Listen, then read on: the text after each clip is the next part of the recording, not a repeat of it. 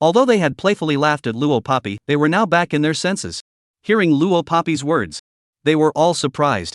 Sister, don't speak so hurtfully, jumping out of a distance of 6 meters is still short? Where do you want us big men to put our faces? There was a boy wearing torn jeans, holding his chest, with a face of broken heart expression, looked at Luo Papi and spoke out. Yeah, girl. I only jumped 1.5 meters, at least I have a height of 1.7 meters. Another boy also grabbed the chance to speak. There was no doubt about it. In the campus environment, the students had no comparison. A certain boy who was a bit more handsome and very good at basketball could attract the adoration of the girls. A certain girl who could jazz dance and was dazzling and cool would be favored by the boys. Ling Zixuan had a good point earlier. Just because of Luo Papi's dance, she was going to be the talk of the school. In fact, it was also true. The group of boys who had just laughed at Luo Papi were now all trying to gather around and talk to her. Luo Papi hadn't even opened her mouth. The boys were already asking towards her. Hey, girl, why don't you add me as a friend? We can talk later. Add me. Speaking and asking, they started to ask Luo Papi for her contact information. This was a kind of instinct that most boys had during adolescence. Asking for the contact information of pretty girls. And normal girls. Either, shyly tell them contact information, add a friend. Either, will be high cold not to add, posing their own posture. And Luo Papi faced the boys' requests. She just frowned and replied. I don't play any domestic social software and don't have an account. Domestic social software was nothing more than Buckle and WeChat. These software that could be used for chatting. In Country Z, basically everyone had a cell phone. Those who had cell phones had also downloaded Buckle or WeChat. This statement came out. Several of the boys revealed surprised expressions. Grass? Sister, you actually don't play WeChat? One boy asked in surprise. There are actually people who don't play WeChat and Buckle. I say sister, you wouldn't be saying this because you don't want to add us, right? Someone followed the accent. Maisie, you just add one of us, we promise not to harass you. The boys wanted to continue to ask for Luo Papi's contact information. After all, to their group of fledgling brats, a girl like Luo Papi was really too different. They really wanted to get to know her too much. Hey. But don't tell me, Luo Papi really doesn't play Buckle or WeChat. Ling Zixuan scratched his head and stood out to speak for Luo Papi as the boys begged for contact information. Obviously. Although this group of boys were in a different class from Luo Papi, Ling Zixuan and them knew each other. Hearing Ling Zixuan's words, the boys were disdainful. Che, Ling Zixuan, you don't think you're trying to store the girls' contact information alone? That's right, do you want to be so petty? The boys looked at him with contempt. This contempt, Ling Zixuan couldn't take it anymore. He could be aggrieved. So his brain thought back and immediately remembered. Luo Papi had used her cell phone to log into a software with a screen full of English in front of him and Yutong. So he patted his head and said to the boys. Ha, I'm not talking nonsense, Luo Papi, speak for yourself. I see you've been on a social software with a screen full of English, are you communicating with foreigners in a foreign language? 141, create software. Ling Zixuan, this piggyback friend, shook out everything with a shake of his words. Luo Papi blinked. But didn't say anything. There was nothing wrong with what he said. But she also didn't use foreigners' social software. Or maybe it could be said in other words. Other than using her cell phone to go on the darknet, she didn't use any other social software, whether it was from Country Z or from all over the world. Chatting, using the darknet page could also be done. Taking orders for tasks, using the darknet for direct transactions. As the king of killers, she also didn't have any friends and didn't need to socialize. If she used social software, there was also the possibility of her enemies locating her IP address. Because of the professional demands of her previous life, Luo Papi never used these. After being reborn, she also still retained the habits of her previous life. Communicating with foreigners? Grass, awesome? Is it communicating with foreigners in English? Maisie, can't see it. English is good? But Ling Zixuan's words were heard in the boys' ears. The boys all looked at Luo Papi with admiring gazes, almost as if they were giving Luo Papi a thumbs up. Of course. There were also boys who said this, I say girl, you can't use all the foreigners' social software, once in a while you need to learn our domestic social software.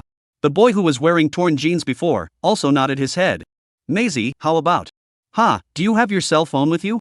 Perhaps it was because in this group of boys, they felt the vigor of youth. And they were not malicious. Luo Papi didn't rush off. To her, this group of high school boys were just a bunch of brats who hadn't grown up yet. Luo Papi nodded her head. Come on, girl, take out your cell phone, we'll teach you to use Buckle and WeChat. The boys said, volunteering to take out their respective cell phones and open their own social software. Just like this, they stood not far from the long jump field and became life mentors. For pretty girls, the boys would always have more patience than normal. This was the case with them with Luo Poppy. Hey Shu, you guys are still teaching, huh? Ling Zixuan scratched his head and fumbled for his cell phone himself. Looking at the phone, sliding the screen of the phone, Ling Zixuan himself played on it. It was Luo Poppy's habit in her previous life to not play any social software from any country. But she wasn't rejecting everything. After being reborn, no one had asked her to use them either, so she naturally didn't use anything. Now these kids were so attentive. She rather opened her cell phone without being formal. App Store, click on it, you first download a Buckle or WeChat. Then register an account, you can use it right away, it's very convenient. The boys talked and stood around guiding Luo Poppy. Luo Poppy downloaded a button. Girl, can you play? Do you know where to add friends? We teach you all. The boys still wanted to be courteous. But steeply saw. Luo Poppy didn't even look at the screen of her phone before skillfully opening the Add Friend button. When the boys saw this, they all glared. Girl, don't you know how to play? Maybe the other girl learned it as soon as she opened it? Smart. Can't afford to compare. Come on, sister, add a friend. Luo Poppy didn't put up a high profile and refused to add a friend. Instead, she swiped her friends with all the boys. Youth is well. Always have to have some friends, isn't it? And Luo Poppy himself. Although not played these social software. But this does not mean that she will not play. Try to ask, once Luo Poppy is a person who can use a computer or a cell phone, after a series of program operation, to create a complete social software. How could it be difficult for her to operate an ordinary social software alone? 142, watch a movie. An operation. This state of affairs continued until Ling Zixuan waved her hand and chased away the group of boys. Alright, I've added friends for you guys, is that enough? Luo Poppy and I are going back to class, go go go. Go go go. Those last ones were like chasing away a bunch of disobedient kids. It had to be said. The way Ling Zixuan was protecting Luo Poppy was like a worried old father. Alright, then sister, next time about off. See you later. Eggy you Ling Zixuan, forget it, sister, I invite you into a button group number 985. It's a big group in our school, you remember to agree to it. Before the boys were driven away, they also nagged Luo Poppy a few times. Luo Poppy held her cell phone and saw the invitation to join the group in the group notification on the screen. She didn't hesitate and clicked agree. At Ling Zixuan's urging, Luo Poppy and him returned to the class lawn. When Yi Yutong saw them, she stood up and waved at them. You guys are back? I heard the radio, you guys went to the long jump just now, right? How was it? Did you do well? Luo Poppy blinked and returned. Average. Ling Zixuan, however, exaggerated. Good. Luo Poppy's dancing is simply great. You come over, I'll tell you. Needless to say, what followed was another round of exaggerated bragging and exclamations. Luo Poppy simply sat straight back on the lawn, ignoring everything. Luo Poppy didn't have an exercise program in the afternoon. Only Yi Yutong went and ran the 200-meter sprint, and took second in her group and managed to make it to the finals. Other than that, there wasn't anything worth mentioning. Evening. The teacher, in order to relieve the students who had labored all day, played a hot-blooded patriotic movie in the teaching whiteboard display at the front of the classroom. At this time, in the classroom, it was dark. Only that one teaching whiteboard, which is usually used for lessons, emits a weak light. On the screen, a hot-blooded movie was playing. It was a patriotic movie with guns and bullets. Patriotic movies, of course, had guns and soldiers. Luo Poppy, let's sneak next to Yi Yutong's seat, go or not? Ling Zixuan said naively. After the movie started, the homeroom teacher left the classroom. Some of the students in the back row of the classroom picked up their benches and sneaked next to the desks of their classmates in the front row. The small classroom was like becoming a small movie theater. Good. Luo Poppy nodded her head. She picked up the bench with one hand, unlike the other students who used the sneak. Instead, she was upright, walked to the second row, next to Yi Yutong's desk, put the bench down and sat down. The movements were clean and uncluttered. I go, so fast. Ling Zixuan said, also picking up the bench and rushing to the second row. Master, squeeze in. Luo Poppy had just sat down not long ago. Br Shimen, who had disappeared for a long time, also picked up the bench and squeezed into the aisle of the second row. Talking. Park Shaluvia also toward the surrounding female students, threw one wink after another. Hey, squeezing me, you go back. Ling Zixuan was very upset and threw a blank stare towards Bai Shilvia. Brothers, will be a little. Pak Shimen haha laughs. Well, on your big head, roll back to your own seat, or I let Luo Poppy abolish you this disciple. Put. What are you laughing at? You playboy, I've long looked at you with disdain. The sound of the two arguing was not loud. At this moment, on the screen of the teaching whiteboard, the movie had already played to the most wonderful moment. The hero in the movie, braving the rain of bullets, was engaged in a hot battle with the enemies. Over the speakers, a high-pitched voiceover sounded. Ah! Kill! Brothers, fight! Watch the movie. Listening to the students' whispered comments, Luo Poppy hooked her lips and smiled slightly. Once upon a time, she was also the same as the hero in the movie. Living in the world of bloodshed. The battlefield of guns and bullets. Even if she saw her companions die in front of her, she wouldn't have any emotional changes. Yet, never thought that one day she really left that world. She would take the identity of a schoolgirl, sitting in the classroom, watching a movie that she had once personally experienced, the rain of gunfire. 143, chasing after his wife like this. Ah, so hot, so hot. Poppy, are you watching? When the movie progressed to the most exciting moment in the whole movie, Yutong suddenly hugged her hand and exclaimed excitedly. Luo Poppy raised her eyes and returned a smile to her. Watching. Luo Poppy's current feeling was like suddenly coming back to reality from the kind of killing world in the movie. Everything was so unreal. It's really too wonderful, too wonderful. Watching it makes me want to cry. Woo woo. After Yutong heard her reply, she looked at the big screen again and continued excitedly. A feverish movie ended in a tense atmosphere among the students. When the movie ended, it was also time for school to end. Luo Poppy didn't linger in the school. She picked up her own school bag with one hand and went straight home. When I arrived home, Shi Bishu and Luo Guodong had not yet returned home. Big brother hadn't gotten off work yet either. Luo Chen, the second brother, was not at home. Either he and the members of the King racing team had gone to Panlong Mountain to race. Either that, or he called out to his brothers and went to play somewhere. At home, no one was there. Except for Lu Jia, who didn't know if he was there or not. Of course, she didn't put him on her mind. Just after arriving home, Luo Poppy dumped her school bag on the table in the living room. Turning around, she sat on the stool and took out her cell phone. Drip drip drip. Just wanted to use her cell phone to log into the darknet and ask Foxmist where people were now. The button group that he had joined not long ago popped up with messages from his groupmates. Today's sports meeting is really tiring. If you're tired, wash up and go to sleep. Poor helpless.jps, is anyone still at school? It's been an hour since school let out. Who stays in school? They were all students who didn't know each other, whining in the big school group they pulled privately. Luo Poppy glanced at it, feeling bored, and just exited the group chat page. A slender palm reached out from behind her without warning. Luo Poppy's eyelids jumped. The cell phone in her hand, then it had been snatched away. There was no need to turn around to know. The person who snatched away her cell phone was Lu Jiao. Snake? Immediately after that, his magnetic and nice voice came from the back of her ear crispy. Luo Poppy turned her head and could even see his firm jawline and knife-sharp handsome side face. Snake. Chinese means snake. At the same time is also Luo Poppy's button screen name. Now it was just like this to be seen by Lu Jia and read out by him. Luo Poppy was not afraid that he would be suspicious. After all, the word snake, whether it is a Chinese name or an English name, the people who used it were very many and widespread. No one would guess her identity based on this one English name alone. That was why Luo Poppy dared to blatantly use it as a screen name. What? Luo Poppy looked at Lu Jia's deep, cold, starry eyes and responded involuntarily. He didn't speak.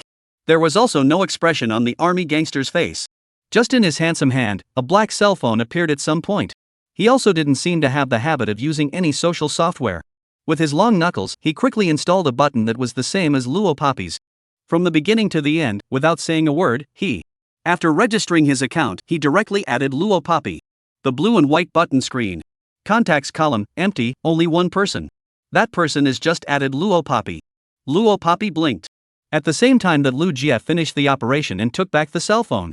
The afterglow, but accidentally glimpsed, after Lu Jiao added her, actually will her friend grouping, divided into the family column. 144, the evil wolf met the tiger and leopard. The contact of the button, there is a friend grouping. Family, friends, classmates. These are the default groupings. As long as you have registered your buckle number, you have it. Lu directly added her account to the family group. Not long ago, Luo Poppy asked him why he came to the Luo family. He answered, for her. Luo Poppy is not stupid, of course, can guess the point. And coincidentally, she saw the grouping Lu Jiao gave her family. Lu Jiao put his sharp black eyes and gazed at her. It seemed to be waiting for her to group him with her cell phone. She blinked, gripped the phone lightly, and without hesitation pulled him into the friends section. And that was it. That was her reply. No matter what Lucas thought of her. Regardless of whether or not Lu Jiao had really taken a liking to her in such a short period of time. In her new life, she wanted to enjoy life freely. Love was not in her realm of consideration. But Lu Jiao, again, was a very dangerous character. Called the world's most powerful man, perhaps others would have doubts in their hearts, but Luo Poppy knew. This is not a false name. So she did not want to provoke. Pulling him into the friends column was because even if she didn't respond, she didn't want to become enemies with him. After pulling the grouping, Luo Poppy raised her head again and looked at Lu Jiao. Seeing his face, there was no unnecessary expression. Nor was there any dissatisfaction. Thinking about it, as the leader of the Red Flame Legion, he wasn't such a petty person. Luo Poppy got up.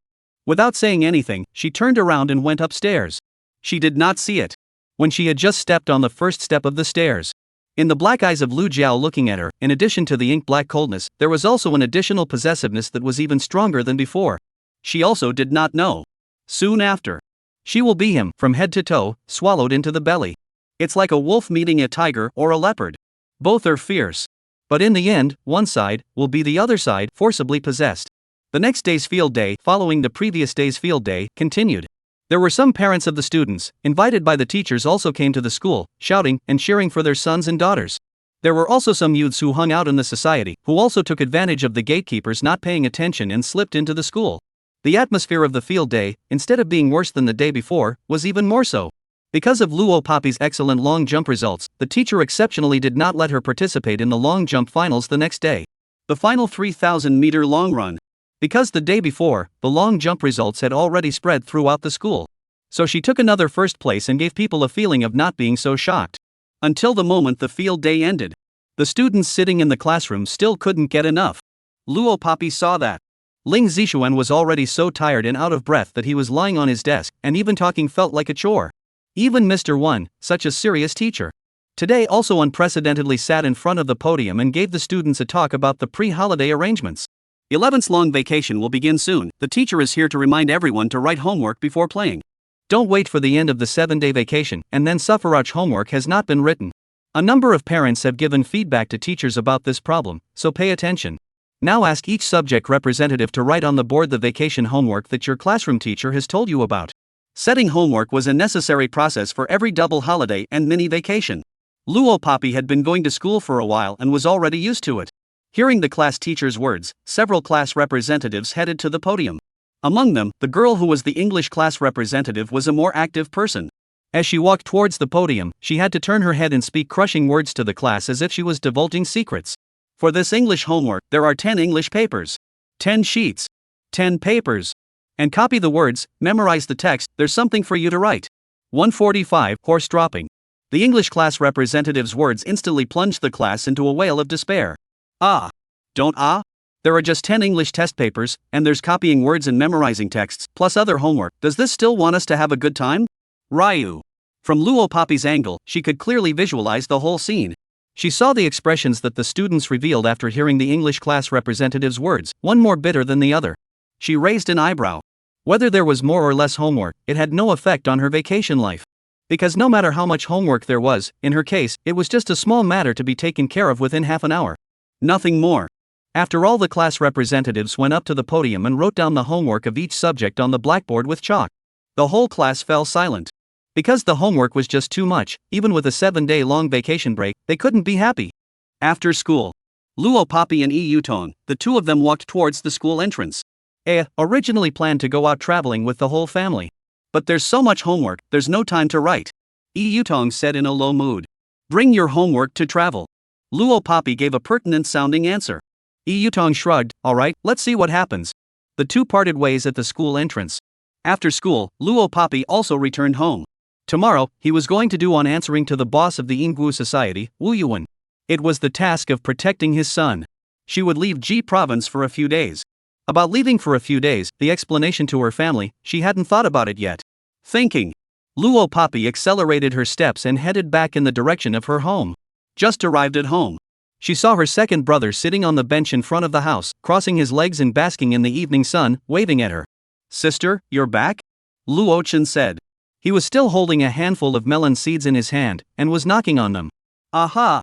Luo Poppy nodded and walked into the house, placing her school bag on the table. Behind her came the call of her second brother. Sister, come out and get high on melon seeds. Brother bought a big bag. Luo Poppy put her school bag down and turned around to walk outside the house. At this time, he heard the voices of Luo Chen and Lu Jin talking again. Hey, brother, you're back too? You and my sister are one step ahead and one step behind, huh? Bro, come on, do you want to take a few sips of melon seeds? Luo Poppy walked out of the house. Sure enough, not far from Luo Chen, he saw the tall Lu Jiao. Lu Jiao's face was always taut with a handsome gangly look. But his knife-sharpened, three-dimensional face, outlined by a handsome nose and deep black eyes, were so handsome that people forgot to breathe. Not eating. When Luo Papi walked in front of Luo Chen, Lu Jiao happened to coldly voice these two words. Afterwards, his black eyes slowly surveyed her body. That gaze was like it was trying to see through her. Hey, okay. Luo Chen moved his butt and stood up when he saw Luo Papi come out. Thinking about what happened to him today, Luo Chen rushed Luo Papi and asked aloud. Right, sister, the one you logged on last time at the hospital, the website that can chat with foreigners, Lu? Can you log in for brother? Today there was a stupid fork who bragged to me about chatting with foreign netizens, a stupid thing. Sister, you find a foreigner for me to chat with, I'll take a picture and show off. Said, is Luo Papi shortly after rebirth, with the identity of the Snake King, logging on the killer website that time. But Luo Chen was afraid that Luo Papi couldn't recall it, and continued. It's that, the web page with a black screen in red, yellow and white fonts. This wave of rhetoric, ordinary people might not understand. But Lu Jiao heard, handsome gangster face but rare sinking. This description Luo Chen was talking about was the dark net. Insiders, they could hear it at once. Luo Papi hadn't answered yet. Luo Chen, this big mouth, then continued again. Still in front of Lu Qian, he said it very directly. But unbeknownst to him, he had already betrayed his sister by saying this in front of Lu Biao. Sister, on your avatar is a snake that website can chat with foreigners that. 146, first time on a mission. The first two sentences that Luo Chen said could only make Lu Jie guess that Luo Papi had entered the darknet. This last sentence was directly lifting out all of Luo Papi's identity on the darknet. Luo Papi's face abruptly sank. Luo Chen, however, was completely unaware of it. He was high on melon seeds, his mouth making click click click click sounds of biting melon seeds. He stood up and walked towards Luo Papi's side. Sister, you. Luo Papi decisively refused. No help. Saying more, who knows what other things her second brother will shake out. In order not to face Lu Jia, Luo Papi turned directly back to the house after saying that. Before she left, her afterglow lingered on Lu Jia's body for a few seconds. Seeing that his dark eyes remained the same, he didn't show any expression of surprise or consternation after hearing his second brother's words. It was as if he already knew all of this? Luo Papi was taken aback by this thought of his. It couldn't be? Even if the leader of the Red Flame Legion was more capable, he would never be able to find out about this matter of her rebirth. Unless there was some hidden agenda here that she didn't know about? Luo Papi no longer thought much about it. She entered the house and went up to the second floor, returning to her own house. Luo Chen, who was standing in the same place, was puzzled as he frowned and muttered to himself. Ha? What's wrong with sister? Seems to be angry? I didn't make my sister angry today, right? After thinking for half a day and not being able to think of a reason, Luo Chen wondered a batch. Forget it, let's just forget it if my sister is upset, it's not just a dumbass. I'm a powerful person like Luo Chen, can I still bother with him? The stupid fork in the second brother's mouth was the one who had bragged to him about chatting with foreign netizens. Luo Chen said, knocking down 2 more handfuls of melon seeds. Just as he was about to slink back to the bench, a brightly lit screen flashed before his eyes. When he fixed his eyes, he saw Lu Yao handing him a cell phone. The screen of the cell phone was still lit up, and there were a few lines of English dialogue on it. It was the chat records with foreigners that Luo Chen wanted. Screenshot. Lu Jia's clear and cold reminder voice came out coldly. Luo Chen didn't expect that Lu Jia actually had chat records with foreigners. He hurriedly took his cell phone and photographed it. Brother, that's enough.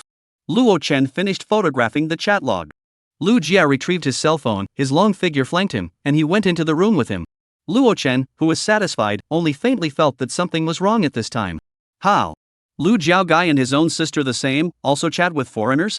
He was also chatting with foreigners, just like his sister. Just by looking at this point, Lu Jiao and his own sister. I don't know what to say, but I think it's a good idea. Except for dinner time, Luo Papi didn't leave the door of her room for half a step. Until the next day.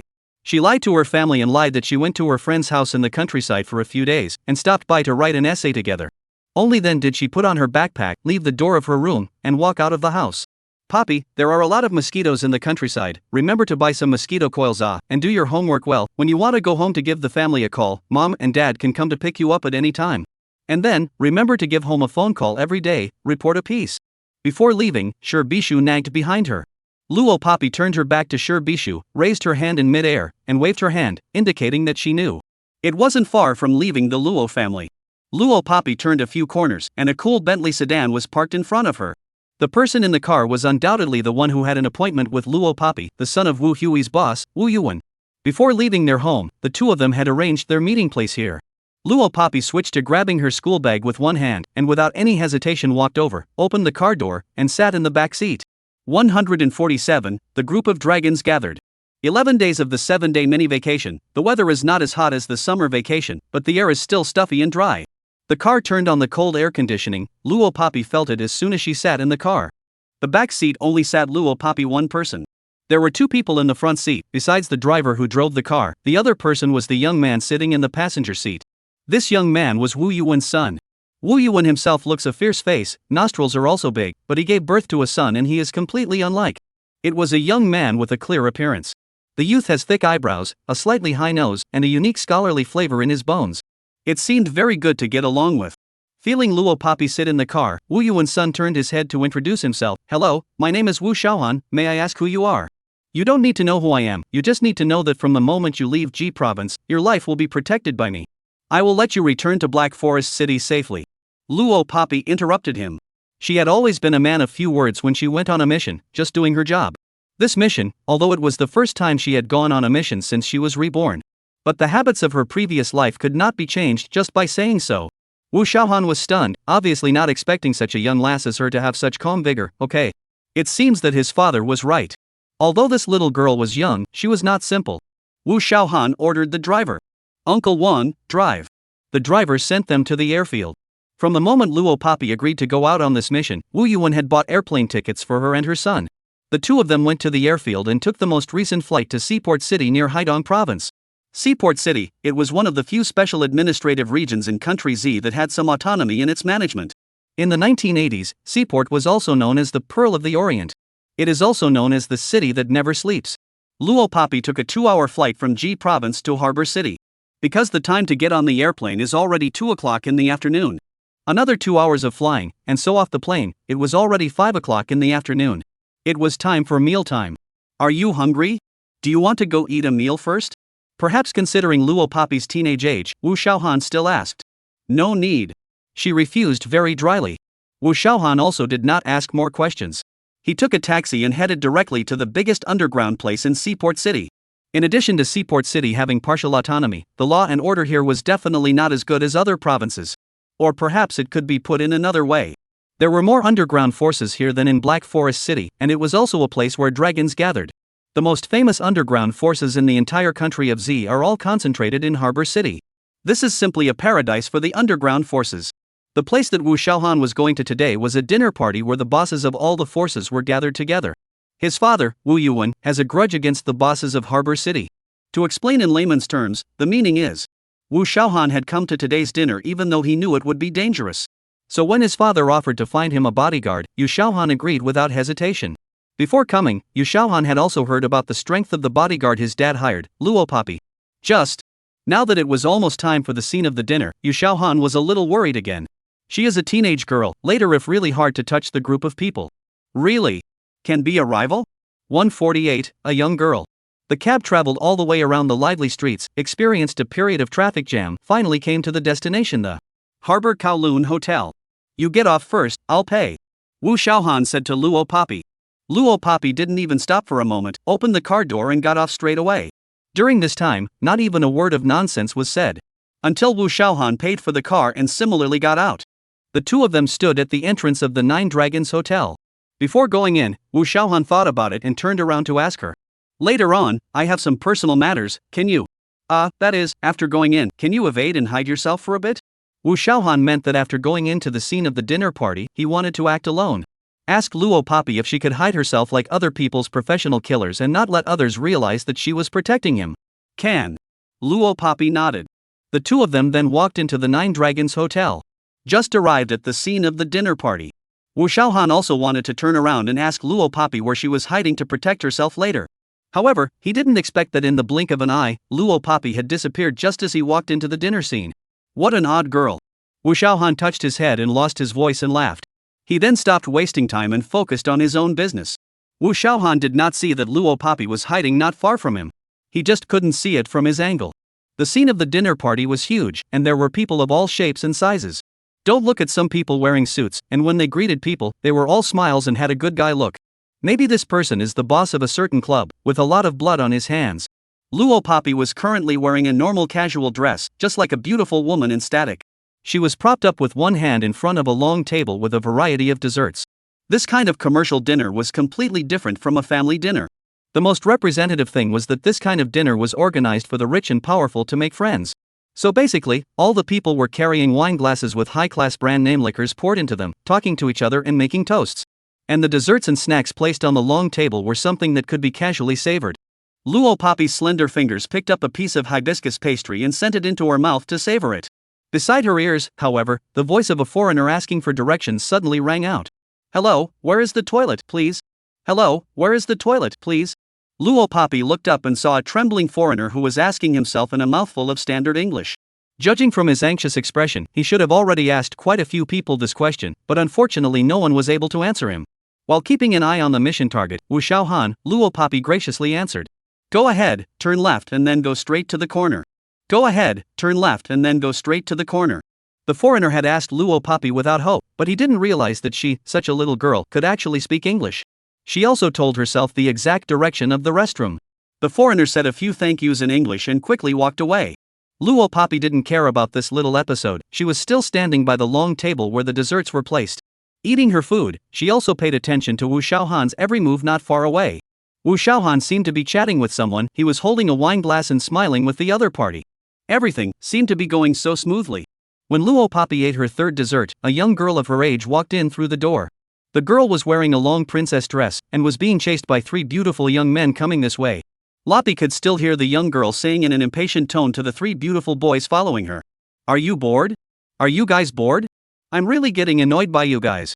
Get lost. Get lost. Go to the side. Why do you follow me when dad tells you to? Why don't you go to hell if I tell you to?" 149 Accomplices. The young girl's temper was not good. But it's not hard to hear from her words that this is a rich and powerful family's young lady. It might even be the daughter of a certain dark undertaker's boss. Luo Poppy narrowed her eyes. She picked up the wine she took from the waiter boy's dinner plate and gently sipped it. "Ling Ling, it's the president who asked us to follow you. He's also afraid that you'll bump into something at the dinner party. How bad would that be? And with us protecting you, no matter what happens you don't have to be afraid." There was a beautiful boy born with a baby face and innocent looks who was trying to draw closer to the young girl. "Get lost. I don't want you guys to care." The young girl called Ling Ling, however, shouted in anger.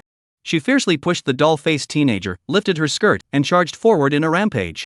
Without even lifting her head. "Ah!" Ling Ling ran for a while and suddenly broke her foot. She was coming near Luo Poppy, and with this break, she fell towards Luo Poppy's side. Luo Poppy was originally just watching the show, but she didn't expect Ling Ling to fall towards her. With an instinctive dodge, she avoided Ling Ling's rush. However, she slightly reached out and managed to hold Ling Ling who was about to fall. "Thanks." Ling Ling, who almost fell, was helped by Luo Poppy this time, and in shock, she thanked Luo Poppy. "Ling Ling. Oh my god. How are you, Ling Ling? Is it alright? Ling Ling, how can you run so fast? What should I do if I fall?" The 3 beautiful teenagers who had been shaken off by Ling Ling not long ago, when they saw Ling Ling almost fall, the 3 of them almost shouted and ran this way in an exaggerated manner. Then in unison, they surrounded Ling Ling with all sorts of concern. It was as if she had just suffered some kind of major injury with that broken foot. Luo Poppy narrowed her eyes, already able to guess Ling Ling's current situation. Born as the little princess of the top air, she was never short of outstanding men circling around her. Having a headache from being spun around and not being able to get rid of them. It was expected that anyone would break down. As expected, Ling Ling couldn't even care about her broken foot as she yelled loudly at the 3 men. "Roll! Roll! If you guys follow me again, I'll have dad throw all of you out." Saying that, Ling Ling slowed down her tone and once again rushed Luo Poppy to thank her. "Thank you just now." Saying that, she picked up her skirt and ran off into the distance. Luo Poppy narrowed her eyes, having seen this kind of situation time and time again. "You're Wu Yuan's son." When this happened on this side, a group of people also came from Wu Xiaohan's side, and the man at the head looked to have quite a temper and was addressing Wu Xiaohan in a fierce tone. Luo Poppy saw the situation on Ling Ling's side, and at the same time, she didn't leave behind Wu Xiaohan's side. So she knew very well. The group of people who stood in front of Wu Xiaohan was what Wu Yuan had once said. Wu Yuan's enemy boss's men. One of the renowned shadowy forces in Harbor City, the people of the Green Cloud Society. The man in the lead seemed to have known about Wu Xiaohan's identity for a long time, and he didn't wait for an answer before he spoke again. "To actually dare to come to our territory, has your father's enmity with our Green Cloud Society been forgotten? Or do you still have accomplices? Hurry up and call out your accomplices." Wu Xiaohan was silent. Luo Papi just stood in the shadows, like a person who stayed out of it, not moving. Just watched. When she was on a protection mission, as long as she didn't threaten the target's life, she usually didn't make a move. Where's the accomplice? Call out your accomplice, huh? If you don't call out, we'll have to entertain you. The man in charge continued to shout. In his imagination, since Wu Xiaohan dared to travel to their territory alone, he must have found a very powerful helper or bodyguard to protect him. He might even have hired an assassin to protect him from it. But he didn't expect. Unable to resist the pressure, Wu Xiaohan, under the fierce gaze of him and the men beside him, turned his eyes to a young, look at the age of only teenage girls on. 150, Luo Papi's mission guidelines. When Wu Xiaohan moved his gaze towards Luo Papi, there were still a few points of bitterness in his eyes. In the end, he was only a young lad in his early 20s. Unlike his father, Wu Yuan, he hadn't experienced much yet, and when he encountered something like this, of course he was the first to seek help. As for Luo Papi, this is not the first time she has taken on a protection mission. It's not the first time that a target of protection has revealed his identity as an accomplice. This kind of interest under the betrayal, she met a lot. She had long since become numb to it. Therefore, when the several people from the Green Cloud Society had their gazes on her, she walked behind Wu Xiaohan. No longer hiding. The few people from the Green Cloud Society, including the man in charge, all had a moment of suffocating trance the moment they saw Luo Papi. Without surprise, their faces were all replaced by shock at the same moment. The man in charge was even more incredulous as he pointed his finger towards Luo Papi and said in shock, "Her? Your accomplice is her? Are you kidding me? You're teasing us. Taking a teenage kid to fool us? Or do you have other accomplices? Call them out, or don't blame us for being rude."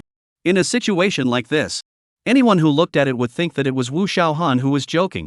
After all, the man in the lead, as well as the few men beside him, although they weren't considered to be prominent figures in Seaport City, they were also people who had seen the world. Not to mention all kinds of bodyguards, even the international killers who were hired at great expense, they had seen them all. But this is the first time they have seen someone take a teenage kid as a bodyguard? As an accomplice? Ha ha ha. Brother Tiger, are the two of them deliberately running to our territory for a show? Too funny, ha ha ha. Several people from the Green Cloud Society couldn't help but hold their chests and burst out laughing. Brother Tiger, naturally, was talking about that one man in the lead. Perhaps infected by the atmosphere of his men, Brother Tiger also laughed out loud a few times. That exaggerated sardonic laugh spewed out snot bubbles. Wu Xiaohan's face was very ugly.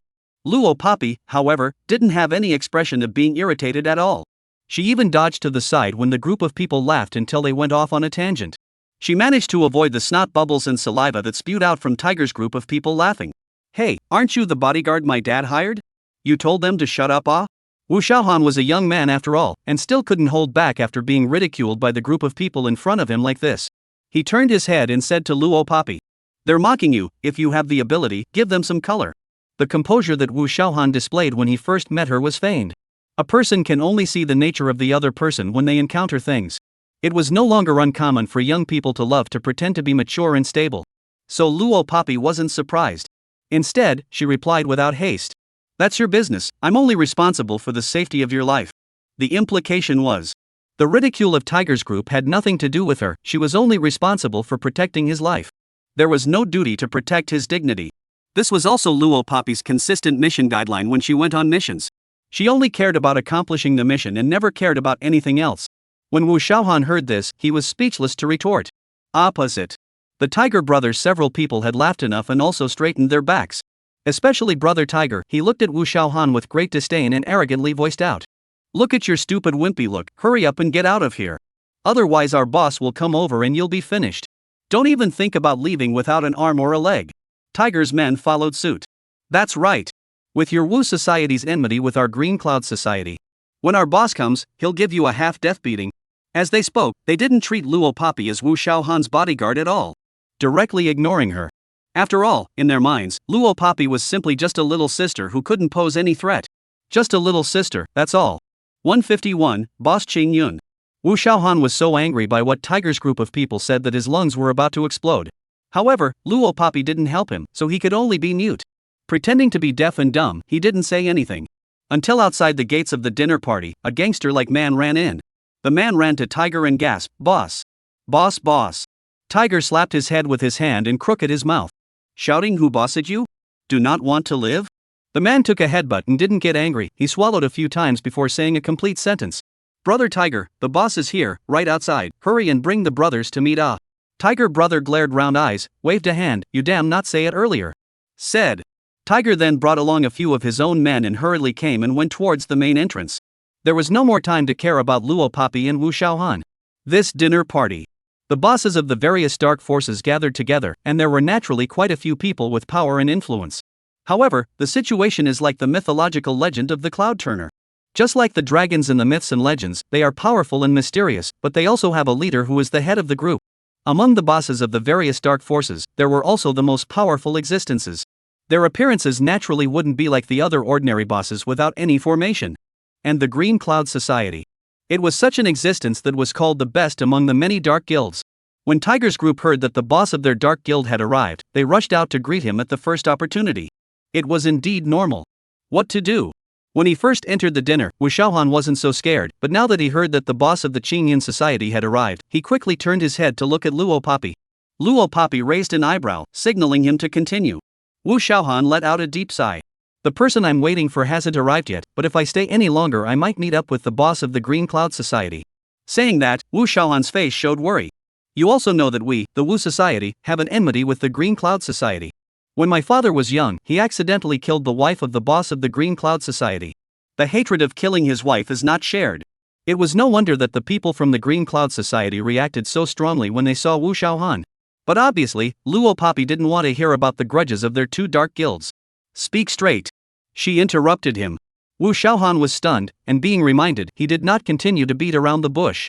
What I mean is that I continue to wait here. In case you collide with the boss of the Green Cloud Society, do you have the certainty to take me away? Luo Papi narrowed her eyes and laughed lightly. Are you questioning my ability? Wu Xiaohan was busy waving his hand. No, I'm just asking. After saying that, Wu Xiaohan also stopped asking. He took Luo Papi to the most inconspicuous corner of the dinner party and quietly waited for the arrival of the person he was looking for. The dinner party was huge. It covered an area large enough to hold over 1,000 people. So it wasn't easy to bump into someone. Yu Xiaohan just stayed in the corner. Until the person he wanted to see appeared, and the two of them finished chatting very pleasantly. Wu Xiaohan also accomplished what he had ventured here for this time. As soon as the matter was done, he hurriedly brought Luo Papi and wanted to leave the scene of the dinner. He only hoped that he wouldn't bump into the boss of the Green Cloud Society face to face. Otherwise, unfortunately, the angel of good fortune would not descend on him after all. This kind of fluke couldn't let him get away either. Luo Papi followed behind Wu Xiaohan. The two were just about to leave the door of the dinner scene. Behind the two, a thick and rough male voice rang out. The two of you from the Wu Society have traveled a long way since you've come to Harbor City. Are you ready to leave in such a hurry? 152, Insult. The high-pitched and rough voice was like taking abrasive paper and rubbing it heavily across the ground. The sound was very unpleasant. When Wu Xiaohan heard the voice, he turned around stiffly with an unnatural expression on his face, like he was worried about what was about to happen next. In comparison, Luo Papi, who easily made a turn, was far too calm. Within Luo Papi's field of vision, she quickly captured a group of people. Just by looking at their appearance, this group of people had a gangly appearance and wore all kinds of street trend clothes. A few of the men also had studs in their ears or wore a pair of rustic sunglasses with a cigarette dangling from their mouths. There was even a gold chain hanging on their chests that they didn't know if it was worth anything. A proper social brother look. No need to ask to know. They were people from the Green Cloud Society. As for the one who was being complimented by this group of people, it was the middle-aged man who stood in the center of the group of people, dressed as a successful man, wearing all kinds of gold ornaments on his chest, wrists, and even on his 10 fingers. He must be the boss of the Green Cloud Society, Chen Xinglong. At this moment, Chen Xinglong was standing in the middle of a group of people, staring at Luo Papi and Wu Xiaohan like two little white mice. Obviously, the words that shouted at the two just now were also from him. Boss, that's him, just that man is Wu Yuan's son. The several people from Brother Tiger who had bumped into Luo Papi and the two of them only a short while ago were now following Chen Xinglong's side. Brother Tiger was pointing at Wu Xiaohan and giving Chen Xinglong a confession. There was a dead silence on the side. Those who were attending the dinner party all stopped their conversations. They all looked this way. However, when they saw Luo Papi and the two of them surrounded by a group of people led by Chen Xinglong. However, no one showed any expressions of panic or fear. On the contrary, the people who were attending the dinner party also revealed a face that did not mind watching the show. Obviously, the people who came to the dinner tonight were very familiar with such a scene. What? You didn't even tell Uncle when you came to our harbor city as a guest? Your father and I are old friends who haven't seen each other for many years. Under Wu Xiaohan's increasingly worse face, Chen Xinglong said without changing his color. When he said this, he even deliberately emphasized the tone of the words old friend. Luo Papi stood beside him, and could clearly feel that Wu Xiaohan's face had become even more ugly. Why don't you say anything? Is this all the vigor Wu Yuan's son has? Chen Xinglong suddenly raised his voice by 8 decibels. The voice was so loud that it made Wu Xiaohan, who had never experienced human life, tremble in fear. Wu Xiaohan placed her gaze on Luo Papi, as if asking her what to do next. Oh, this is Miss Bodyguard, right? Chen Xinglong narrowed his eyes and looked at her with an impish expression. This kind of expression, Luo Papi had seen a lot in her previous life. Those who had shown her this expression were also mostly no longer alive. At this time, Chen Xinglong continued. This bodyguard lady your father found for you, a little bit not quite right, huh? This look. This body. It's not here to be a bodyguard, right? Chen Xinglong just made a couple of side comments.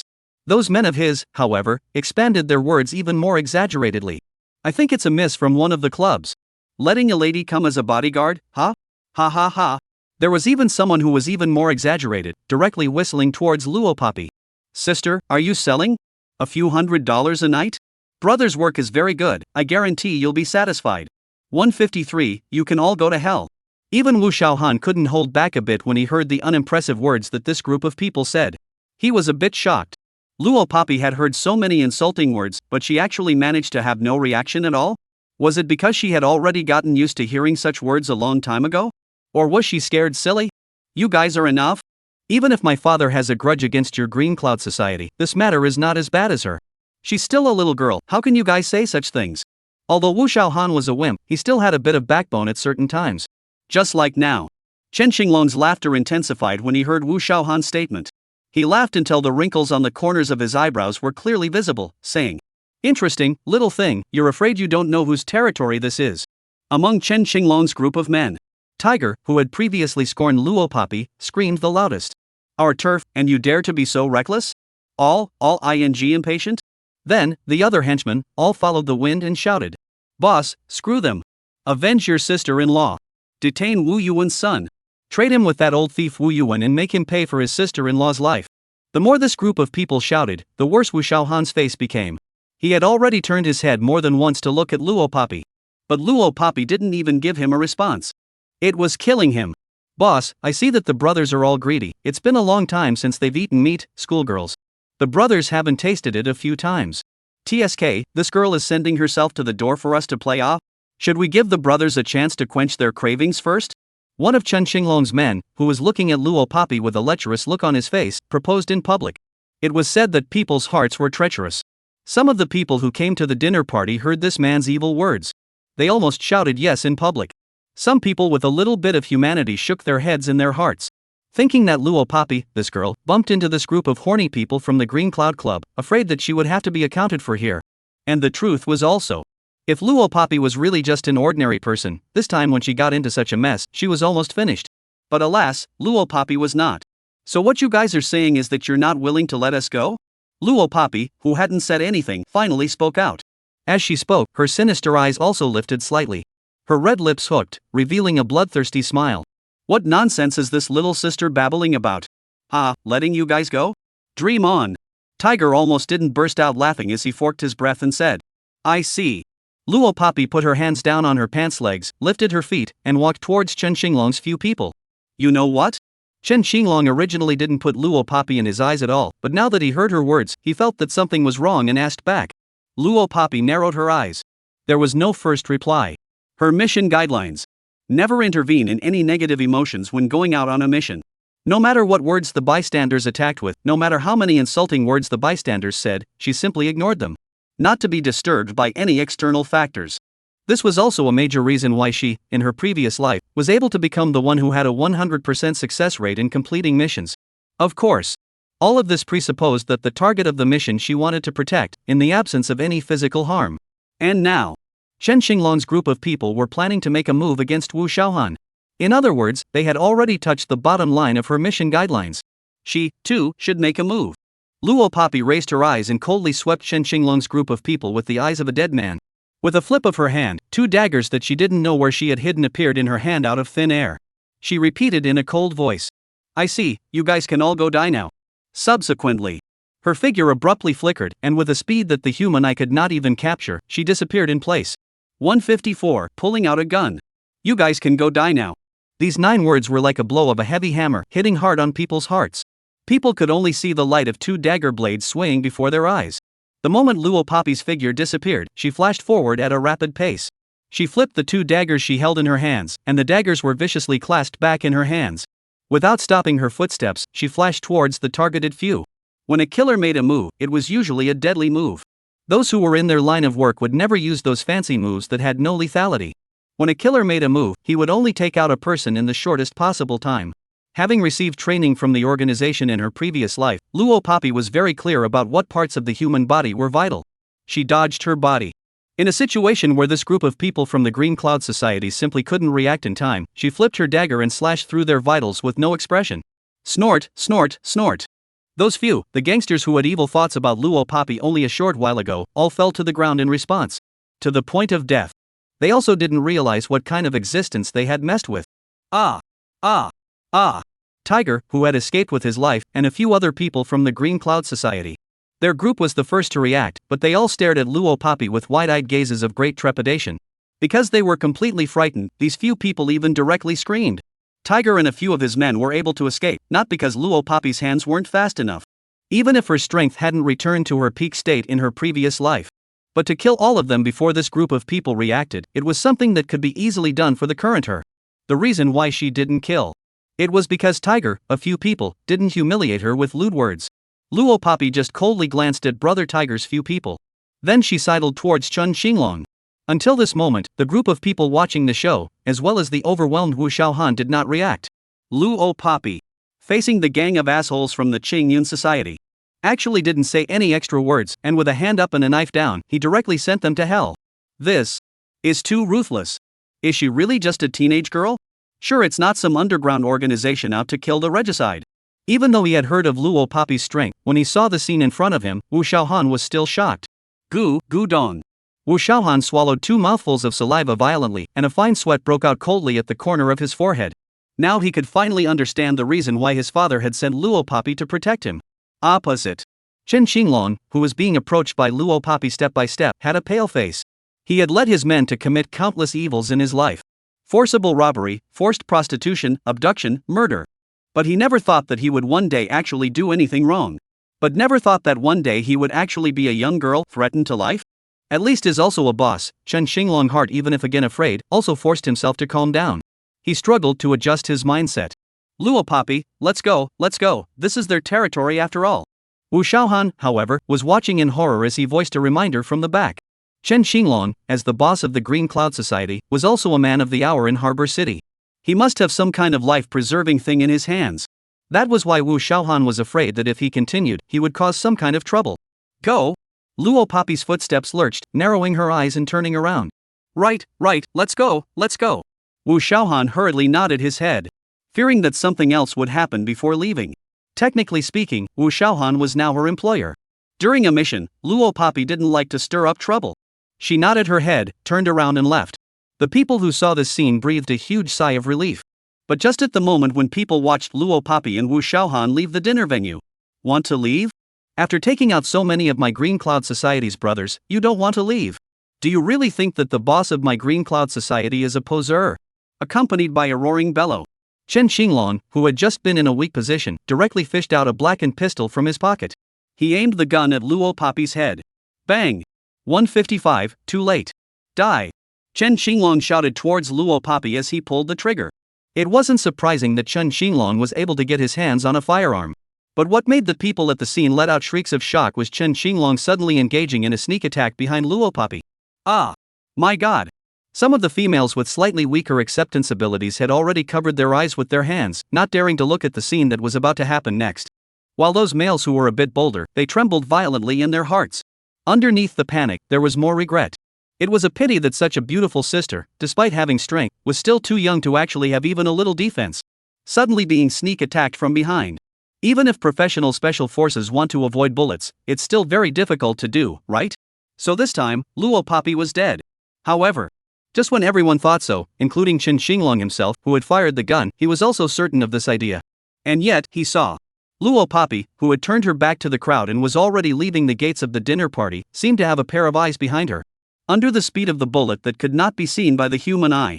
The bullet was close to the back of her head, only less than 3 centimeters away. Her head, in time, veered to the left. With this deviation, the bullet fired by Chen Xinglong, just like this, stuck to her cheek and shot into a white wall in front of her. Poof! The bullet exploded in the wall after it was shot into the wall. You! This time, even Chen Xinglong himself, who had been feigning calmness, couldn't help himself, and cowardice was born from his heart. His hand holding the pistol was trembling violently, as if he would faint in the next second. She dodged the boss's bullet.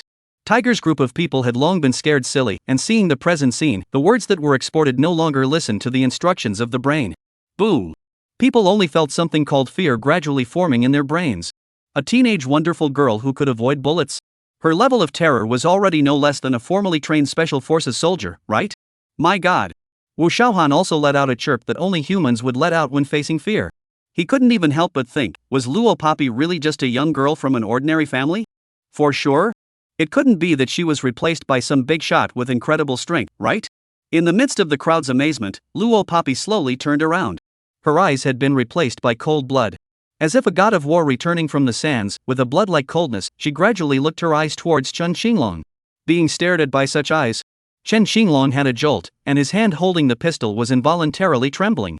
It was at this moment that he realized Luo Papi's terror. You guys go, Wei Qingyun will not find your trouble again. You guys go away. Chen Xinglong spoke out warily. He realized Luo Papi's terror at this time and was afraid that Luo Papi would really poison himself. That was why he planned to put things to rest and offered to let Luo Papi and Wu Shaohan go. But Luo Papi had already given him a chance. Too late. 2 words that became the final chapter of Chen Xinglong's fate. Then, people only saw a swift flash of a silhouette that swayed past Chen Xinglong's face. Chen Xinglong didn't have time to raise his gun for the second time before his neck was slightly cool. Afterwards, he couldn't even stare before he fell to the ground with a bang. 156, 9 dragons. Old, boss. Seeing this, Tiger and the few people beside him all jumped up. The people who came to the dinner party were all stunned by the scene in front of them. No one dared to make a sound or speak more. Wu Shaohan felt as if his person was being held by some kind of legal demon, and even his breathing weakened. He had felt that his father had only arranged a bodyguard for him this time, and that he had to be careful with everything. So when he might have encountered the boss of the Qingyan society, after he finished his business, he hurriedly wanted to leave. But he didn't expect what he thought was Luo Papi, this teenage bodyguard, against the Green Cloud Society. It actually directly made the boss of the Green Cloud Society change its owner. I can probably think of Uncle Luo Guobin's shock at that time. Yu Shaohan thought silently in his heart. Speaking of which, the first time he heard about Luo Papi's principle, he still heard about it from their Wu Hui's second head, Luo Guobin. Boss. Tiger's several people lay down in front of Chen Xinglong, whimpering and crying for half a day. Yet not even a single tear could fall out. Luo Papi's cold eyes moved. She could see the expressions of Tiger's several people. These few people were not sad to see Chen Xinglong gone, but they were even snickering. Every now and then, they wiped the corners of their eyes that didn't have tears in them and pretended. But the matters of the Green Cloud Society had nothing to do with her. Luo Papi turned around and headed outside the dinner party. Still not leaving? Seeing that Wu Shaohan was stupidly standing still, Luo Papi raised an eyebrow and reminded. Go. Wu Shaohan immediately chased out. Having just gotten off the airplane on the first night and encountering such a thing, Wu Shaohan always felt a little uneasy. He also didn't know if the people from the Green Cloud Society would still come to pick a fight. But he hadn't finished the business he had to do in Harbor City. He had come here, so he couldn't go back first. But looking at Luo Papi, she didn't seem to have any worries at all because she had taken out the Green Cloud boss. Wu Shaohan couldn't help but think in his heart. This young girl's mental capacity is really strong. The two of them stayed at the hotel that Wu Shaohan had booked in advance. Early the next morning, Luo Papi had just opened the door to her room when she saw Wu Shaohan, who had his hand raised and was trying to knock on the door. Good morning. She gave a greeting very calmly. Good morning. Wu Shaohan remembered everything about Luo Papi during yesterday's dinner party, and there was still some fear in her heart. I want to go out to run some errands, so can I trouble you to join me? Wu Shaohan said. After all, Luo Papi was now his bodyguard. When he went out, he naturally had to lead his bodyguard along. Lead the way. Luo Papi crossed over him and headed straight out. The two had just come out of the hotel. A Rolls-Royce limousine parked in the distance, which seemed to have been waiting for a long time, slowly drove in front of the two. The driver who drove the car parked the car, got out of the car, jogged to the backseat door, and opened the door. Then very carefully, he invited an old man who was already in his 50s or 60s but hale and hearty to get out of the car. Although the visitor was already in his middle-aged or old age, his temperament was better than most young people. He was also coming down from a Rolls-Royce limousine that could not be found in a few cars in the city. At first glance, he gave people a very solemn feeling. Luo Poppy narrowed her eyes, listening to the other party speak to her first. "Girl, are you the little friend with extraordinary skills in the dinner venue at the Kowloon Hotel yesterday?" After asking, the old man didn't wait for her to answer and couldn't wait to say again. "Ha, haven't introduced myself yet. I am the founder of the Nine Dragons Society. It's like this, I heard that the little friend's strength is extraordinary, so I want to meet with the little friend. I don't know. Is the little friend free now?" 157 Meet Ling Ling again. The old man was a very good talker, and when he finished, he had to add one more sentence with a smile. "Little friend, if you're not available now, then I'll come back to you next time." Very polite and euphemistic words. My old man has already sent our Nine Dragons Society people yesterday to take care of everything that happened at the dinner party for you. The driver folded his hands in front of his belly and said very carefully. "So you guys don't have to worry about retaliation by the Green Cloud Society, the families of the deceased coming to your door, and other troubles. This is also considered to be our old man's gift to Miss Luo Poppy." The driver was also acting as a bodyguard in front of the old man. Before this, they had also definitely investigated Luo Poppy's identity. So it wasn't strange to be able to directly say Luo Poppy's name. Luo Poppy hadn't even opened her mouth. Wu Xiaohan pulled on her sleeve, and with a flattered voice, quietly said to her, "Nine Dragons Society, eh? Nine Dragons Society. That's the #1 dark society in Harbor City." From Wu Xiaohan's excited tone, it was not difficult to hear that the existence of the Nine Dragons Society was very powerful. Sure enough, Luo Poppy quickly listened to Wu Xiaohan continue. "The Nine Dragons Society, it's different from those inferior dark societies. It's not only the largest dark society in Harbor City, it also has power in the White Way. For example, yesterday we went to the Nine Dragons Hotel, that is the Nine Dragons Association opened. There's also Nine Dragons Limited, the largest in Seaport City, with subsidiaries in the catering industry, the clothing industry, and the entertainment industry. All occupy a place. This founder of the Nine Dragons Society, known as Dragon Old Man, is the true local snake of Seaport City. And he's also the #1 richest man in Harbor City." So one could imagine why Wu Xiaohan was so shocked just now. Such a famous figure had taken the initiative to come to their door, it was simply their third life's fortune. Luo Poppy narrowed her eyes after hearing Wu Xiaohan's words, but did not speak. What dragon elder? What Nine Dragons Association? To her, they were all unheard of little people. Once upon a time, Luo Poppy was the king standing at the peak of the world. The characters and companies she came into contact with, those were all well known throughout the world. If even she hadn't heard of the characters and companies, they were bound to be unworthy of international status. Before Luo Poppy could say yes, Wu Xiaohan responded to Elder Dragon in an exaggerated manner. Of course, we're free. We're free for the whole day today." Luo Poppy rolled her eyes. Instead, she didn't refuse. "Then please both of you get in the car quickly." Long Lao burst into joy, he quickly pointed at the car and spoke out. Sitting in this Rolls-Royce limousine that some people would never be able to see in their entire lives, Wu Xiaohan looked very happy. However, Luo Poppy did not have half an expression at all. This made Elder Long, who himself had some opinions about Luo Poppy, sigh even more secretly in his heart. The younger generation is fearful. Under the chauffeur's driving, the Rolls-Royce passed through the streets of traffic and quickly arrived at the gate of a villa situated in the suburbs. Entering through the gate, then traveling to the main entrance of the villa, during which it bypassed many fountain pools and large gardens. The car traveled for 5 whole minutes. From this, it could be seen how rich the Long family was, as well as how vast the villa's footprint was. After getting out of the car, Luo Poppy was personally invited inside the villa by Elder Long. "My humble abode is humble, please bear with me," Long Lao said very modestly. "You guys stop following me, don't force my hand. I'm going to the princess dinner with my friends, you guys also have to follow, annoying as hell. I'm going to tell Dad right now to tell you guys to get lost." Get lost. Luo Poppy had just stepped into the entrance of the villa when she heard a familiar tirade beside her ears. Looking up, she saw a young girl in a princess dress running this way. The young girl didn't look at the road when she was running and almost bumped into Luo Poppy. However, she was assisted by Luo Poppy, so she didn't fall. The young girl straightened up and just wanted to say thank you, but her eyes widened in surprise when she saw Luo Poppy. "It's you! 158, sister, you're beautiful." The young girl who accidentally bumped into Luo Poppy again was the young Princess Ling Ling from last night's dinner party. Last night, Ling Ling had already accidentally bumped into Luo Poppy, and today, she did it again by coincidence. Ling Ling looked very surprised. She even forgot for a moment about the three beautiful teenagers who had been following her and annoying her, and said to Luo Papi, "What a coincidence! We meet again."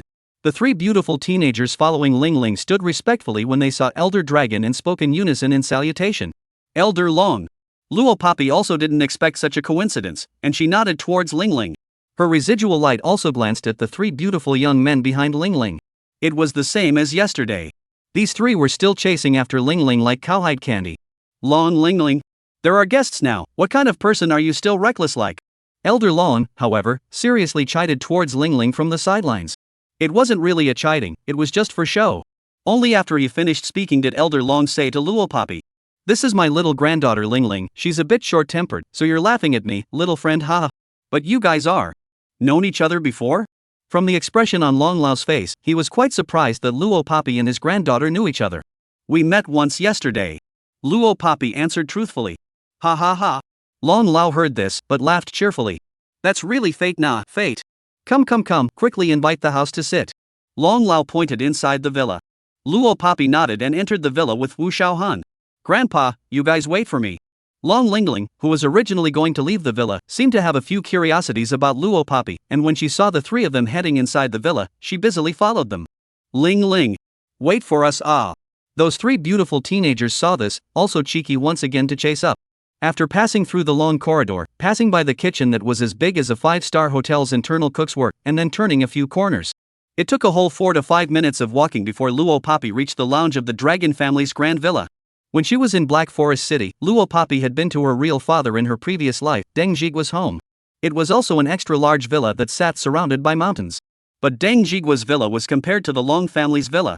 Although both are called villas, but in the area, the degree of luxury, but there is a world of difference. The Long family's villa looks at the entire Z country, that is the existence of the top luxury. Harbor City's #1 richest family is not blowing. Is this the rich people? Too shocking. Wu Xiaohan's family conditions are not bad, however it is him, cannot help but issue a second exclamation. Luo Papi still didn't even bat an eyelid. "Both of you, please take a seat, please take a seat." Elder Long led Luo Papi and the two of them to the leather sofa and made a gesture of invitation. Wu Xiaohan was still a bit flattered. But he soon saw that Loppy didn't hesitate to sit on the couch, calm and collected as if he were in his own home. "Gulp." Wu Xiaohan swallowed a mouthful of saliva and also hurriedly followed Luo Papi to find a seat. When Long Lingling came over, she looked left and right in front of the sofa and determined Luo Papi's position. Without any hesitation at all, she trotted towards Luo Papi and then naturally sat beside Luo Papi. Noticing her small movements, Luo Papi didn't say anything. On the contrary, it was Long Lingling. She just sat down and couldn't help but lift her but one by one and move to Luo Papi's side. Then she couldn't wait to strike up a conversation with Luo Papi. "Sister, you're so pretty, what's sister's name ah?" "Thank you sister for yesterday and today, if it wasn't for sister, I might have fallen down." 159, 9 dragons in charge. Long Lingling was only in her early 15s this year, according to her age, she was indeed younger than Luo Papi. It's just that she's more mature looking and was raised by rich people, slightly more mature in her speech and behavior. Mentally, still a child. Luo Papi. Listening to Long Lingling's chit-chat, she took the rare initiative to give her name. "Wow, sister's name is Luo Papi ah, nice name." Long Lingling shrugged her shoulders and said cheerfully, "Ling Ling, people are guests, don't keep getting next to them." Seeing his granddaughter being too intimate with Luo Papi, Long Lao reminded very seriously. He also loved Long Lingling. But as the #1 richest man in Seaport City, Elder Long attached great importance to the etiquette of his children and grandchildren. That was why he made this remark. "There's no harm." Luo Papi, however, said. After all, she was a pampered little princess. Long Lingling was very dissatisfied with Long Lao's words. Now that she had Luo Papi to back her up, she puffed out her cheeks and said loudly, "Sister has said that she doesn't dislike me, Grandpa, it's useless for you to say it, I still want to be next to sister." It was really a little girl's temper. Long Lingling said, and even took Luo Papi's hand to show the truthfulness of her words. Long Lao couldn't do anything, so he could only sigh, his heart mumbling. It was all because he usually spoiled the child too much, and now he was starting to be lawless. After sighing, Long Lao collected his expression. At least he was the richest man in Harbor City, and he didn't get this position by family inheritance. Long Lao's family was very poor when he was young, and then he went to Seaport City by himself to fight in all directions, from an ordinary person to the position of the richest man in Seaport City. One could imagine how powerful this old man was. So he quickly remembered the purpose of inviting Luo Papi to his home, cleared his throat and opened his mouth. "Cough, little friend, you should know that I invited you to my home because I have something to discuss, right?" Elder Long didn't beat around the bush either, but made his intentions very clear. Luo Papi just loved dealing with this kind of person. She hooked her lips and clasped her hands to her chest, looking very calm and unruffled. You speak directly. Even though he had heard of Luo Papi's strength, looking at her calm and unruffled appearance, Elder Long still sighed in his heart. This little friend in front of him, was he really only a year or two older than Ling Ling? The current president of my Nine Dragons Association is my eldest son, and the second head is my second son. I myself have already abdicated the name of president of the Nine Dragons Society last year, and I intend to give the Nine Dragons Society under my name to my two sons to take charge of. Long Lao picked the key points to finish and did not procrastinate, directly expressed. I am already old, the best way is to abdicate, but my two sons are still not strong enough. If you, my little friend, are willing to, I would like to invite you to become the third leader of my Nine Dragons Association. I don't know if you are willing or not. Perhaps it was because Elder Dragon really saw Luo Papi's strength. When he spoke, he was actually directly inviting Luo Papi to become the Nine Dragons Association's third boss. This was definitely an unprecedented event. Elder Dragon? Elder Dragon? You actually? Let her? Letting a little girl like her serve as the third leader of the Nine Dragons Society, aren't you being too hasty, Elder Long? The three beautiful teenagers all revealed expressions of disbelief after hearing Elder Long's words. When Wu Xiaohan heard it, he also dilated his pupils violently. Seaport City was the city with the best development of underground forces. The Nine Dragons Society was both the #1 underground dark society in Seaport City, so that meant that it was also one of the strongest leaders in the country. In the face of the three beautiful teenagers' exclamations of surprise, Elder Long merely waved his hand, signaling them to stop talking. His gaze rested on Luo Papi, and he even spoke out further. Little friend, as long as you're willing, the name of third boss is just a title. I'll give you full authority to take charge of the Nine Dragons Association. The condition is that you have to promise me not to lay a hand on my two sons no matter what. Is it possible? 160, money delivered to the door. Being a shrewd old man, of course, Elder Long couldn't just hand over the helm of the Nine Dragons Association to Luo Papi for no reason. But if his two sons were a bit more competitive and powerful, he wouldn't have gone around looking for someone who possessed the strength in the 1 year that he had withdrawn from the position of chairman. In the eyes of outsiders, Elder Long's decision was too hasty. In fact, it was not, it was just that Elder Long had set his sights on the long term. If the Nine Dragons Association, which he had worked so hard to manage, just fell into the hands of his two sons who had no management ability. Nine Dragons Association, one day, the peak is no longer. He has seen too many characters in his life. But like Luo Papi, ruthless and absolute little girl, but the first time to see. He had a premonition that Luo Papi was by no means a pool animal. One day, she would reign supreme, going to the unattainable place of the top of the clouds. For this reason, he was willing to take a gamble. Wu Xiaohan had already been scared out of his wits when he heard that Elder Long had invited Luo Papi to be the third leader of the Nine Dragons Society. Now when he heard that Dragon Old Man had given Luo Papi all the power to run the Nine Dragons Society, he almost didn't lose his mind. This was simply handing over the chairmanship, all to her. Just like the ancient feudal society, the emperor was always the heir of the previous emperor. But the one who really holds the power of the kingdom is a certain important minister in the court. It's just that this important official doesn't have the title of emperor. In fact, even the emperor had to listen to him. I'm going to. Two frightening words shouted out uncontrollably from Wu Xiaohan's mouth. Elder Dragon. This matter won't be agreed upon in the Nine Dragons Association either, right? You should still think twice. The three beautiful teenagers had been scared miserably, but they still spoke in unison. Agree or not, it's up to me. Does it mean that I have no room to speak in the Nine Dragons Society if I quit the position of president? Without giving the three beautiful teenagers a chance to complete their sentences, the dragon elder slapped the table and bellowed. Although Long Lao was old, he had a strong iron bone in his life, and his aura was not something that could be compared to what the others said. The three beautiful young people immediately silent. Although Long Lao had already abdicated, the Nine Dragons Association was all founded by him. They certainly had no right to intervene in his decisions. Little friend, what do you think then? Long Lao finally turned his gaze to Luo Papi. Luo Papi hadn't uttered a word since just now. Being watched by the crowd around her, she finally opened her mouth, only to say something like this. How much are you prepared to pay me a month for hiring? The entire room was dumbfounded. Including Elder Long. Elder Long had already imagined Luo Papi's refusal, but never expected her to actually say such words. Hire? This is as long as the amount is given, she will agree? Without waiting for the crowd to react, Luo Papi raised her head and hooked the arc to continue reminding. If you want to hire me, it's not cheap. If there was money to be made, there was no reason not to make it. Money was not important to Luo Papi though. After all, the wealth she possessed, eating and drinking for several lifetimes could not be used up. But money that was sent to her door, she wouldn't refuse it. Gudong Gudong. Wu Xiaohan was now admiring Luo Papi to death. Being invited to become the third leader of the Nine Dragons Association that how many people dreamed of. Even if she didn't agree the first time, she actually demanded to be paid a salary? The most frightening thing was that Elder Dragon laughed, stood up, and opened his mouth without any subtlety. Anything that can be done with money, that's not a matter. As long as you agree, little friend, I'm willing to pay you $10 million a month in remuneration. And all the companies under my banner, all the nightclubs of the Nine Dragons Club, 10% of the pure profit will be given to you. Luo Papi hooked her arc, very satisfied with this quick-witted old man. She also replied cheerfully. Deal. 161, kicking the door in. Wu Xiaohan, as well as the three beautiful teenagers, were watching from the side. A few people looked directly dumbfounded. Not only did Elder Long promise to pay Luo Papi an extra $10 million every month, 10% of the profits from all of his companies and nightclubs were given to Luo Papi. That's a sky-high price.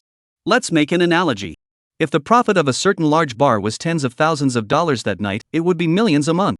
And Long Lao owns it. There were thousands of nightclub places with this kind of extraordinarily high overhead alone. Not to mention companies and such. Bull, bull, bull. Wu Xiaohan made 3 exclamations in a row. He had thought that by proposing to ask for money, Luo Papi was really taking it at face value. But he didn't expect. The other Long Lao was even more ruthless, directly giving her a sky-high price. I won't stay in Harbor City all the time. Luo Papi squinted her eyes and said to Elder Long with her legs crossed in a very relaxed manner. Can. Since Elder Long had invited Luo Papi, he must have investigated her. He also knew that Luo Papi's home was in Black Forest City in Ji Province, and it was impossible for her to settle in Harbor City for a long period of time. Your personal freedom is your own, and the promised money, I will give it to you on a monthly basis. Elder Long said very kindly. This was equivalent to directly giving Luo Papi a huge large sum of money. And this money, every month, would be remitted to Luo Papi. Luo Papi stood up. You can also rest assured that I will help you Nine Dragons Association, but I won't go after your son. This was what Long Lao was most worried about. He was afraid that if he promoted an outsider up, that person would end up being too capable and lay his hands on his own son. Elder Long was indeed preoccupied with this matter, and when he heard Luo Papi mention it, he immediately became energized. Oh? Luo Papi gave him a reply. Because your Nine Dragons Association is not qualified enough for me to lay my hands on him. Very decisive, very direct words. This was in disguise saying, your Nine Dragons Association is not powerful enough for me to have the desire to take it for myself. Although the words made Elder Long breathe a sigh of relief, he was also violently stunned. The other few people were even more astonished. This little girl was really wild. However, in the way of Long Lao being there, no one made a sound.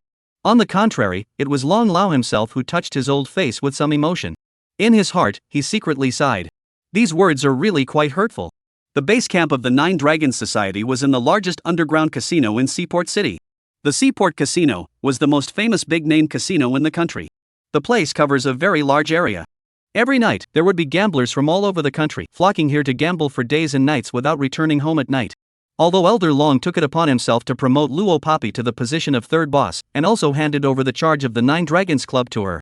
But after all, this matter has to go through all the senior management of the Nine Dragons Association, as well as the president and the second boss. Here and now. Harbor Casino's conference room. Elder Long told Luo Papi to wait at the entrance, and went in himself to explain about handing over the charge to Luo Papi. Why do I feel that something bad will happen later? Wu Xiaohan was a little worried at the side. His worry was not wrong. It was because not long after Elder Long had gone in, the conference room resounded with the high-pitched rebuttals of many people, either questioning, shocked, or determined. What? Letting a teenage fart be the third leader? This isn't playing house wine. Giving all the power of charge to a female child? Handing it over to an outsider? Ha! We don't agree. Elder Long, we respect you, but you can't do something so ridiculous. What little girl is actually so arrogant? Come on, let her come in and confront us. A little girl, what can she be capable of? The truth was also true. In the conference room, it had already been a mess. The executives were talking and hurling insults, not even listening to what Elder Long said. However, just as the scene was in chaos, there was a bang. The main door was kicked away directly from the outside. The doorplate was cracked, directly uprooted, and ruthlessly smashed into the position of the opposite windowsill. It made a clanging sound. Fly out more than 10 meters away.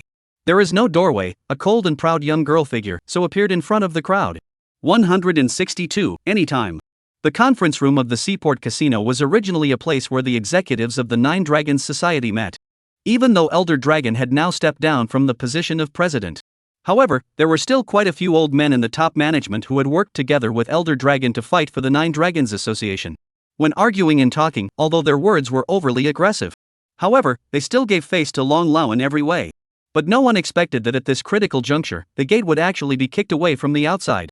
A young girl with a tall figure would appear in the doorway without a door like this. Inside the conference room, it was as quiet as a chicken. Obviously, everyone was startled by the young girl who suddenly appeared. Luo Papi walked in from the door with an expressionless face. Behind her was Wu Xiaohan, who was all, "Who am I and where am I?" Wu Xiaohan looked very frightened. After entering the conference room, Luo Papi did not look at anyone. She indifferently walked to the high platform of the conference room, replacing Elder Long's position. With a sideways turn, she turned her body towards the executives present in the Nine Dragons Association. The red arc raised as she spoke bluntly. "First time I meet you, I am Luo Papi, and I am about to take over the position of the third leader of the Nine Dragons Society. And, Elder Long has already delivered all the power of taking charge of the Nine Dragons Society to me. So from today onwards, the Nine Dragons Society will be taken over by me. Oh yeah, I have a bad temper, you guys better show me some respect." Saying that, Luo Papi raised her eyes. Her gaze swept around the conference room. This conference room was huge, as big as 2 classrooms. A large rectangular table was placed in the middle of the conference room, and the table was 7 or 8 meters long, specifically for meetings. 2 large vases of flowers were placed in the 2 dead center corners at the back to accentuate the serene atmosphere. But it was clear that the executives sitting around the long table didn't want tranquility. Putting on respect? Ha! That's only if you come up with values that make us respect you. Where's the kid from that's so thick-skinned that he calls himself the Third Lord? You really think I, the Nine Dragons Association, have no one, don't you? In the upper floors, a strong, tall and ferocious man slammed the table and roared as he stood up. The man's muscles were strong and lanky, and he looked like a fitness expert who had been immersed in the gym for years. That greatly clenched palm, as if a single use of force could crush a person's neck with his bare hands. This person is the second in command of the Nine Dragons Association, named Wu Tao. Wu Tao had followed Old Man Long for 20 years, and was a true old man in the society. His status was only a little lower than the chairman and the second in command. When Wu Tao opened his mouth, someone immediately followed suit. "That's right, a little girl. Where did she get the guts to actually dare to come to my Nine Dragons Association to spread wildness? Still want to be our Nine Dragons Association's third boss? FFS, dream on. What's the point of kicking down a door? If you want to be the third boss, you have to see if we agree or not." After regaining their senses, the higher-ups quickly put Luo Papi's feat of kicking down a door behind them. They looked at Luo Papi menacingly and screamed. Elder Long didn't make a sound after Luo Papi entered the door. Nor did he stop the executives from targeting Luo Papi, but stood aside with narrowed eyes, quietly watching.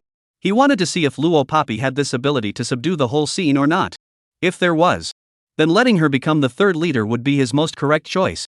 "Luo Papi, I've been wanting to talk about you since just now. Agreeing to become the third boss just like this is really too hasty." Wu Xiaohan was so scared that he was about to pee, but he still reminded from the side. The Nine Dragons Association has developed to this point, it is no longer up to Elder Dragon alone. Why don't we leave before the executives of the Nine Dragons get angry and count? Let's go. His words, he hadn't even finished. Luo Papi didn't even look at him squarely. She reached out her foot, ignoring the group of executives underneath, and gently hooked over a bench with a bend of her foot. Throwing the bench behind herself, Luo Papi graciously sat down. Her posture was relaxed and dashing. She coldly looked at the group of unconvinced executives at the bottom. Using an arrogant tone that showed no weakness, she opened her mouth. "I'm sorry, you guys probably misunderstood. I was just informing you just now, not asking for your consent. If you are not convinced, then come up and fight. I, Luo Papi, am always ready to accompany you." 163, too weak. Such arrogant, cocky words It was actually coming from the mouth of a young girl in her teens. She was a young teenage girl who completely didn't show the timidity and fear of her peers who encountered such a thing. On the contrary, it was actually possible to be this arrogant. "If you don't submit, then come up and fight. If you don't submit, then come up and fight. Fight until you are convinced." The entire audience, including Elder Long and Wu Tao, all froze with a clang. They were even in a trance for a moment. This young girl who looked so soft and weak was really not as slender as she appeared to be. Good, what a smooth-talking little girl. It's rare for young people to have your vigor. Although Wu Tao vigorously opposed Luo Papi becoming the third leader, he still complimented Luo Papi in good conscience. What he said was also the truth. Most of the young people nowadays couldn't stand big places. Luo Papi's courage was considered one of the best among young people. At least this was something Wu Tao recognized. But if you want to become the third leader of my Nine Dragons Association, you can't just rely on your courage to take the position. Little girl, you are still too young to know the dangers of society. You can't afford to take on the big responsibility of our Nine Dragons Association yet. Wu Tao said, standing up and walking towards the high platform of the conference room. His rock-solid muscles were tightly fitted onto his dark gray tights, and his entire body looked as sturdy as a large mountain. Little girl, since you boasted about it, then I will come up here to fight you, but don't be afraid to cry. Saying that, Wu Tao stepped on the ground, his robust body walking step by step towards Luo Papi. Since it was the person personally elected by Elder Long, they were also eager to meet and see what Luo Papi could do. A teenage little girl. What kind of capital did she have that she dared to say such arrogant words? Wu Tao, go for it, beat her up hard. Let her see the power that comes from your 160 pounds of muscles. Tell her that you haven't practiced boxing for nothing for over 10 years. The executives stood up one after another, slapping the table and shouting. Wu Tao was the strongest in their group. He was very self-disciplined and would soak in the gym or boxing gym every day to enhance his fighting strength. He had even learned taekwondo, judo, and sparring. Wu Xiaohan stood beside Luo Papi, listening to the executives bragging about Wu Tao. He was so scared that his legs went weak. Luo Papi. Luo Papi, did you hear that? People have been practicing boxing for more than 10 years. Are you sure? Wu Xiaohan was forgetting all about the ability Luo Papi showed in the dinner party not long ago. Ha! Wu Xiaohan had just finished his words. Luo Papi didn't give a response. Wu Tao was already coming up with clenched fists. Wu Tao, go on. Defeat her. One of the higher-ups shouted in a loud voice, blushing. Wu Tao had already clenched his fist and swung it in front of Luo Papi's head. Just as everyone was holding their breath, imagining what was about to happen next. Luo Papi swung her hand and grabbed Wu Tao's smashing fist.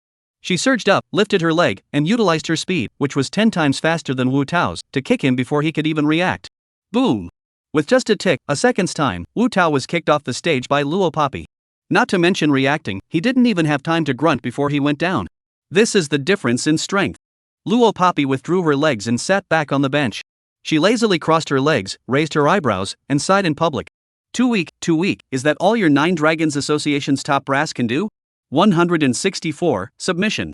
Wu Xiaohan, who was standing on the side, opened his mouth wide and was so shocked that his jaw was about to fall to the ground.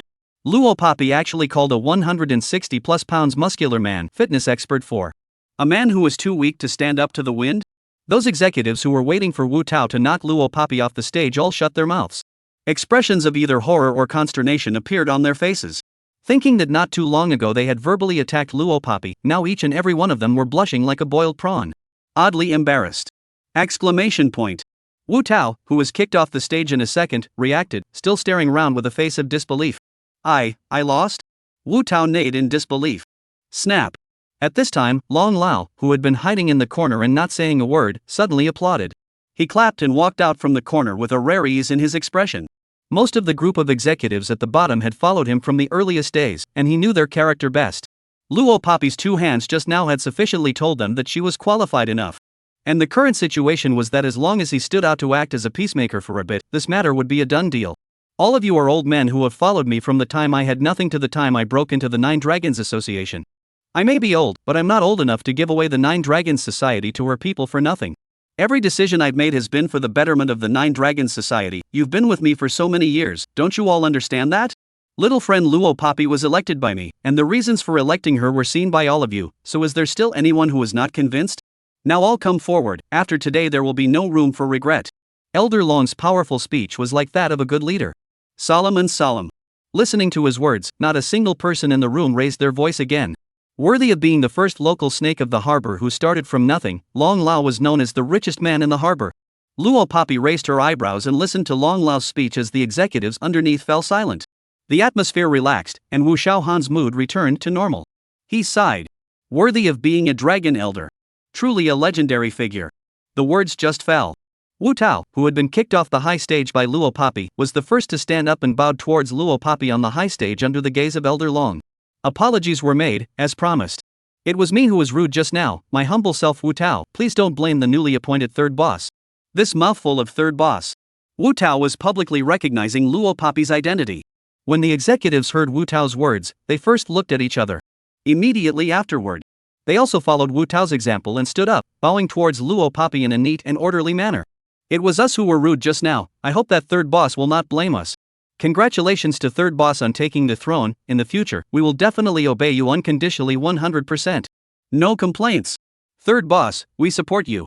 A burst of submissive voices from the bottom of their hearts came out from the mouths of the executives. The voices were so loud that it seemed as if they could shatter the ceiling. After experiencing everything just now, their submission to Luo Papi no longer stopped at words. It was true admiration from the depths of their hearts. Even if the other party was just a teenage flower girl. Wu Xiaohan watched Luo Papi squint from the side, seeing her look of calmness, seemingly holding everything in the world in her hands. For some reason, his heart suddenly surged with a river turning hot blood. And all this is only teenage girl Luo Papi brought him. 165, Familiar Side Shadow. Everyone, the third boss just took the throne today, how about we get high in the casino? After a burst of fervent submission, a senior voiced out a proposal. Well, I'm in favor of it. Back then when the Nine Dragons Society was founded, Elder Dragon ascended to the throne and became the president, as well as our new president, the second boss took office. Which time wasn't it a big celebration and an all-nighter? I can tell you guys, even though our third boss is only a teenager, this treatment can't be simplified, it must be organized. Someone picked up the conversation. Do it up. Do it up. A group of big and thick men held up their hands in a shouting manner. Those who didn't know would probably think they were going to do something bad when they saw them. Luo Papi looked at the group of people underneath who suddenly changed their attitude towards themselves. She hooked her beautiful eyes and said, "Just keep it simple." Perhaps it was the nature of an assassin that created her withdrawn character. She had always disliked lively venues. Where can it be simplified? Third boss, you don't know that you're not only the first woman in the top echelon of our Nine Dragons Society, but you're also a teenage girl. I can blow this bull for 100 years, it can't be simple, it can't be simplified. When someone replied, someone immediately followed the words. Yes, I can guarantee that this is definitely our harbor underground dark society.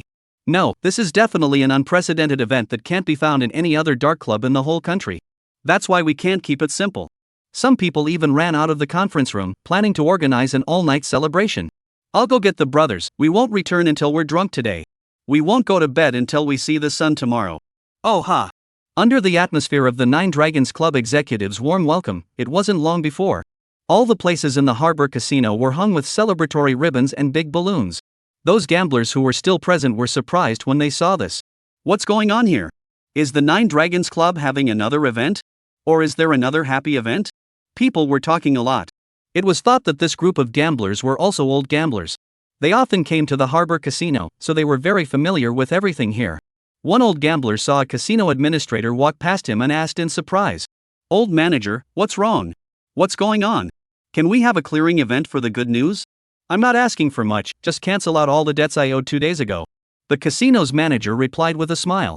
"We're celebrating the third master's ascension to the throne, so there's no clearing event, but there's something else later on, do you want it? Look, our newly appointed third master is here." Looking along where the administrator said. All the gamblers in the casino saw a teenage girl coming to the casino floor. Third boss? It was a female? Or a teenage girl doll? Everyone was shocked. Luo Papi had long been used to such shock, and after she left the conference room, she came to the casino hall. The executives of Nine Dragons, in just a moment's time, had set up the scene, and had even bought a half-meter high, several-tiered cake, intending to celebrate her. Luo Papi did not care to look around. But when she swept to a certain inconspicuous corner, she stopped violently.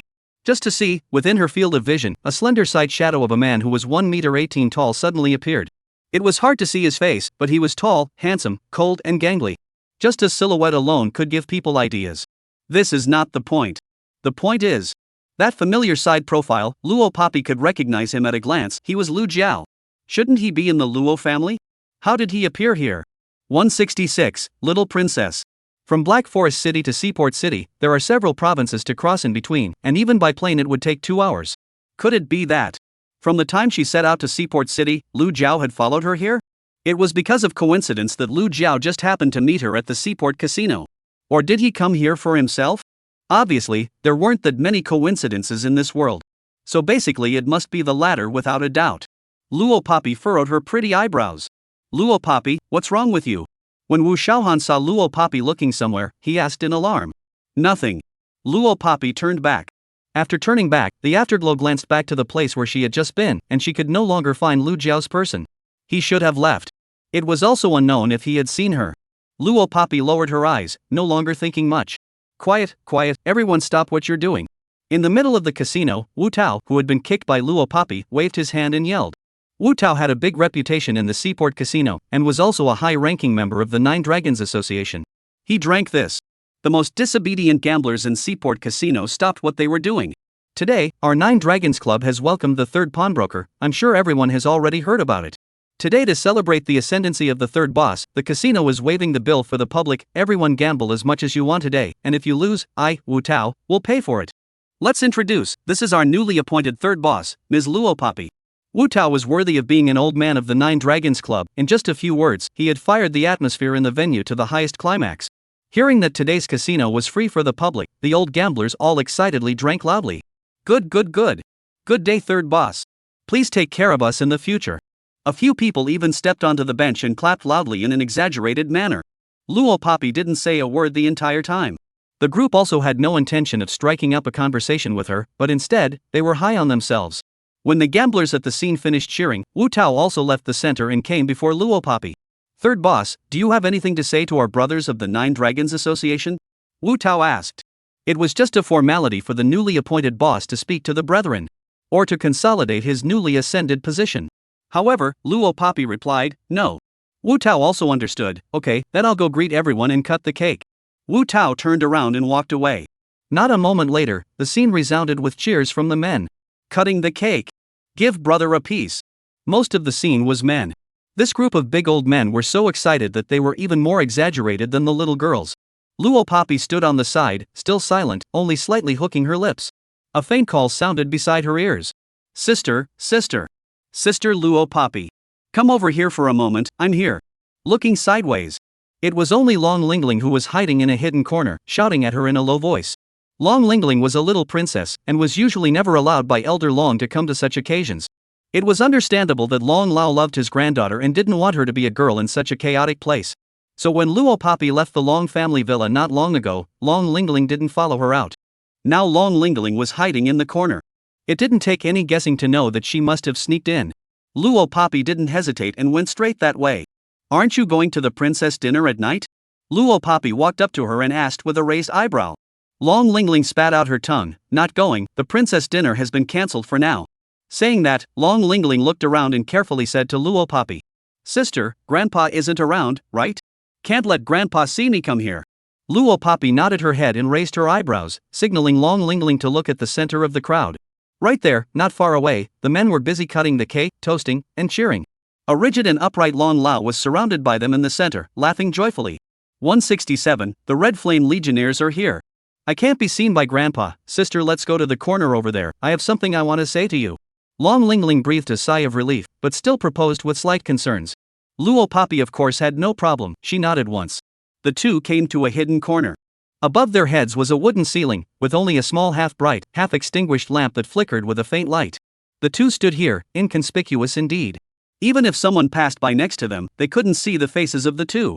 Luo Poppy just arrived and spoke bluntly. What are you going to say? She never beat around the bush. When she could finish a sentence in the simplest way, she would never say one more word. Sister, can you take me out to play? Long Lingling said with an expectant face. Play? Luo Poppy raised her eyebrows. Yeah, even though I'm the little princess of the Long family, right, and my family members love me very much.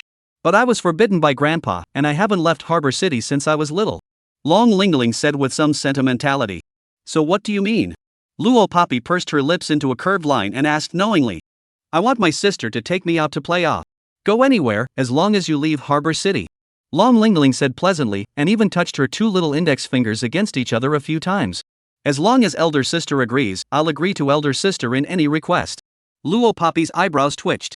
Before she could give Long Lingling a reply, a commotion came from the casino side where many people had gathered. What?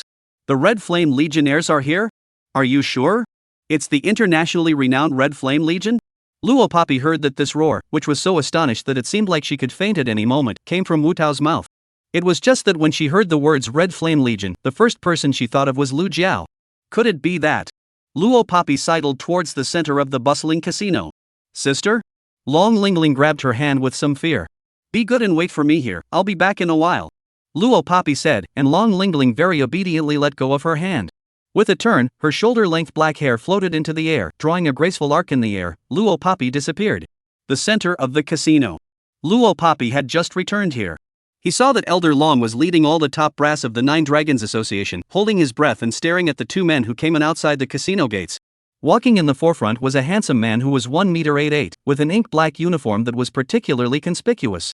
The man's cold and hostile eyes were covered by a small half of the black broken bangs, the pair of cold and sharp black eyes, ice cold to frightening. Like with the ink black military uniform he wore, the man also wore a pair of pure white gloves on his hands. It even added a sense of mystery.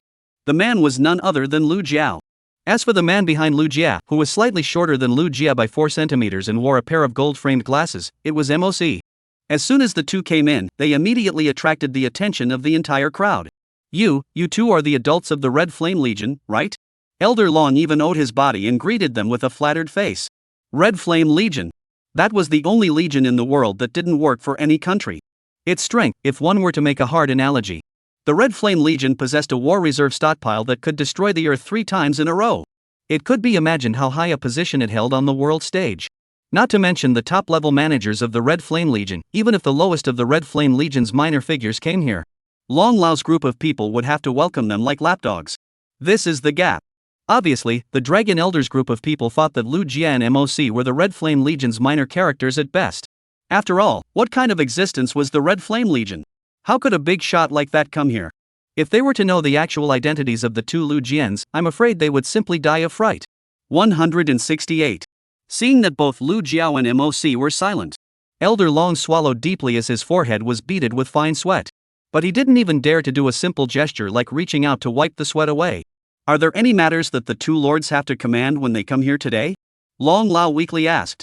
At least, he was also the former local snake of Harbor City, but in the face of the two Lu Jia. Even if Long Lao thought that the two of them were just an inconspicuous minor figure in the Red Flame Legion, Long Lao was already scared to death. Old man, you talk a lot. MOC pushed the gold wire glasses frame on the bridge of his nose and said impatiently. In fact, as Lord Chief's military advisor, he didn't know why the chief suddenly wanted him to come here. Originally, MOC had already returned to the Red Flame Legion's headquarters base. However, after seeing Luo Papi in the middle of the crowd, Moji even wanted to throw his head back and laugh.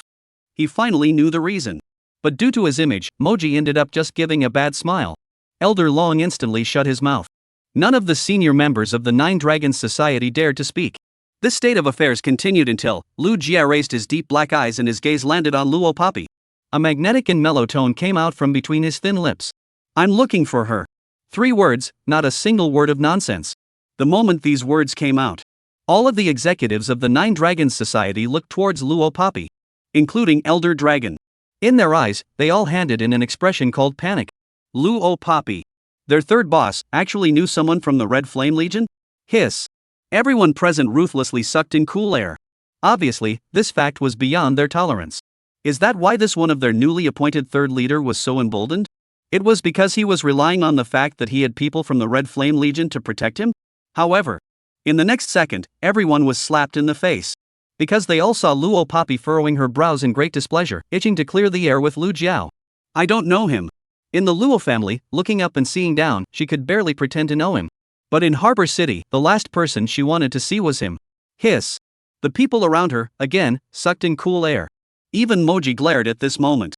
He had only seen women who hated to be associated with the chief, and even wanted to become the chief's mom.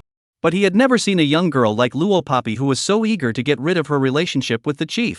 This young girl. Still really dare little friend. After a moment of shock, Elder Dragon moved to lean towards Luo Papi's side, and reminded her in a very soft voice. That's the Lord of the Red Flame Legion, you mustn't.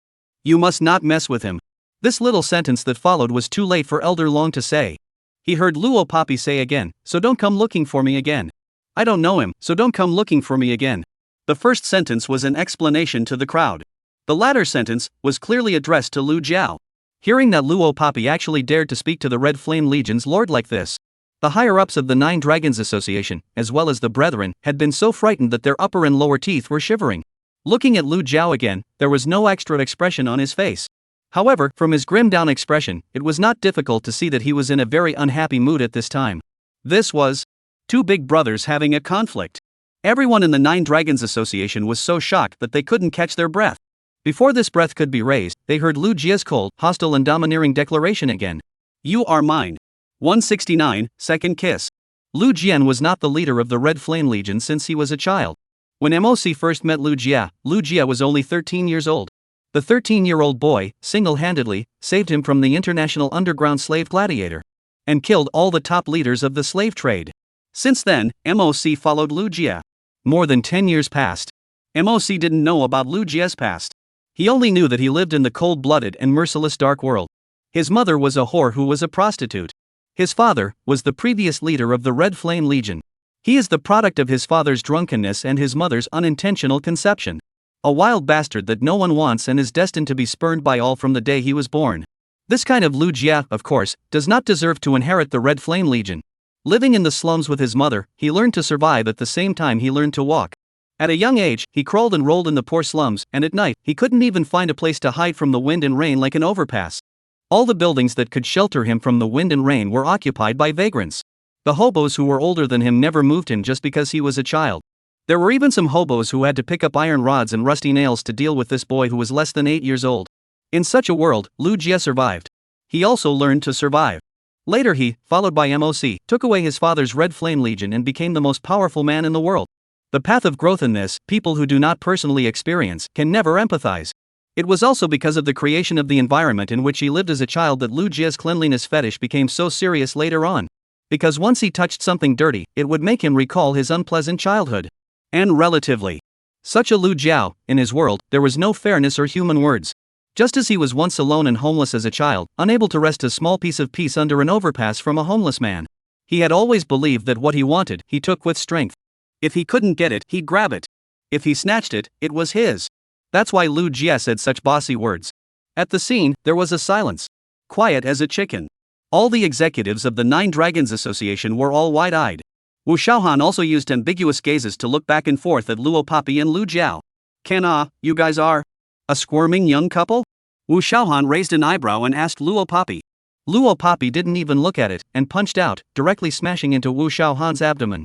It almost made Wu Shaohan spit out his overnight meal. Oh wow, it hurts me to death. Wu Shaohan touched his abdomen. She saw that Luo Papi had already walked to Lu Jiao, who was a head taller than her, tilted her head, and said without showing any weakness, "Come out and talk." She wanted to make things clear with him.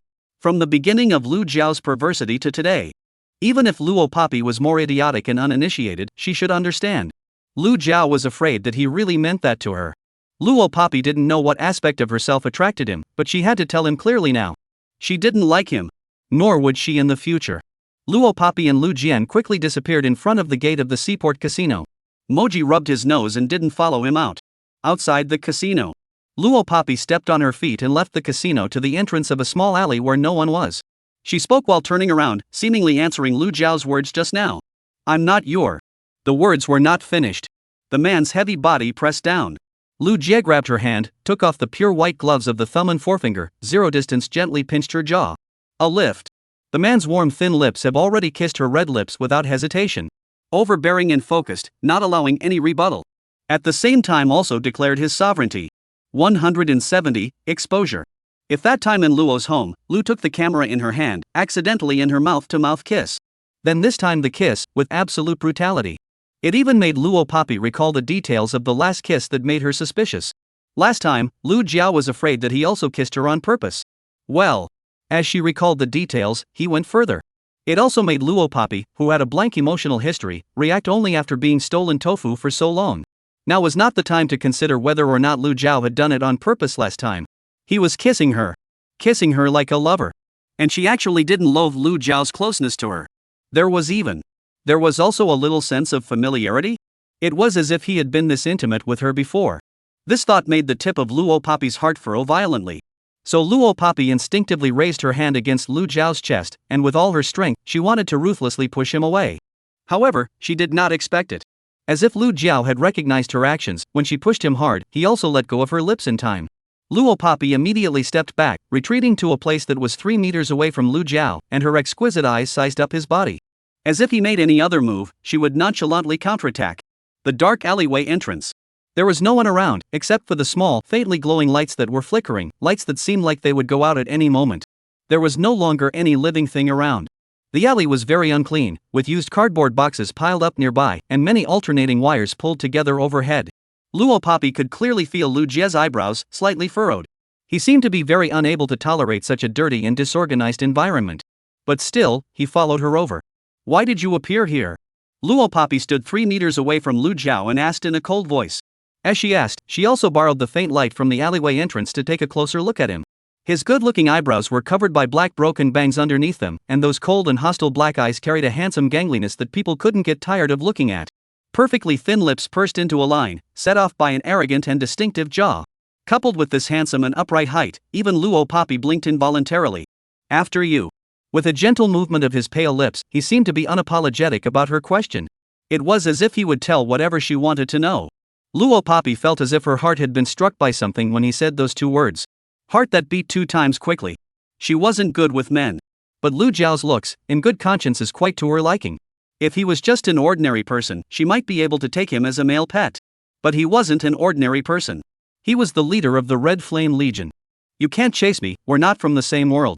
Luo Papi's eyes flashed. Perhaps it was because the number of times he had lied after being reborn had increased. Lies that were already handy. Luo Papi said this just to get rid of Lu Jiao. Lu Jiao's deep eyes gently lifted, and a magnetic and husky character just fell out of his thin lips. It carried a mesmerizing flavor. In the time it took Luo Papi to blink, Lu Jiao had already arrived in front of her. He once again stretched out his slender 5 fingers, 2 of them pinching her chin, and those starry cold eyes, sizing her up. Words, once again, reached Luo Papi's ears. "Not a world, Snake King, are you sure?" Not a question, not a doubt. Rather, it was certainty. He was certain that she was the internationally renowned assassin, Snake King. That world's #1 ranked ace assassin. Luo Papi's beautiful eyes widened. When did he know that?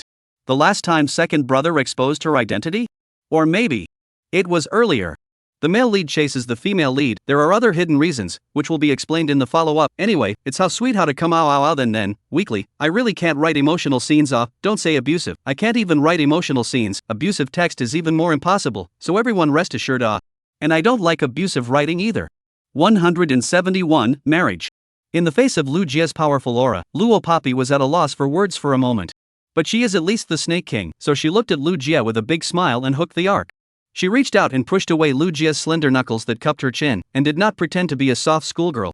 Onion-like tender slender fingers gently brushed her hair. She turned her very seductive eyes, teasingly glancing at Lu Jiao, and said, "Discovered by you?" "Nah, the leader of the Red Flame Legion, his abilities really aren't blown away." Luo Papi was not a soft schoolgirl in the first place. Before, she rarely resisted him head-on in front of Lu Jiao because being unable to beat him after being reborn was one aspect. There was also a more important aspect that she didn't want to expose herself. In addition, there wasn't a single assassin who came out from an assassin organization who couldn't charm a man. Before she was reborn, Luo Papi's strength made it so that she didn't need to rely on seducing men to reach her target mission. After being reborn, Luo Papi was trying to disguise herself. Now that she was discovered by Lu Jia, she wasn't reserved anymore. Luo Papi backhanded, gently pointing in front of Lu Jiao's sturdy chest. Her hand followed Lu Jiao's chest and slid to his front lapel. Finally, her slender 5 fingers directly pulled up his front collar, feet upward. Very directly, she pulled his head to her. Luo Papi blew a breath towards his ear and hooked her lips. "Seeing that you have a few good looks and your heart belongs to me, do you want to be my male pet?" Luo Papi raised her eyebrows. Her gaze didn't move away from Lu Jia by half a step. She was denigrating him, waiting for him to refuse.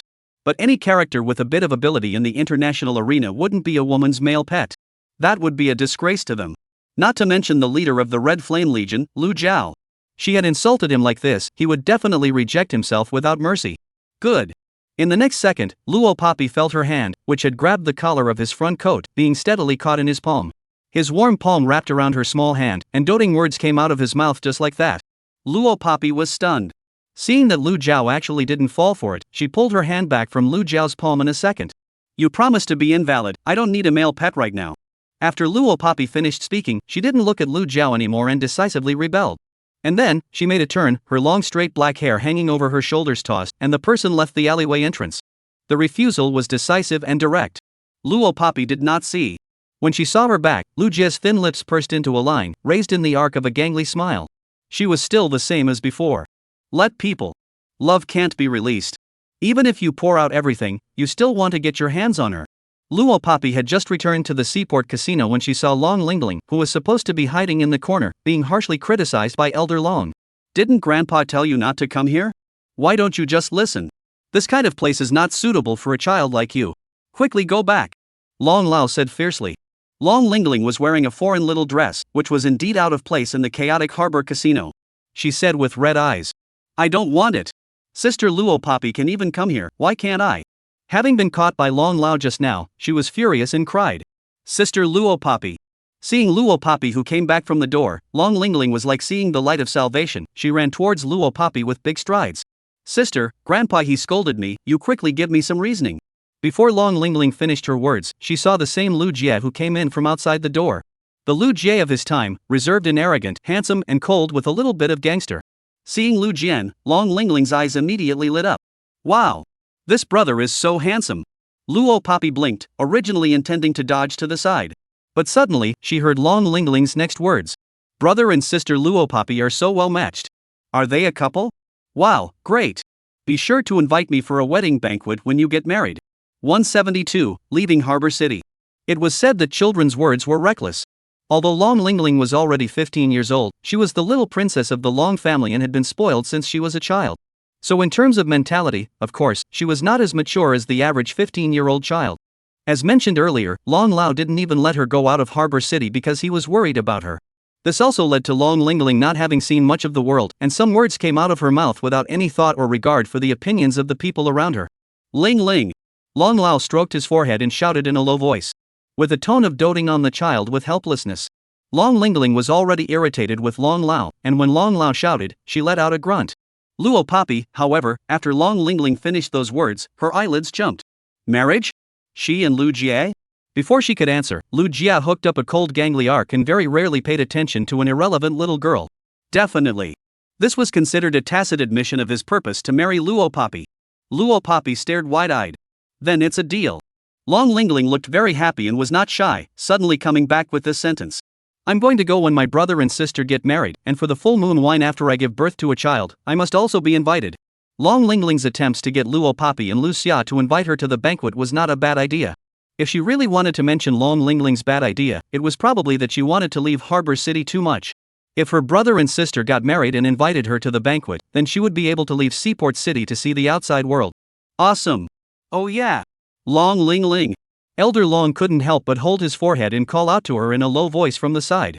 Even calling out the full name. Humph. Long Lingling simply turned her head to the side, turning a deaf ear. Seeing this, Wu Xiaohan, who stayed at the side, grayed out and came over to Luo Papi's side to ask her. What's going on? Your boyfriend? Vision is good, you two will be happy. Luo Papi's eyes upward two black lines, what explanation did not, just raised his head and glanced at Wu Xiaohan. With a strong murderous aura. But the Wu Xiaohan scared back a few steps. Egu, what's wrong with this murderous look? Scared the hell out of me. Cough. MOC stood on the side, looking at the eyes of his own chief lord looking at Luo Papi. He reached out and habitually pushed the gold wire glasses frame on the bridge of his nose, and couldn't help but think. Perhaps in a short while, the old madam would really be able to hold a grandchild. I'm afraid this matter would blow up if the people in the Legion knew about it. Badly he couldn't help but think. He still really wanted to see that scene earlier. As well as the relationship between Lu Jiao and Luo Papi, the senior members of the Nine Dragons Club were very interested in Luo Papi. The executives of the Nine Dragons Association had even more trust and love for Luo Papi, the newly appointed third boss. Wu Xiaohan never dreamed that his father had asked Luo Papi to be his bodyguard to protect him, and he had originally arrived in Harbor City with trepidation. As a result, the boss of the enemy Green Cloud Society was not only directly killed by Luo Papi. He was also invited to be the guest of honor by the Nine Dragons Club, the #1 dark club in Harbor City. He stayed here for 3 days with good food and drink. Hey Shu, this matter he must properly talk to his father and Uncle Guobin. Luo Papi is really too awesome. Soon, it was the day to leave Harbor City. Before leaving, Long Lingling while screaming reluctantly, two hands deadpool Luo Papi. Long Lao had no choice but to promise Long Lingling to go to Luo Papi's Black Forest City to play during winter vacation. Now, Long Lingling was happy, let go of Luo Papi's hand and said excitedly. Sister, you go quickly, it's going to be time to get on the plane, a semester will pass quickly. As soon as winter vacation arrives I'll immediately fly to the city you live in to find you to play. 173, what a disgrace. Luo Papi didn't have the same high-pitched emotions as Long Lingling. After hearing Long Lingling's words, she only nodded gently. Then she left with Lu Jia and Wu Xiaohan. MOC went straight back to the Red Flame Legion's headquarters. Back to Black Forest City. Wu Yuan also very much kept his promise and gave Luo Papi all the payment he had promised her earlier. In other words, Luo Papi was now the owner of the bars, KTVs, hotels belonging to the Wu Hui in Black Forest City, and so on all the businesses bosses now. And the previous crowds of the Wu Club, as well as Wu Yuan, including her family's second uncle Luo Guobin, all became her employees. Buy her to pay them wages. The days gradually calmed down after Luo Papi returned to Black Forest City. The 7-day-long vacation of the 11th day of the 11th month quickly reached the 5th day. The days of vacation always fly by, in a blink of an eye. Just before the vacation, it turned out to be fast school time again. This is not Schoolyard, as Luo Papi's chief disciple is very reluctant. He invited Luo Papi, Ling Zixuan, Yutong, and some friends who know outside the school, ready to go to the countryside to climb the mountain together. The day was set, and everyone took the bus to the countryside together. Why are we going to the countryside with our friends again? Papi na, to the countryside mosquito coils must be prepared. Remember to take care of yourself, really don't want to stay, give mom and dad a call. Before leaving, sure Bishu was another burst of nagging. Previously, when Luo Papi set off for Harbor City, it was the family and friends who had been tricked into going to the countryside. Only different from last time, the last time she said she was going to the countryside, she was lying. This time, the place to go was really the countryside. Well, I know. Luo Papi obediently replied back. Before she put on her backpack and left the house, she also bumped into Lu Jia, who had just returned to Luo's house. But she didn't even look at him and walked straight out the front door. He knew who she was anyway, and she didn't hide it at all. Luo Papi's house and Br Shimon's house are the closest. Park Shimon, this overseas returned to the international students. The family has money but very low-key, do not live in what rich area. Rather, he lives in a very ordinary apartment building. The two agreed to go together to the bus terminal and friends to meet, and then transferred to the urban and rural bus together in the countryside. In front of the bus stop sign. Luo Papi just arrived here, Bo Shimon waved at her, Master. Luo Papi went up. She had only just arrived when an 11 bus stopped at the bus stop sign. Because the place they were going to was the bus terminal, they could reach their destination no matter which way they took the bus. The two of them then got on the bus. Sitting in the penultimate third row of the bus, Br Shimon had a chat with Luo Papi. Master, that. Originally today I only shouted a few people, but it turned out that their friends shouted their friends, and there were a little too many people coming. He knew that Luo Papi didn't like to be lively. She replied with full indifference. And? Tatsu also came, I mean Duanmu Tatsu, the two of us have been friends since childhood, but I definitely won't let him get close to you. He is not worthy of you, I told him. Pak Shimon said weakly. Aha! Luo Papi still answered without any concern. Hey, master, I thought you would scold me. Pak Shimon breathed a sigh of relief. He had only just let go of this breath when he suddenly pulled Luo Papi's sleeve and pointed to the side. I go, what kind of stuff, actually directly in the car as a pickpocket too. Pickpocket is the meaning of thief. Luo Papi's eyes looked along that way. Just saw not far ahead. A thieving and lewd man was stretching out his hand, reaching into the purse of the pregnant woman who was sitting in the seat asleep. Because the movement was done stealthily, no one around noticed. Damn, I'll teach him a lesson. Br Shimon fight, especially was stolen or a pregnant woman. He was just about to get up when he suddenly realized that Luo Papi beside him had disappeared. When he came back to his senses, he saw not far ahead. Luo Papi tackled the lewd man who had stolen the cell phone from his purse, and in front of the entire car, coldly opened her mouth. Such a clear-cut method of stealing, a glance was recognized. You really lose the face of our stealing world. 174, we are the good guys. Words, cold and bitter. As she spoke, Luo Papi didn't hide her contempt for the lewd man at all. In their divine thief worldview, stealing from ordinary people was an unforgivable act. A lewd man was stepping on a minefield. Luo Papi's words had just fallen. All the passengers on the bus looked over here. The man was tackled by Luo Papi, and the cell phone he just stole from the pregnant woman's purse fell to the ground with a snap. People all saw it. The passengers finally realized that the lewd man was stealing. Stealing! Quickly, catch this thief! An elderly man stood up from his seat and yelled. In the first moment of the incident, people didn't have time to think about what Luo Papi said. Everyone looked in unison at the lewd man who had attempted to steal something. But no one dared to move. No one wanted to get involved in this mess and step forward to help. Everyone was waiting for some righteous character to come out and arrest the thief. Quick, grab him! Catch him! Only the old man, who was dressed in plain clothes but still had a sturdy body, shouted and stood up from his seat. Then rushed towards the lewd man. Looking at the gusto, the old man seemed undaunted.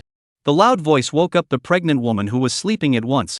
The pregnant woman reflexively touched her purse, did not touch the cell phone hanging in her hand. She also saw the cell phone lying on the ground and was startled. My cell phone. Mother-er. Obscure. Dead girl, you looking for death? The lewd man was furious, he shouted, and swung his fist to hit Luo Papi. Luo Papi narrowed her eyes. The movement of the lewd man raising his fist was like a video playing in slow motion in her eyes. She was just about to kick him.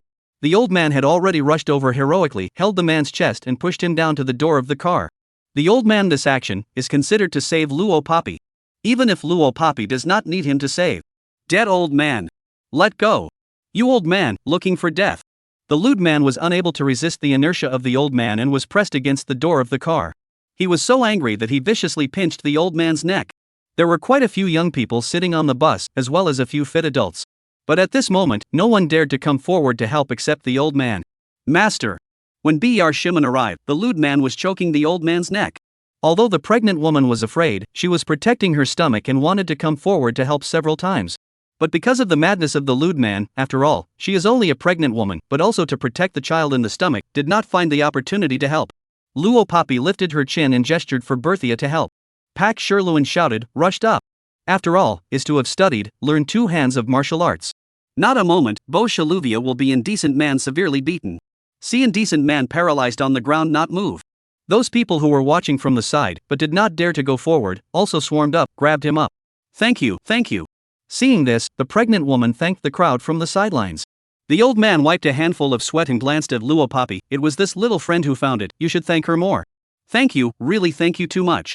The pregnant woman loudly thanked Luo Papi. I'm not helping you. Luo Papi coldly glanced at the lewd man who was arrested, it's just that he disgraced the face of the thieving circle. That's why she stepped in. After saying that, Luo Papi walked back towards her seat. There was absolutely no intention to stay longer. Stealing circle? With those 3 words, the few people around recalled the words Luo Papi had said earlier. You really disgrace our thieving circle. Our thieving circle? Could it be that this little sister is? The old man, the pregnant woman, and the passengers in the car all gulped. B.R. Shimon was startled by Luo Papi's words, and busily stood out to round up the situation. That, we are not thieves, don't misunderstand it's God thief. Godly thieves and thieves can't be of the same nature at all We're good people, law-abiding. And we never do bad things like thievery that have no morals and ignore the law. 175, Scum Nature. Pak Shimon's explanation, let the bus almost to Luo Papi as in lewd man all the way passengers, retracted vision. Phew. Pak Shimon breathed a sigh of relief. I see that little friend is not that kind of person either. The old man rubbed his shoulder blades and said with a smile. The old man is obviously a very self-disciplined person, it's not hard to see from his clean and tidy clothes and still sturdy physique. The old man should have a good habit of running in the morning and exercising every morning. But after all, he was old and his physical strength was still not as good as the young. That's why he was choked by the other party and injured his shoulder blade. Thank you. The pregnant woman was still saying thanks. Hey, small thing. B.R. Shimon waved his hand and walked back towards his seat. The thief was arrested, and the driver quickly called 110 with the help of the passengers. The police car quickly arrived at the scene and took the obscene man to the police station. The pregnant woman also followed to the police station, saying that she wanted to make a statement. All over. Only then did the 11 bus restart and continue traveling towards the bus terminal. Luo Papi sitting in the car, but is not in a hurry. On the contrary, B.R. Sherluin continuously received several phone calls, arrived, hey we are almost there, already to the station of the West Pai Lu, the next stop is the station. Hang up the phone, B.R. Luvia looked to Luo Papi, finished, they all arrived, in the terminal waiting for us for a long time Compared with B.R. Shaluvia's anxious, Luo Papi just gently respond a word. The whole time and then no unnecessary words. 11 road bus finally in B.R. Shalvia anxious waiting, slowly into the bus terminus. Master look, they all arrived. B.R. Shaluvia's voice made Luo Papi look up. Line of sight through the bus window, saw the crowd standing in a large open space at the bus terminal. In addition to the familiar few faces, the rest are people who do not recognize. Before and after adding up. There are more than 30 people. This number of people and B.R. Shimon said at the beginning of just a few acquaintances, together to climb the mountain, see the scenery completely different. Almost caught up with the number of a tour group. Luo Papi will look to B.R. Sherluin, seems to be waiting for his explanation. Bo Sherluin cried a face, so I said to master you before, they come a little too many people Luo Papi did not look into it, when the bus stopped, she got off. Little Papi. In the crowd, Yutong, who was wearing a pair of backpack pants suitable for hiking, ran over from the distance. People are all together. Can we go? In the crowd, an inch head boy ruffled his short hair and urged. As he spoke, the inch head boy was also holding a girl's hand, and the two were intimate to the extreme. Obviously, these two were boyfriend and girlfriend. In modern society, making male and female friends was already the norm, and no one felt it was wrong. Luo Papi and Yutong stood on the side and heard Yutong say this.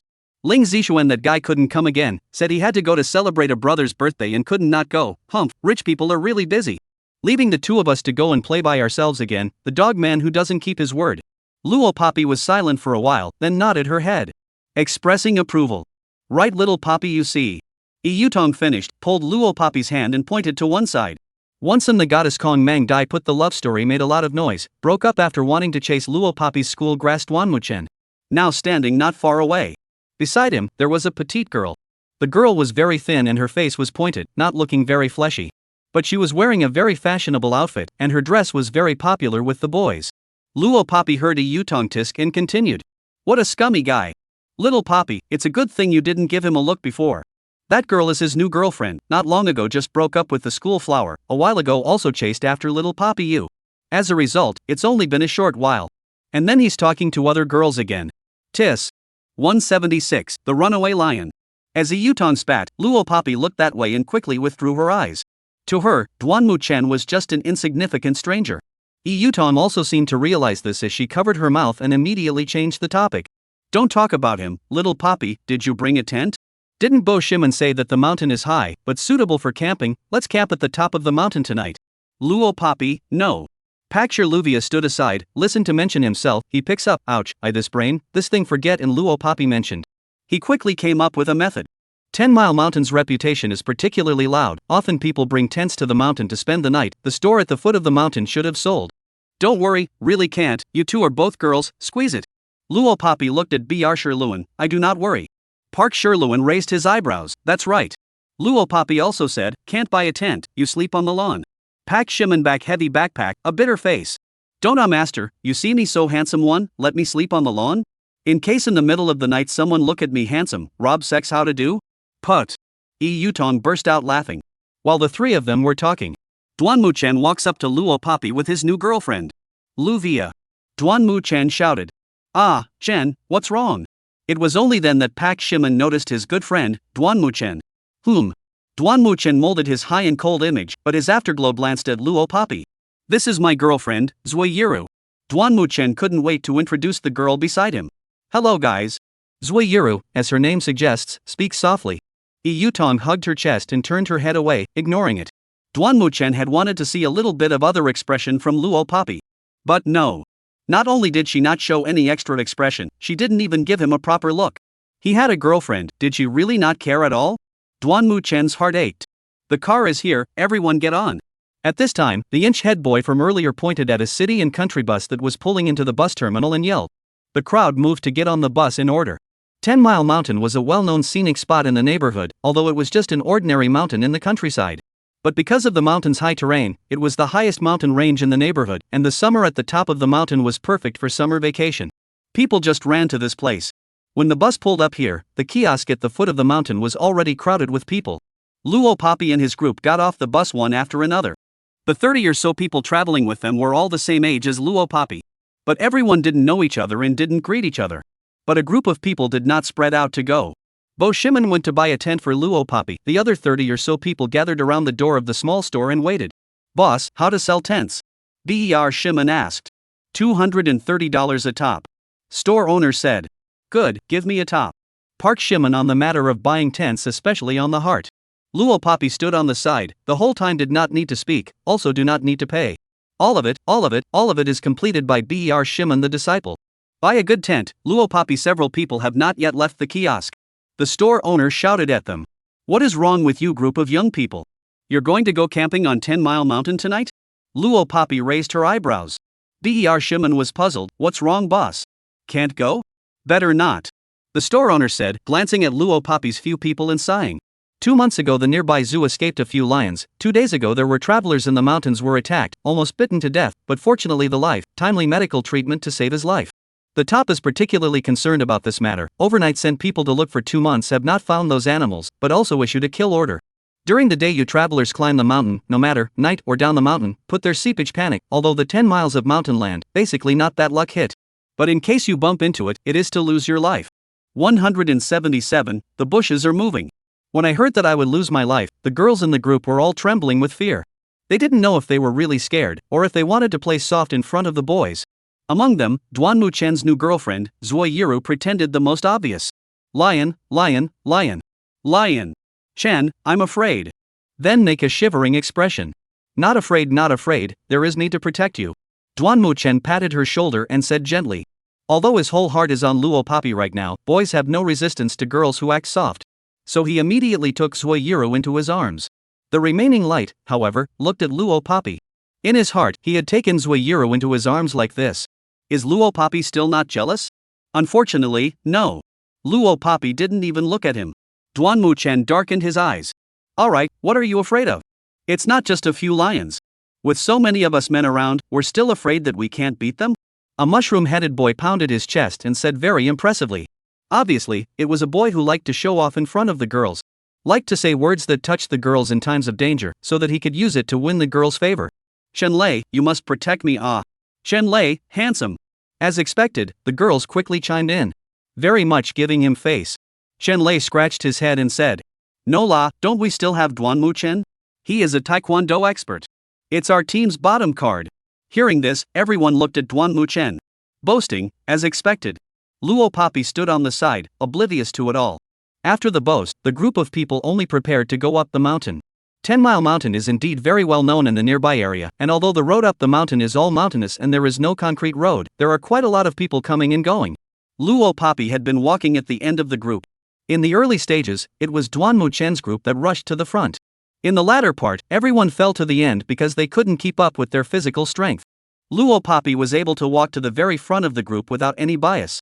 Yi Yutong didn't know if she was influenced by Luo Papi. The more she climbed, the more energized she became. You guys hurry up are the boys of Lu still climb so slow? There are a few boys who are already tired and out of breath. Girls simply hands on the knees, step by step to climb up. There was also Duanmu Chen like this, assisting his girlfriend to climb up the mountain. Hey, I see you two girls, why aren't you tired at all? A boy took a look at Luo Papi and said in surprise. Especially Luo Papi, from the beginning of climbing the mountain, the people around her had never heard her gasping for breath. After climbing for so long, it was as if she didn't need the strength. The boy asked, but in reality, he wanted to use this excuse to hit on her. But unfortunately, Luo Papi ignored him. He had no choice but to call it quits. There's a clearing in the woods there where we can rest, let's go take a break. Someone suggested, and everyone was tired, so no one objected. 10 Mile Mountain was very high, and now that it was halfway up, some travelers who climbed the mountain couldn't hold on halfway up. Some of them were residents who lived nearby and came for a walk every day and quickly descended the mountain, so they wouldn't climb to the top. Luo Papi's group hadn't encountered travelers going back and forth for a long time. The clearing. Surrounded by dense woods, the woods were buried in overgrown grasses because they were unmanaged. These bushes were as tall as a person. Don't you guys walk around, some of the grass will cut people, as sharp as a knife. Ber Shimon said. Okay. Good it. Leader brother. Several people smiled and responded. Ber Shaluvia touched his head, speechless, when he has a new title, leading brother? Hard to hear. Pak Shimon spat. A group of people rested here for half an hour. During this time also didn't see how many people walked on the road next to the mountain. Perhaps because of the rumors of the 10 Mile Mountain being haunted by lions, a lot of people didn't dare to come to climb the mountain, so it resulted in them meeting fewer people along the road. Are you all rested? Can we continue climbing yet? Someone said. Alright. Always ready. Luo Papi just sat on a rock and waited quietly for half an hour. Duanmu Chen held the mineral water in his hand, and several times he wanted to pass water to Luo Papi, but held back. Just as he made up his mind that he was going to go forward and hand Luo Papi water. Luo Papi frowned. Her keen hearing and alertness allowed her to sense movement coming from the grass. Something is approaching this way. She spoke coldly. The voice was soft, but because of the previous lion rumors, everyone tensed their hearts. It was obvious that they had heard Luo Papi's words. Sure enough, 3 seconds later, a rustling sound came from the grass not far from the crowd. Immediately after that, the thick grass was ruffled by the swept body of some creature, and what came into view was 178, the expeditions. Rustling. It was the sound of grass being ruffled. The entire staff of more than 30 people looked over there vigilantly, except for Luo Papi, who didn't even dare to breathe hard in the atmosphere. Suddenly, the grass was ruffled extensively from the inside by a certain creature, and it was only then that the crowd saw the creature that was making a commotion in the grass. Whoa! Mommy! The boys, who said they would protect their female classmates, all screamed in fear. The girls, on the other hand, were so scared that they abruptly covered their eyes and hid at the very back of the crowd. They were trembling. Only Luo Papi, instead of panicking, she even went towards the side of the grass where the commotion was coming from. Luo Papi, danger! Duanmu Chen was originally being held tightly by his girlfriend's arm. When he saw Luo Papi going that way, he pushed Zuiyiru away and ran towards Luo Papi. What was in his heart was that Luo Papi was disappointed in herself before, so now that he risked his life to protect her, she should like herself again, right? Shan. Being pushed away by her boyfriend just like this, Zuiyiru's eyes widened. Only unfortunately, Duanmuchen had already run away and didn't even look back. That room. Duanmuchen hadn't even rushed to Luo Papi when he stopped in his tracks. Because what came out of the bushes was not, as the group fantasized, those creepy big lions. Instead, it was. Ouch, I'm going to go all the way around. Where is the shadow of a lion nearby? Probably because it's a green day, even the lions don't dare to come out to forage for food, right? Or is the news we got false? There are no lions here at all. Several men in strange costumes walked out from the grass while talking. Luo Papi seemed to have long guessed that it wasn't a lion in the bushes, and she was positioned just opposite the several men coming out of the bushes. Luo Papi raised her eyebrows, guessing the identity of the few people with a glance. Expedition team? The several men were stunned. They glanced at each other and finally nodded. Little sister, how do you know we're from the expedition? The mature man in the lead among the several men, who wore a long coat and long sleeves and a pair of gloves on a hot day, asked in surprise. Guess.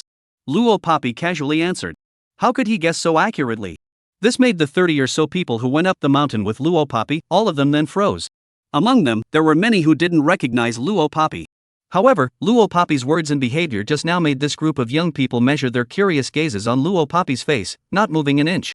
Obviously, invisibly, Luo Papi became the center of attention in the entire room. What are you guys doing burrowing into the bushes when you don't walk on the big road for good reason?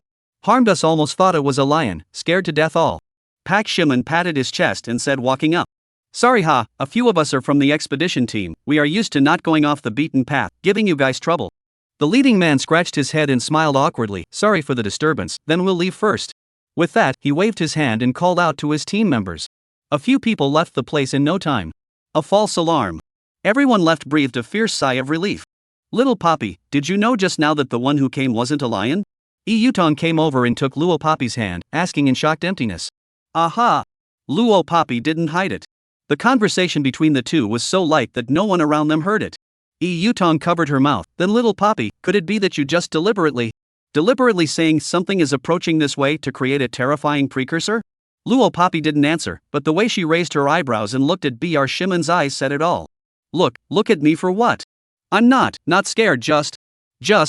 Park Shaluvia stuttered. But look at him that cannot collect stuttering kind, say not afraid, who believe. Luo Papi sighed get along peacefully. But Duanmuchen sighed, is caused by a fierce war. His new girlfriend is also not a good person, and is pointing at him with a shocked face, saying, Tatsu. You just left me behind? Do you know how scared I was? You actually left me behind for her. I'm your girlfriend. Saying that, Zuiyiru glared fiercely at Luo Papi. That look, as if not long ago it was really Luo Papi who stole her man. 179, capable of killing. Glanced at by the inexplicable hateful eyes, Luo Papi didn't move and directly ignored it. On the contrary, it was Yutong, pulling her hand, helping her to glare back fiercely. What kind of person, that's simply a matter of scum, scum is scum, only knows how to say things that make people misunderstand. TSK. Eating the bowl, but also think of the pot. Ber Shimen heard Yutong's words and touched his nose in embarrassment. Duanmuchen was his brother from childhood after all, Yutong cursing his brother in such a blatant manner, he was also a little embarrassed to hear it. Ahem. Ber Shimen cleared his throat. Yutong gouged him out and said no more. Although Luo Papi ignored Duanmuchen and Zuiyiru. But she had excellent hearing and could still hear the talking coming from over there. I just see that the place where Luo Papi is standing is too close to the grass, in case there really is a lion. We are classmates, I can't see death to save. Duanmuchen sophistically argued. Zuiyiru has not been in love dozens of times, but also 8 or 9 times. She relies on the fact that she has a good posture, skinny and thin clothes still look good. From the first year of the intermediate academy, she has been constantly making boyfriends. She wasn't a naive little kid anymore, of course she could tell that the way Duanmuchen looked at Luo Papi was like. But she had spent a long time chasing after Duanmuchen, and in her heart, she also liked it. If she were to give way, she would definitely refuse. So she had to go along with the steps, you can't do this next time, I'll get jealous. Good. Duanmuchen nodded, but his afterglow glanced at Luo Papi once again when Zuiyiru didn't realize it. The false alarm just now didn't make this group of young boys and girls back off. Instead, it made those boys more energized. What's so good about ordinary climbing a mountain? This must add a little more excitement, not bad, I'm looking forward to this mountain climbing trip. There were also girls who said, forget it, Chen Lijian, you were so scared that you hid behind us. The boy called Chen Lijian was so disliked that he immediately stopped talking. The crowd rested in place for another 5 minutes. There was a pretty-looking girl who was 1.7 meters or so tall, with an air of dignity and imperial style, holding a plastic bag full of peaches and walking over to Luo Papi and the two of them. "Do you guys want to eat peaches?" The fruits brought before climbing the mountain. Climbing to the halfway point of the mountain had to spend a lot of effort to carry. The girl probably didn't want to carry it, so she went along with it and shared it with everyone. Luo Papi wanted to refuse, but when she saw that the fruit the other party took out was peaches, she nodded her head. "I can take two?" The girl couldn't wait to share a little more fruit so as to reduce the weight of her own backpack. "Feel free to take as many as you want." Luo Papi only took two. Yutong also took one. Ka Ching. Luo Papi picked up the peach and sent it directly into her mouth, eating it slowly, chewing and swallowing as if she was savoring some kind of superb cuisine. Shimen also took one, and stood right next to Luo Papi and Yutong to eat it. He ate fast, not a moment to sull the peach. Holding the peach kernel in his hand, Pak Shimen also hesitated to throw it away, but turned it around twice and asked Luo Papi, "Hey, master, you see, this peach kernel can be used to do what?" "It is really climbing the mountain to climb halfway up the mountainside, too uninteresting." Pak Shimen's intention is to use peach kernel to ask Luo Papi, know that there are peach kernels in the peach kernel. This point of common sense, some people also still do not understand it.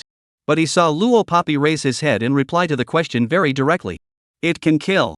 180, camping. Park Shimen was Luo Papi said this, playing a blank. Yutong also startled, "Small Papi, you this statement is so scary oh." Parkshire Luvia was stolen by Luo Papi to only have a pair of underwear left. The memory is still fresh, especially Luo Papi's ability, he heard from the mouth of the former master thief. Although he didn't completely fathom Luo Papi's identity, it was not far off. Shaking his shoulders, Shimen hiccuped. "Ahem, originally I wanted to say that with peach kernels can be made into peach kernels, and peach kernels are also delicious." Put. Yutong laughed. Luo Papi's words did not cause much of a storm. Although removing Yutong and Shimen, several young people around her had listened to what she said. But everyone at most just thought she was joking. Take this kind of eye-catching words, in front of the boys to make a joke, is very easy to cause the attention of the boys. The people around her thought, at best, that Luo Papi was that kind of girl as well. "Have you all rested enough? Off we go, off we go." The boy named Chen Lei from earlier stood up and organized. With someone organizing, everyone immediately began to move. "Papi, let's go." Yutong screwed up the mineral water bottle and packed up her things and stood up. Luo Papi's hands were empty, she had brought almost nothing with her. The only tent that she had bought at the foot of the mountain was still on the back of her apprentice, Shimen. Luo Papi and Yutong took the lead and walked towards the mountain path. Shirluan followed behind. The others also followed one after another. Duanmu Chen and Zui Yiru followed at the end, although Duanmu Chen promised Zui Yiru that he would no longer pay attention to Luo Papi. But how many of the words that came out of the scumbag's mouth were true? Ever since Luo Papi walked ahead, Duanmu Chen's infatuated gaze looked at her. Zui Yiru saw it immediately. For a moment, she clenched her fists to death and her anger towards Luo Papi reached its highest point. That wide-eyed, raised jaw look was as if she wanted to tear Luo Papi apart. From the halfway up to the top of the mountain, except for the gasping sound when everyone was climbing, nothing else happened during the whole journey. Soon, the crowd reached the top of the mountain. The top of 10 Mile Mountain was very clean, although the surrounding area was uninhabited. The green lawn and the sun that was about to fall illuminated the surrounding area as if it was a beautiful ink painting. "What a beautiful view. Come and take a picture." Luo Papi heard the voices of the girls talking around her. Her arm was then held intimately from behind. Yutong pulled her towards the lawn closest to the cliff and the evening sun. "Little Papi, let's take pictures too." Although Luo Papi didn't like taking pictures, she responded to Yutong's request and nodded. Only after enjoying the scenery around the lawn did the boys start setting up their tents. By the time one tent with small and large tents was set up, it was already completely dark. Perhaps because of the rumors of the lions, almost everyone stayed in their respective tents and didn't come out. Even if their tents weren't considered sturdy at all, they couldn't withstand a lion's attack. But hiding inside, it was also a psychological comfort. Luo Papi and Yutong stayed in the same tent. Ring ring ring. Her cell phone suddenly vibrated twice, a call came. Luo Papi looked and saw that the person calling was Fox Mei. She left the tent and went to the nearby grove. Fox Meizu called because she had some international business and was planning to make a trip to Country W to give Luo Papi a heads up about leaving. Luo Papi let out a just hung up the phone. Before she raised her steps to go back to the tent, she heard an extremely ambiguous moan. 181, fix them. The sound was so abrupt and light that if it wasn't for her sensitive hearing, it wouldn't have been heard by anyone else. It was evident that the man and woman who were cheating in the wild were some distance away from where Luo Papi was. Originally, Luo Papi wasn't interested in this. The voice over there was much clearer. "Chen, I love you." Luo Papi wasn't surprised and didn't stop, nor was she interested in staying and watching. She turned around and left. Just a cold smile in her heart. Not on a thought, the original owner's vision is really bad, actually would look at a scum like that. Back in the tent, Yutong hugged her pillow and pounced towards Luo Papi. Little Papi, just forgot to tell you, you can answer the phone in the tent, how dangerous it is to go out. There might still be lions nearby. But Yutong didn't say the latter words out loud. Hey, hey, hey, two big beautiful girls. Shimon's voice sounded from outside the tent. We are planning to roast mutton, come along. At the sound of the voice, Yutong was pleasantly surprised. Yeah. As she spoke, Luo Papi was pulled out by her. The hot flames continuously roasted the half-lamb, roasting the lamb until it was yellow, emitting a pungent and tantalizing aroma. The half-lamb and barbecue seasoning was carried up by a couple of tall boys. People were now circling around it, drooling at the whole aroma. Ha! Where did Duanmu Chen and Zui Yiru go? Someone suddenly asked. They said they went to look for a toilet. Couldn't have gone somewhere to play the field, right? Ha ha ha. A group of boys spoke dirty words. The girls, on the other hand, were shy and angry at the dirty talk. Luo Papi didn't know how to be friendly with ordinary people. She had wanted to say that lions were very sensitive to meat, and the scent would most likely attract them over. But thought that her words might break the atmosphere. Coupled with Yutong's incomparably expectant eyes. Luo Papi stopped talking. In a short while, the mutton was cooked. Why haven't the two of them come back yet? It can't be that they've really gone wild, right? Someone muttered, taking their share of the mutton and tearing it roughly. Maybe. Another person replied. Luo Papi ate every mouthful of mutton, but looked at the dark woods, seemingly pondering. Suddenly, a mournful scream pierced the night sky. Immediately after, in no time, two disheveled people ran out of the woods. It was none other than Duanmu Chen and Zui Yiru. The crowd was first shocked. Especially the few boys who said dirty words. Seeing the two in this state, they still wanted to flirt a few times. But when they saw the two large lions that were running after Duanmu Chen and Zui Yiru, showing their teeth, they were so scared that their faces turned pale. Lion! The lion! It's lions! Lion! People instantly turned pale, like frightened chickens, and began to flee in all directions. There was no time to care about Duanmu Chen and Zui Yiru, who fell at the end. Get up the tree! Quickly go up the tree! Someone shouted anxiously. Those boys who had previously said that they would protect the girls had been scared out of their wits at that moment just now. They had never dreamed that the lion had actually appeared. But it was too late to regret now. The boys slipped faster than anyone, let alone protecting the girls, and climbed up the tree in a flash, trembling and shaking. The only one in the group, Luo Papi, stood still without moving or hurrying, reminding the crowd. Lions can climb trees. Now, going up the tree was useless. But the tree was at least safer than below, and everyone cried out and climbed up. Not a moment later, in addition to Luo Papi, Yutong, Boss Ling, and the two Duanmu Chen who attracted the lions. All of them went up the tree. The scene was completely out of control because the two Duanmu Chen people attracted the lions. Alarm! Quickly call the police. Where is the cell phone? Whoever's cell phone is on their body. Call someone to save us. It's a 2-hour climb even for the police up the mountain, can we hold out? Oh, I don't want to die. I was wrong, I should have known that I shouldn't have come to climb the mountain, I shouldn't have come to camp. The men and women in the trees, their voices rang out one after another. Yutong also grabbed Luo Papi's hand and trembled endlessly. What to do? What to do? Little Papi, run, let's get up the tree too. Master, 2 lions at 1 lion we can still fight, but 2. Shimon's face also changed. He seems to have learned a lot of skills from the previous god thief old timer, and even said that dealing with a lion can still be a fight like this. This caused Luo Papi, who had planned to run with the crowd, to narrow her eyes. Then, under the gaze of the men and women in the trees, Luo Papi drew 2 daggers from her waist and threw them to Shimon, saying calmly, "If you can't solve them, you don't call me master."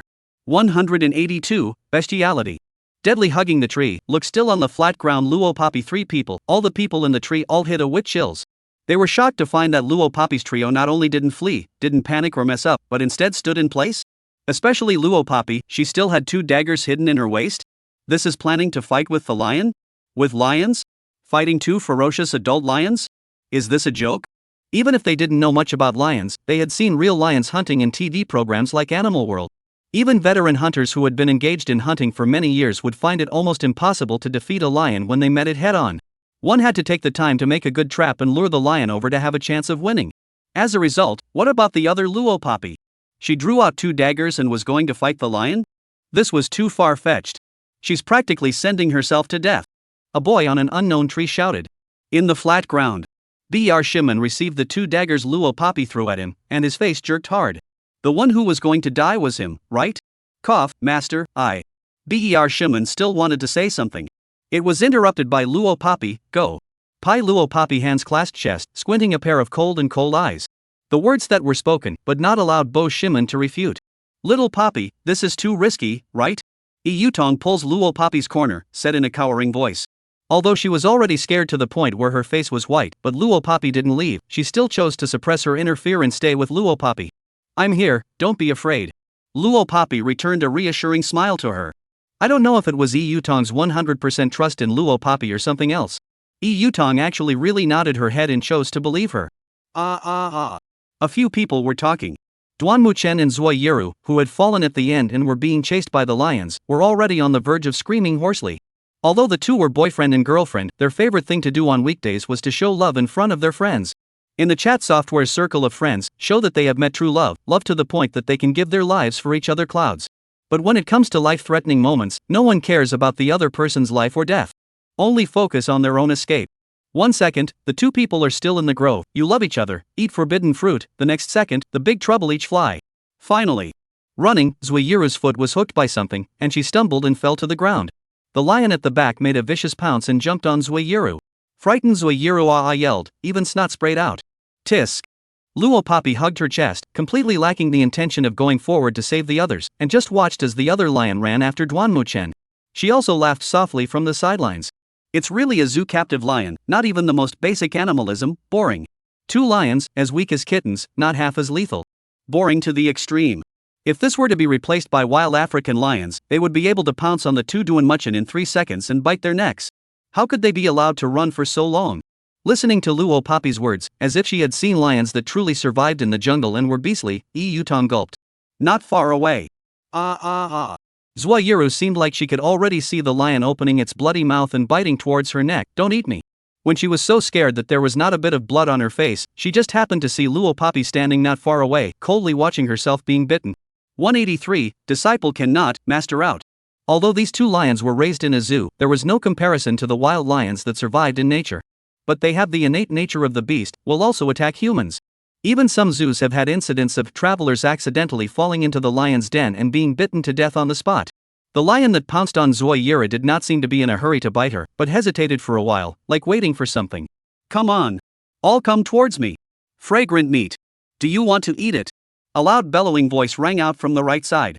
The sound was so loud that the lion pouncing on Zuoyiru, as well as the other lion running after Duanmuchen, all moved their heads that way to look.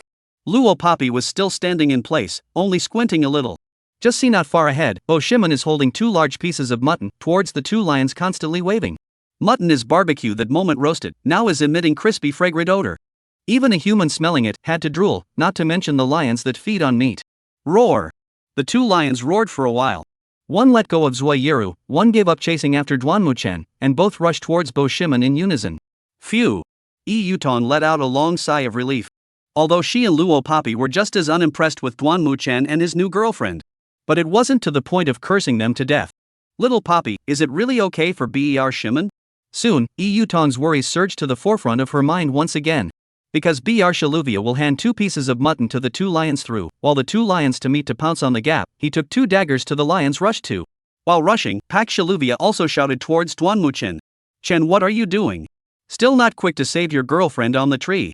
Didn't you learn taekwondo? Remember to come down to help later. Duanmuchen had a quick wit, and wearing a pair of pants, he quickly brought Zuoyiru, who was also wearing a pair of panties, to the tree. But Duanmuchen didn't go down to help. This side, where Luo Poppy could visually see, Shimen had already rushed towards one of the lions gnawing on the lamb. Lean. Shaluvia, go for it. Awesome. 1 man against 2 lions. In the treetops, it was not known who started it, some boys shouted. Saved, will be saved, right? Pak Shimen is going to explode. Accompanied by one shout after another one after another. Pak Shimen's knife plunged into the neck of a lion. Good. On the tree, all the people who saw the scene, as if they were seeing some wonderful acrobatic performance, applauded loudly. Only Luo Poppy, after seeing this scene, she furrowed her brows and walked towards Boss Shimen. Little Poppy? Yutong shouted softly in confusion. When she shouted, Luo Poppy had already walked away. In that room, after stabbing the lion's neck, Boss Shimen pulled the knife out quickly. Solved ahead. Bo Sherluin quickly turned around and put his attention on the other lion. He has not yet had time to rejoice. The rear, a cold air suddenly pushed straight to come. Ber Shaluvia had a very bad premonition. He turned his head fiercely, and he was suddenly surprised to see. He thought that the lion that had been stabbed in the neck and had been fatal no longer should not be able to stand up. It roared in place, with a speed 3 times faster than before, angrily pouncing towards Bo Shimon. The huge bloody mouth, lightning generally came behind Ber Shalvia. In the case of his simply too late to defend, want to crunch a bite off Ber Shalvia's skull. Be careful. Finished. Everyone was scared out of their wits by this turn of events. See that the lion is going to bite off the head of the Pak Shaluvia. Bloody scene is about to present time. Park Shalvia's side, quietly appeared a young girl.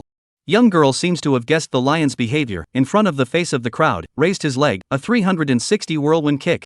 A foot will be this huge wild lion directly kicked away. 184, 6 more. Luo Papi kicked this lion that almost bit off the head of Pak Shimon without any effort. That crisp and clean action, as if what she kicked away was just a weightless kitten. Boom! Roar, roar, roar. Until 2 voices rang in the ears of the crowd. One was the loud bang of the lion as it was kicked away and landed on the ground. One was the weak roar of the lion that was kicked away from the ground as it was unable to stand up due to the impact of the impulse. Seeing this scene, the people hiding in the trees all stared with wide eyes. I don't know who exclaimed. No way? A kick to fly a lion? Holy! What did I see? That girl? So fierce. Damn, that kick was so cool, I'm a girl in love. Then, the 30 or so people hiding in the trees all let out a cry of shock that was higher than a cry. They put their gazes, in unison, on Luo Papi. It was as if they wanted to stare at her to see a big hole. Under everyone's attention, Luo Papi walked over and grabbed Ber Shimon's collar, yanking him in front of her. She raised an eyebrow and admonished her disciple. A knife stabbing the lion's neck indiscriminately can't control its actions. The lion is the king of the jungle, a natural hunter. As long as it doesn't lose its breath, even if it raises a breath it will desperately bite your neck. Don't you understand this? Luo Papi's words, cold and bitter.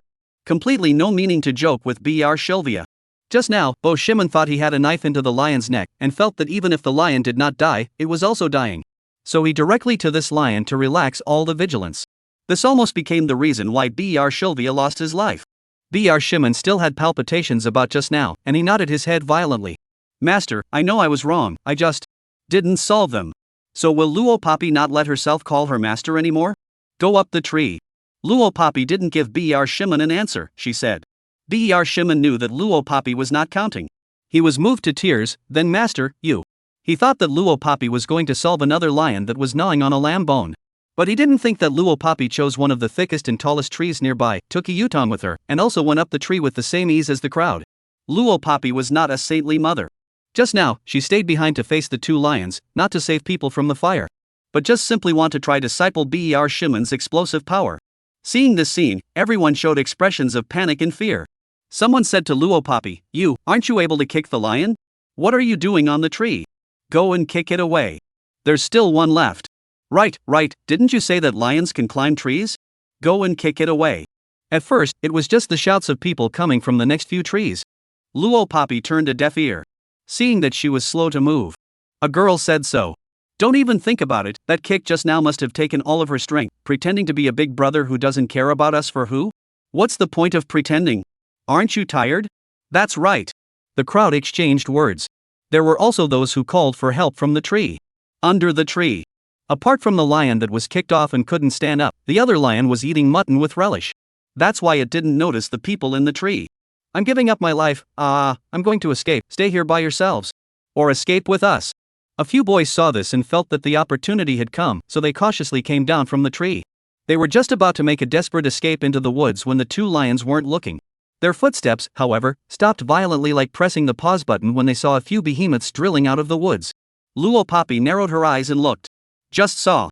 In the woods, 6 lions that looked even bigger than the 2 just now were moving their huge bodies, their eyes emitting the light of the hunt as they walked towards the clearing. 185, pushing down the tide of lions. Success! I called the police and it worked. They said they're sending a helicopter up the mountain to rescue us immediately. There was a boy who was still in the tree holding his cell phone, so excited that he was about to cry out, "It's expected to arrive in 10 minutes, let's hide in the tree for a bit longer, just hold on for 10 minutes. Soon, the boy couldn't laugh anymore, because he saw that under the illumination of the moonlight and barbecue charcoal fire, those 6 lions were moving their asses, coming to the clearing one after the other. Those few boys who wanted to take advantage of the chaos and run away were fixed in place like they had turned into stone statues. Because of their fear, they didn't even have the sense of God. Run! I don't know who shouted out. The human instinct to survive inspired everything, and several boys climbed up a random tree with speed like flying. The movements were faster than a monkey. There were also two boys who managed to climb up to the large branch where Luo Papi and Yutong were. Climbing to this one big branch that Luo Papi stayed in, and the one that was still one level up, they then heaved a sigh of relief, like they had been reborn after a robbery. Some girls had already broken down to the point of crying out directly. How come there are 6 more? 2 are already killing us, are we all going to die here? Everyone, don't panic. Just as the crowd was panicking, without any rules, a warm voice spread throughout the room. It was Duan Mu Chen.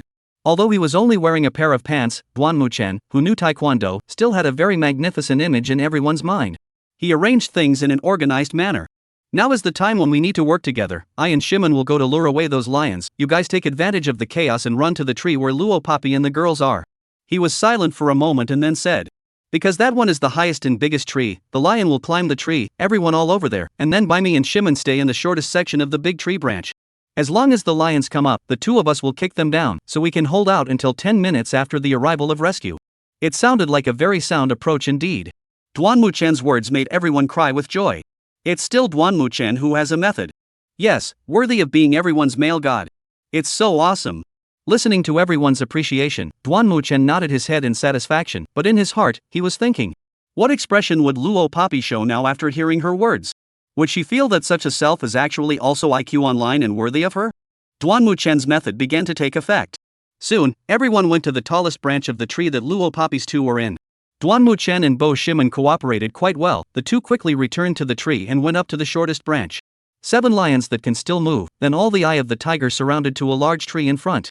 There were a few heads that were already ready to climb up, but they were all kicked down by Duan Mu Chen and Bo Shimon. Luo Papi and Yutong were standing on the thick and large second tier of branches. The branches were huge, like giant palms, so besides the 2 of them, there were 5 other people standing on the same layer of branches. Things were going very well. As long as they waited until the 10-minute rescue arrived, everyone could be safely evacuated. Luo Papi didn't intend to make a move either. She hugged her chest, cold and indifferent. Hey, the ones below, you guys give this stick to the 2 of them, maybe it can be used. A boy standing on the upper layer of tree branches handed down a stick. Luo Papi's layer of the tree trunk was just above the 2 of them and Br Shimon. Yutong was leaning closest, so she took the stick given by the boys and bent down, handing it over to the next layer of Br Shimon. Do you guys use it? Here. Luo Papi and Yutong were not next to each other on the left and right. I don't know since when, Yutong was closest to Zuoyiru. And at this moment, Zuoyiru stood diagonally behind Yutong. Below was a multifaceted attack by 7 lions. If a person fell down, they would have to face 7 vicious and brutal lions, and then they would definitely die. Yutong and Luo Papi were friends again. If Yutong went down, then Luo Papi would definitely take the initiative to go down. After all, hadn't she just acted like a big brother and kicked a lion away? Facing 7 lions, let's see how long she can survive. And by getting rid of Luo Papi, Duan Mu Chen would be able to love her with all his heart. Thinking. Zuoyiru reached out her hand towards Yutong, who was lying on the branch handing over the wooden stick, and pushed Yutong down the lion tide with a fierce hand. 186, Mighty Berserk Lion. Being pushed from diagonally behind, Yutong was already half squatting. This position was pushed by Zuoyiru with a fierce push, and she stumbled and fell down. The place where Yutong was standing was far away from Luo Papi, and there were many people in between. Luo Papi wasn't a god, and when Yutong fell, she couldn't pivot away from the crowd in the middle to save Yutong. What's wrong? What's wrong? Hearing the screams, the people standing above asked in panic and looked down below. Someone screamed, someone fell. What? There are 7 lions down there. If a person fell down, it would be like being surrounded by 7 lions, and no one would survive. Even Duan Mu Chen, who knew Taekwondo, and Br Shimon, who could fight a lion, could not save the person in the case of the 7 lions gathered together below. Not to mention others. So the 30 or so people, none of them dared to say anything. They had even guessed Yutong's end, how miserable it would be. Split up by 7 beasts. After Zuoyiru pushed the people, she was a bit regretful again. The regret was not because of harming someone, but the fear that when she pushed someone just now, would she be seen? If the pushed Yutong survives, will she tell everyone that someone pushed her just now? And then everyone guessed themselves? Things have been done. Zuoyiru can only think viciously in her heart. Yutong died on the spot. As long as she died, no one would guess herself. The people on the tree were all having their own thoughts. Under the tree, Yutong fell from a branch 2 to 3 meters high. Although she was not crippled by the fall, she was still subjected to a violent shock. When she came back to her senses, she saw that not far in front of her, 7 fierce beasts with tiger eyes were approaching a little bit towards herself.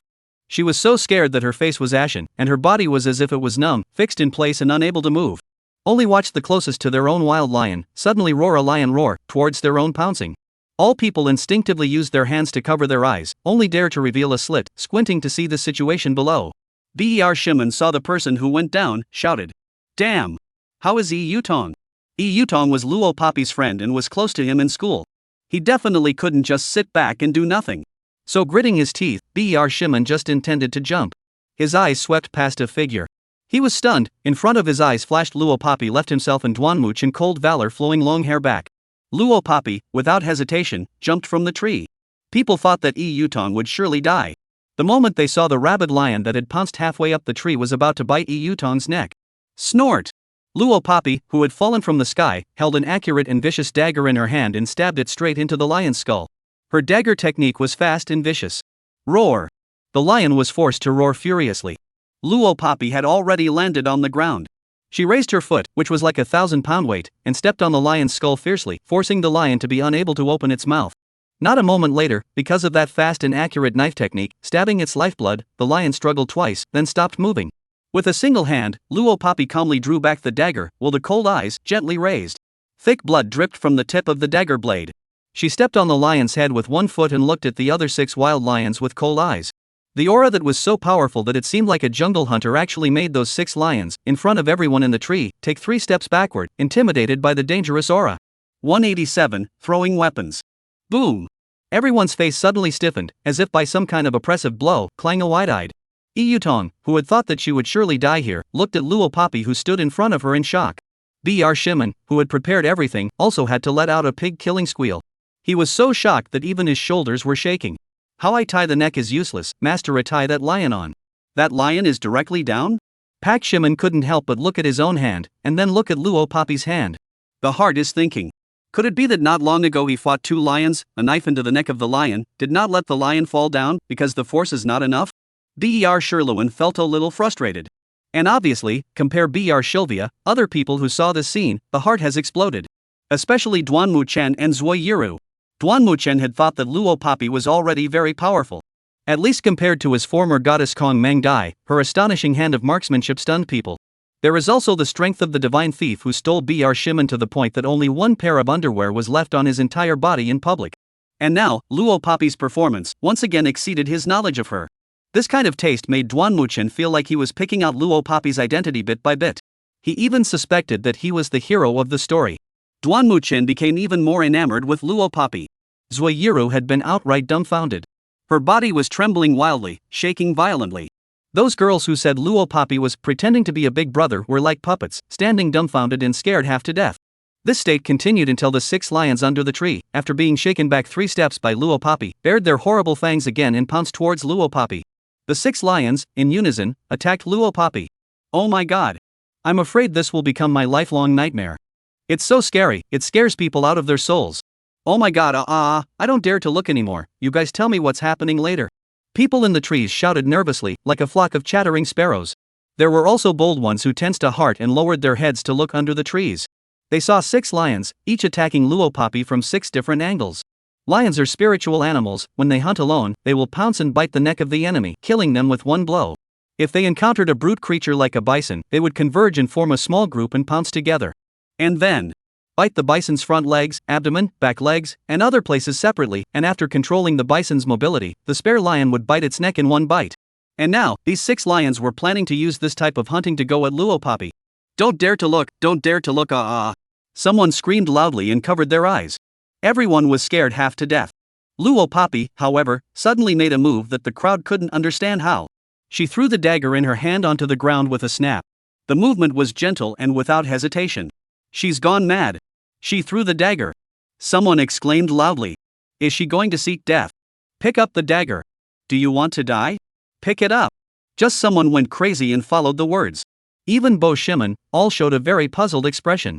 And under the tree, under the gaze of people's astonishment and incomprehension, Luo Poppy hook arc. The next hectare, her silhouette shaped like a ghost, disappeared in place. 188, the taste of death. Boom. Boom boom boom. Boom boom boom. 6 voices, one after another, rang out. When the crowd followed the sounds, they only saw Luo Poppy's petite figure darting through several lions. At the same moment she avoided the lion's fierce attack, she flashed her body to the back of the lion, and with a hand yanking up the lion, she flung this huge lion body, at once, out. After flinging this head, she avoided the other head and flung that head. The 6 voices just now, that's how it came about. Before long, the 6 lions were all piled up by Luo Poppy like stacking small mountains. Roar! Perhaps the weight of the lions was a bit heavy, and at the top was the lion that had already lost its mobility and had its head stabbed by Luo Poppy. These 7 lions were stacked on top of each other, but they couldn't even turn over at once. It can still be like this? Someone said in astonishment. It's kind of awesome, hey. It wasn't hard to hear from the voices that spoke that the people's fear had eased quite a bit. If they were afraid, the only thing that puzzled them was probably Luo Poppy's exquisite strength. Luo Poppy didn't make a big effort to finish off the 7 lions, but instead used the fastest speed to make them lose their mobility. It was simply because, aside from finishing off the lions, she had more important things to do. Can you get up? Luo Poppy walked to Yi Yutong and stretched out her hand. Can. Yi Yutong nodded vigorously and put her hand on Luo Poppy's hand. Luo Poppy made a gesture and pulled Yi Yutong up from the lawn. Yi Yutong's legs went soft in fear, just now she thought she would surely die. After being pulled up by Luo Poppy, Yi Yutong choked and jumped into Luo Poppy's arms. Oh, little Poppy, I'm scared to death. The boys and girls in the trees were all dumbfounded when they saw this scene. After all, behind the 2 of them there were a bunch of lions and not afraid of those lions struggling to get up and then attacking them once again? Just wooing and whimpering up there? There were a few bold boys who saw that the tree was already safe under the tree, so they came down along the tree. Shimon and Duanmuchen also landed on the ground. After waiting for a while, the pile of lions that were stacked like a small mountain didn't struggle to climb up, everyone in the tree came down. Oh, Shen. Zuoyiru just got off the tree, her legs went soft, she quickly jumped onto Duanmuchen and softly screamed. Both people only wore a pair of underwear, the upper body was complete, and the lower body was half naked. It looks really match. We're afraid that we'll be blessed if we don't die in a big way today. Someone lamented a sentence. Zhou Xuendong, when will the helicopter you called arrive? Almost 10 minutes, right? Someone shouted loudly. The boy named Zhou Xuendong, the one who had successfully called the police, was now pinching his cell phone, his hands still shaking. Soon, it should be soon. The atmosphere, in the waiting after the danger was lifted, eased. Every face was filled with smiles, the kind of joy that comes from experiencing life and death and being reborn after a robbery. Luo Poppy patted Yi Yutong's back, but pulled her away from her arms the moment Yi Yutong cried out. Then, with an expressionless face, she strides over to Zuoyiru. Duanmuchen was delighted, he thought that Luo Poppy was attracted by her witty behavior just now and came to find herself. Before this surprise could reach its peak, he only saw Luo Poppy reach out and grab Zuoyiru's long hair. Like she was treating a prisoner who was about to die, she yanked Zuoyiru's hair and headed over to the lion pile. Pushing people is cool? HM? Then you come to experience the taste of death as well. 189, a kick. Luo Poppy's voice was like a charm that puts people to death, with a cold and hostile sanction. However, it made Zuoyiru's heart startle, and her heart suddenly stopped abruptly for a few seconds. It was only until the small pile of 7 lions was presented in front of her eyes that Zuoyiru's heart beat fiercely twice. Don't, what are you doing? Let go of me. Who pushed someone? You're falsely accusing a good person.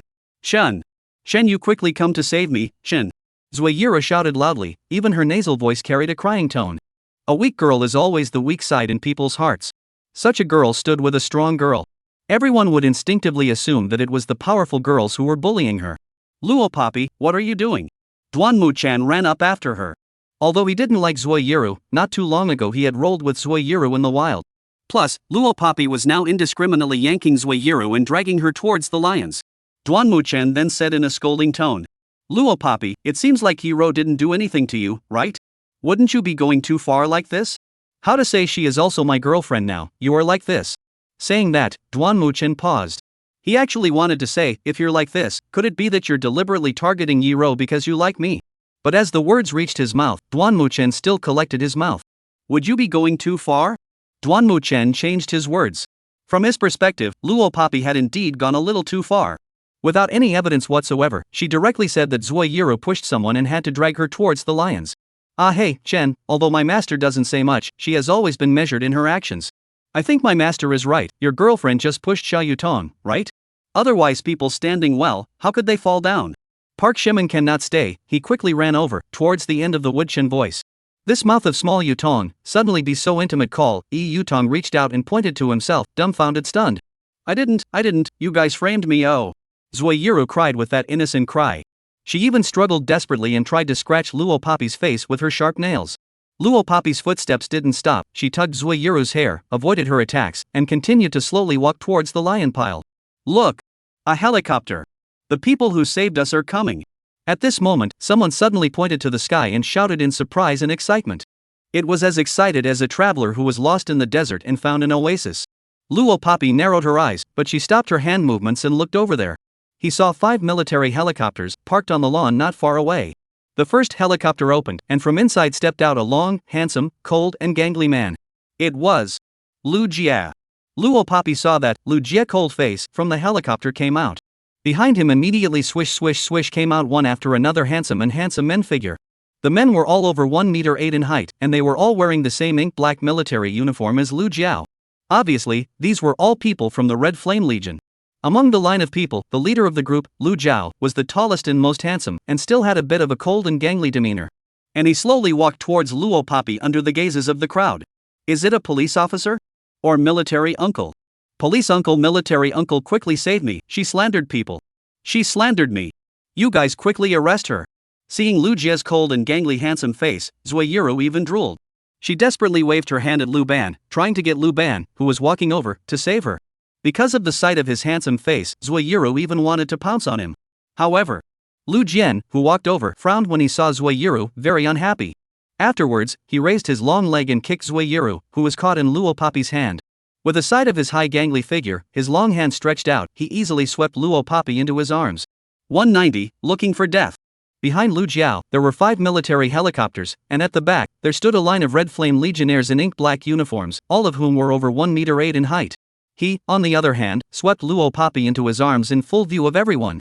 The tall and erect 1 meter 18 height, as well as taking the petite Luo Papi into his arms, this scene, the girls standing nearby were already in a state of spring just by looking at it.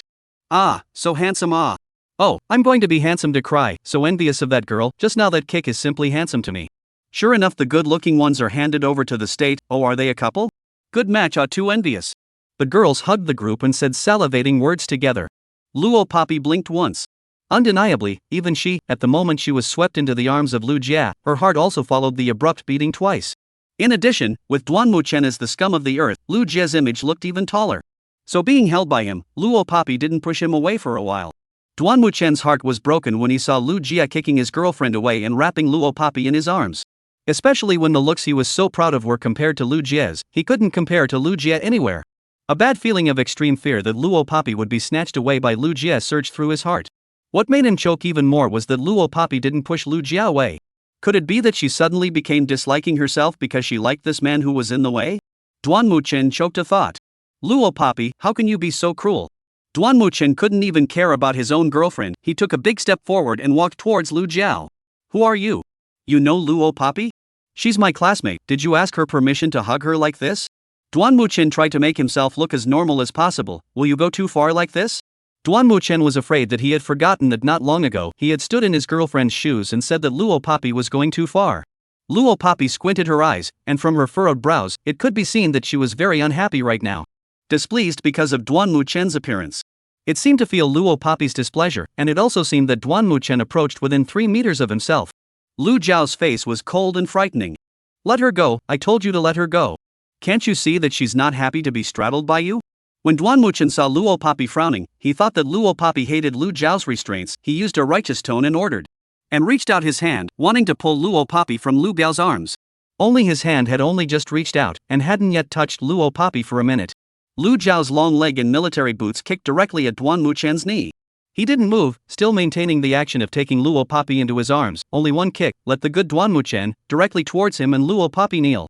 Long legs and then a horizontal sweep. The soles of the military boots have been against the face of Duanmu Chen, his face 0 distance to the ground stepped on the grass. The force was so great that Duanmu Chen felt that his head had moved, not to mention struggling. Furthermore, Duanmu Chen was only wearing a pair of underwear, which caused his magnificent image, which he had managed to salvage in the hearts of the crowd, to completely collapse. He was like a bereaved dog, being trampled under Lu Jia's feet. And this. Lu Jiao wrapped Luo Papi with one hand, half bent down, like seeing a piece of trash, and flicked Duanmu Chen's face from side to side with his military boot. His handsome face lifted slightly, and on his cold and gangly side face, a touch of disgust appeared.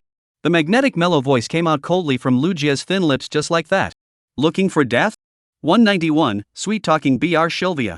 2 words, and cold and gangster. Not much to say, but straight to the point. Lu 2 words fall. Only heard swish swish swish several sounds.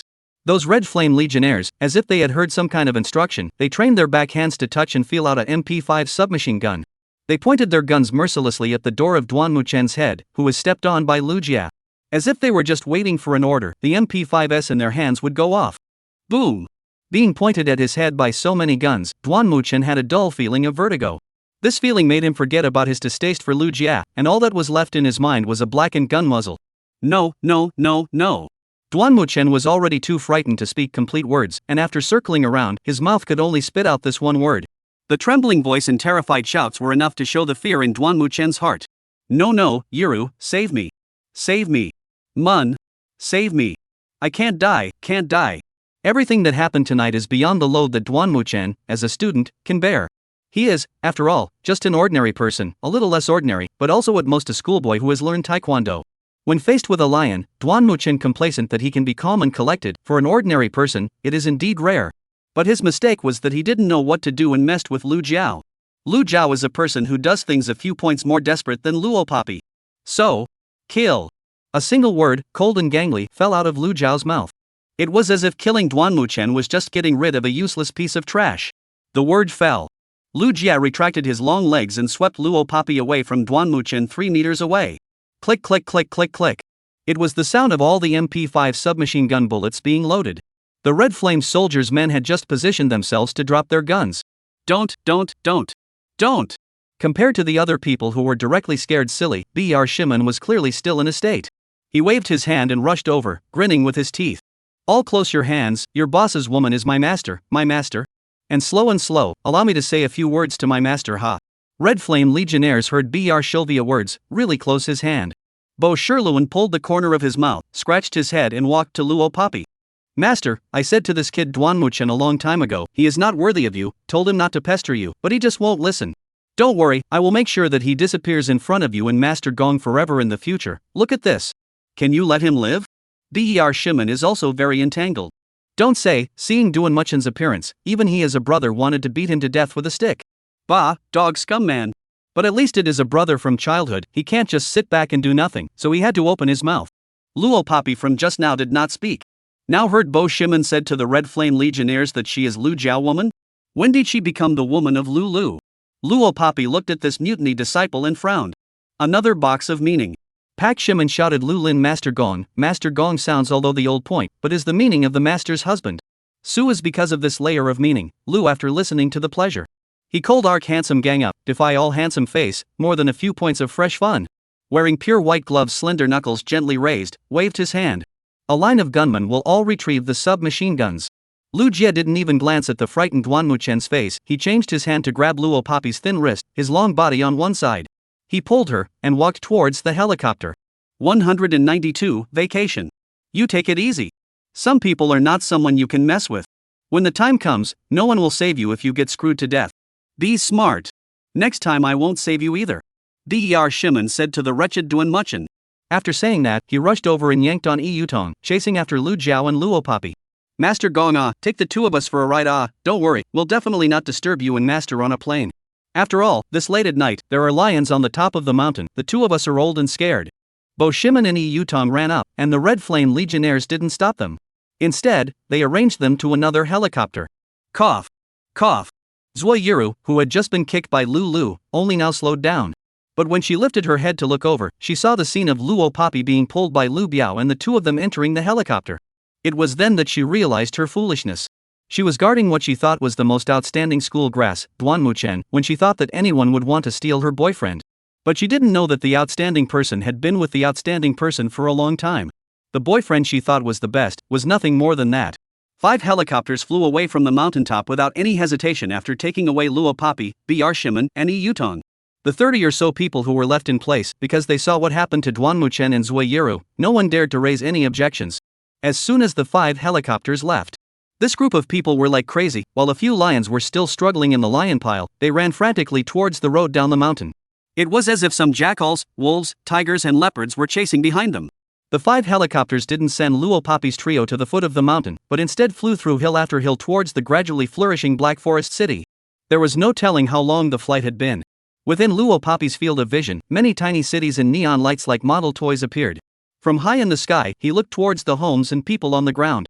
The houses and people looked like models from children's toys. Looking at the city filled with neon lights, Luo Poppy didn't say a word to Lu Jia. The apprentice's voice could be heard beside her ears. Drive faster, faster, yes, no, it's too fast, just slow down a bit, good Lu, okay, even speed is fine. Br Shimon was directing the pilot with a face like an old Buddha, letting the other party take this helicopter he was sitting in, and level it with Luo Poppy's one. In this way, although the two are not sitting in the same helicopter, but shouting louder, they can still talk to each other. Master! Master! Br Shimon tapped the door of the helicopter and shouted in a mute voice. Luo Poppy turned around. Master Gong! Master! Br Shimon changed to shout again. Luo Poppy's eyes sank. But what puzzled Luo Poppy was that Lu Lion really turned back and looked toward the side door of the helicopter. Br Sherluan put his hands to his mouth sweet. Master, Ling Zishuan called us to go to the place where he lives for vacation. Very fun, are you guys going? Luo Poppy thought about it and looked at Yi Yutong who was standing behind Br Shimon. Little Poppy, I want to go and have fun, anyway, today and Mom and Dad said, to go to the countryside camping. Now camping can't go, then go to the place Ling Zishuan said to have some fun. Yi Yutong spoke. Her voice was very soft, she didn't yell like Br Shimon. But Luo Poppy still read Yi Yutong's words from her mouth. Luo Poppy nodded towards Yi Yutong. Over there, Br Shimon was still yelling. Master Gong, are you going or not? Very fun. There are mountains and water in villas, there are open-air hot springs, open-air pools, exclusive small couples live in the love room at 193, 2 show children. Bo Shimon words only halfway, he was out to shout. From Luo Poppy here, can clearly see Park Shaluvia's foot was Yi Yutong stepped on. What are you doing? Pak Shimon turned his head to look at Yi Yutong. I feel you owe a beating. Yi Yutong said. She always felt strange, there is a kind of Br Luvia want to betray his good friend feeling. Where do you owe a beating? Park Shimon reached out, caressing his hair, stretching one hand back. I think like me such people see people love beautiful man, the world should not be rare, right? Saying that, Pak Shimon suddenly took out a rose from his hand and continued to use his bluffing trick to coax Yi Yutong. Beautiful young lady, I think you are more moving than this beautiful rose, please accept a piece of my heart. Luo Poppy could even see Yi Yutong's cheeks turning red from the helicopter across the street. She blinked and actually did not react for a moment. Erotic room. She always felt strange. For the time being, it is impossible to say. When the 5 helicopters landed smoothly, it was already half an hour later. During this half an hour, Luo Poppy's hand had been grasped by Lu Jia, and she hadn't even loosened it a bit. Finally, they waited until the helicopter landed safely. Only then did Lu Jia hold her hand and came down from the helicopter. Luo Poppy's eyes gently swept over the surrounding area. Indeed, as Bai Shimon said, there are mountains and water here, and there are many villas located between the mountains and water. Most of the villas are detached, think it is specially rented to travelers to live. General can come to this kind of place travelers, certainly is not rich or noble. After all, renting such a villa for a day would cost thousands or tens of thousands of dollars. The nearby scenery was particularly good, perfect for playful buddies to come here alone for the night. I go, hey, you guys even flew a helicopter here? That's awesome. I've never seen such an awesome appearance in all my life. Ling Zishuan, who walked out of the big villa, was still wearing a swimsuit. It was said to be a swimsuit, but it was actually just a pair of men's pants. After all, boys were different from girls, boys could go into the water bare-chested as long as they wore a pair of pants. This one is? Ling Zishuan was stunned when he saw Lu Jia. My master Gong. Br Shimon said as he patted his chest. Luo Poppy blinked, a friend. The two spoke out at almost the same time. Ling Zishuan scratched his head, who should I believe ha? Luo Poppy sank her eyes and glanced at Br Shimon. There was a warning in his eyes. But Br Shaluvia seems to have Lulu support, also not afraid of Luo Poppy. He grinned and took Ling Zishuan's shoulder, exaggerated a pass of what Lulu did just now. 3 minutes later.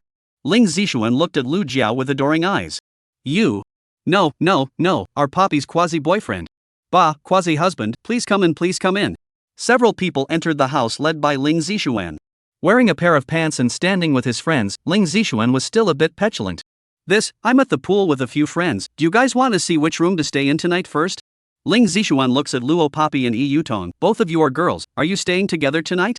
Bo Shimon gave Ling Zishuan a heavy smack on the head. Of course it's Master and Master Gong staying together. Ling Zishuan was confused for a moment and nodded, oh, right. The entire time, Luo Poppy and Yi Yutong couldn't get a word in. Only Lu Jia looked down at Luo Papi, revealing a meaningful gangster smile. Park Shimen and Ling Zixian said vigorously, the two fast footsteps, not a moment to walk far away. A long way away, can still hear the two of them talking to themselves. The content of the conversation, but let Luo Papi himself, are some cheeks flushed. Arrange quieter rooms for my master and master grandpa. Okay but. Why? You're silly, right? Two people living, late at night, make too much noise how to do?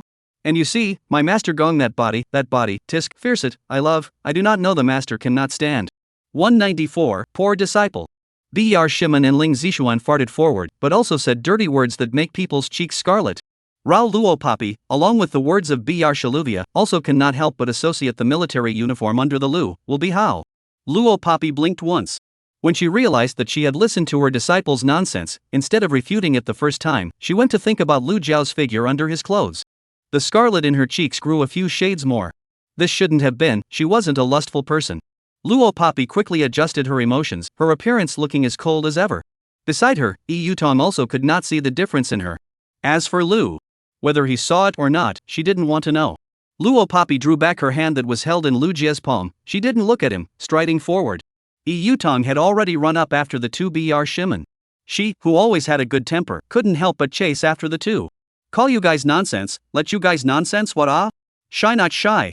This kind of thing can be put on the stage to say? Shame on you. The three people chased and fought and ran into the villa. Luo Papi followed behind, watching the three run in. She could even feel the sight of Lu Jia behind her watching her. The gaze was scorching hot. She did not hesitate and quickly followed the villa. This villa was different from ordinary residential villas. Its overall construction was designed to facilitate travelers' enjoyment. So as soon as she entered the gate of the villa, the entrance was a large swimming pool field. Before Luo Papi came, Ling Zixuan was apparently holding a pool party with a group of friends at the pool. Seeing Luo Papi's people who were led in by Ling Zixuan, a few boys who were half submerged in the pool whistled. Yo, Ling Zixuan, you can go out to pick up people, so it's to pick up girls? Ling Zixuan nonchalantly countered. Go, what sister? No, just my best two friends in school, but the Iron Brothers it. One already has a famous flower, one. Ling Zixuan glanced at Yi Yutong, soon to have a master, so you guys side by side, there is no part for you. Roll. Oh. A group of boys were playing a funny game of coaxing. Ling Zixuan also ignored them. He led Luo Papi and the others to the room. There are many rooms, you guys can pick any one you want. Ling Zixuan pointed at the row of empty rooms in front of him and said boldly. Luo Papi picked the one next to Yi Yutong. Although at the beginning, Boss Shimen and Ling Zixuan made a lot of noise, and the two wanted Luo Papi to live in a room with Lu Jin. But in the end, the two were just going through the motions, so naturally they couldn't and wouldn't force Luo Papi. As for Lu Jiao, he didn't make any statement, and just chose the room next door to Luo Papi without saying a word. As a result, the left side of Luo Papi's room was Yi Yutong, and the right side was Lu Jiao. Poor Br Shimen, there is no right to choose. Why? Simply because of his nonsense just now. Luo Papi directly let Ling Zixuan arrange him next to the villa's largest public toilet. That flavor, TSK, really fragrant. The moment Br Shimen got the room, he almost cried out, I'm wrong master, I don't dare next time. As he spoke, he looked up to Lu. After all, after saying so many good words for Master Gong, he wanted to seek Master Gong's help. However, he hadn't thought about it. Lu Jiao didn't even give him a proper look. Lu Jiao's eyes were on Luo Papi from the beginning to the end. He never moved away. That cold and desperate look. As if, even if Luo Papi temporarily decided to let him live in the toilet, Lu Jia would not speak for him, but instead directly ordered people to grab him into the toilet. Until dawn, do not give out.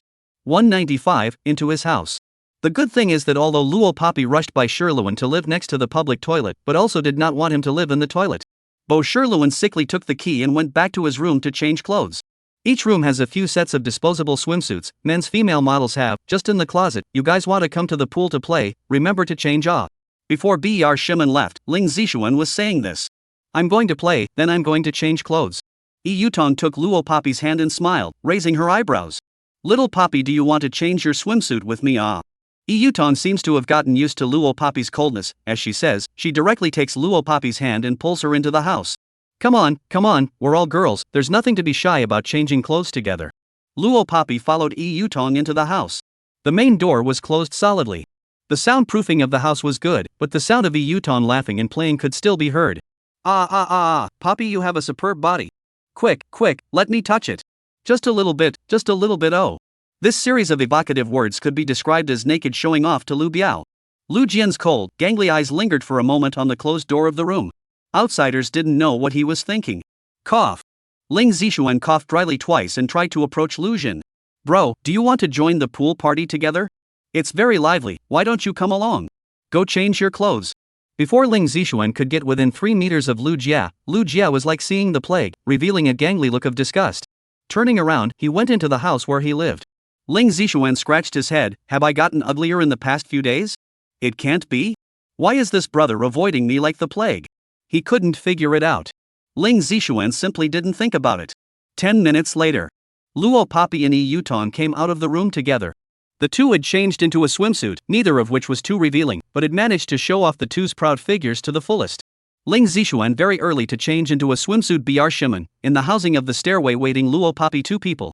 Seeing 2 people, Ling Zixuan, this kind of rich second generation who was not very interested in beautiful women, all glared. But Ling Zixuan quickly put on an expression full of disinterest and flirted with Yi Yutong. Yoho, not bad, I always thought that Luo Papi had a perfect body, so you're just a mediocre big mom's body. I didn't expect. There's still a bit of material awe? Ling Zixuan felt like his skin itched if he didn't damage Yi Yutong. You. Ling Zixuan. Yi Yutong waved her hand up and chased after Ling Zixuan as she ran. Of course Ling Zixuan couldn't stand still and get hit. He took advantage of his long legs and laughed as he ran. Ha, what for what? Come on, short legs, you still wanna hit me? Can't catch me, ha. The two ran far away. Luo Papi blinked, did not say anything. It's Br Sherluan first voice. The two of them ran away by themselves. Bo Sherluan asked, Master, do you want to go and call down Master Gong, ask him if he participates in the pool party? Luo Papi thought about it, nodded and walked towards the room where Lu Jia lived. Br Shimen revealed a bad smile, thinking in his heart. Ah, Master Gong, little brother can only help here. Thinking, Br Sherluan hurriedly buggered off. Another room.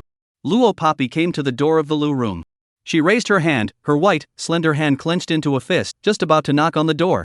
The man in the door, like he knew she was coming, opened the door in time. You. Luo Papi only made a sound, the words were not yet finished. Her hand was grabbed by the man's big, sturdy and powerful palm. In the next second, wearing a swimsuit, with a wonderful body, she was directly pulled into his house by Lu. 196, Cooperation Company. Luo Papi was grabbed by Lu Jia's wrist and couldn't struggle away. Her current body is, after all, just an ordinary female senior student, and her strength can't be restored to the peak state of her previous life for a while. So with a pull from him, she entered the house. Boom! Accompanied by the sound of the door of the room slamming shut.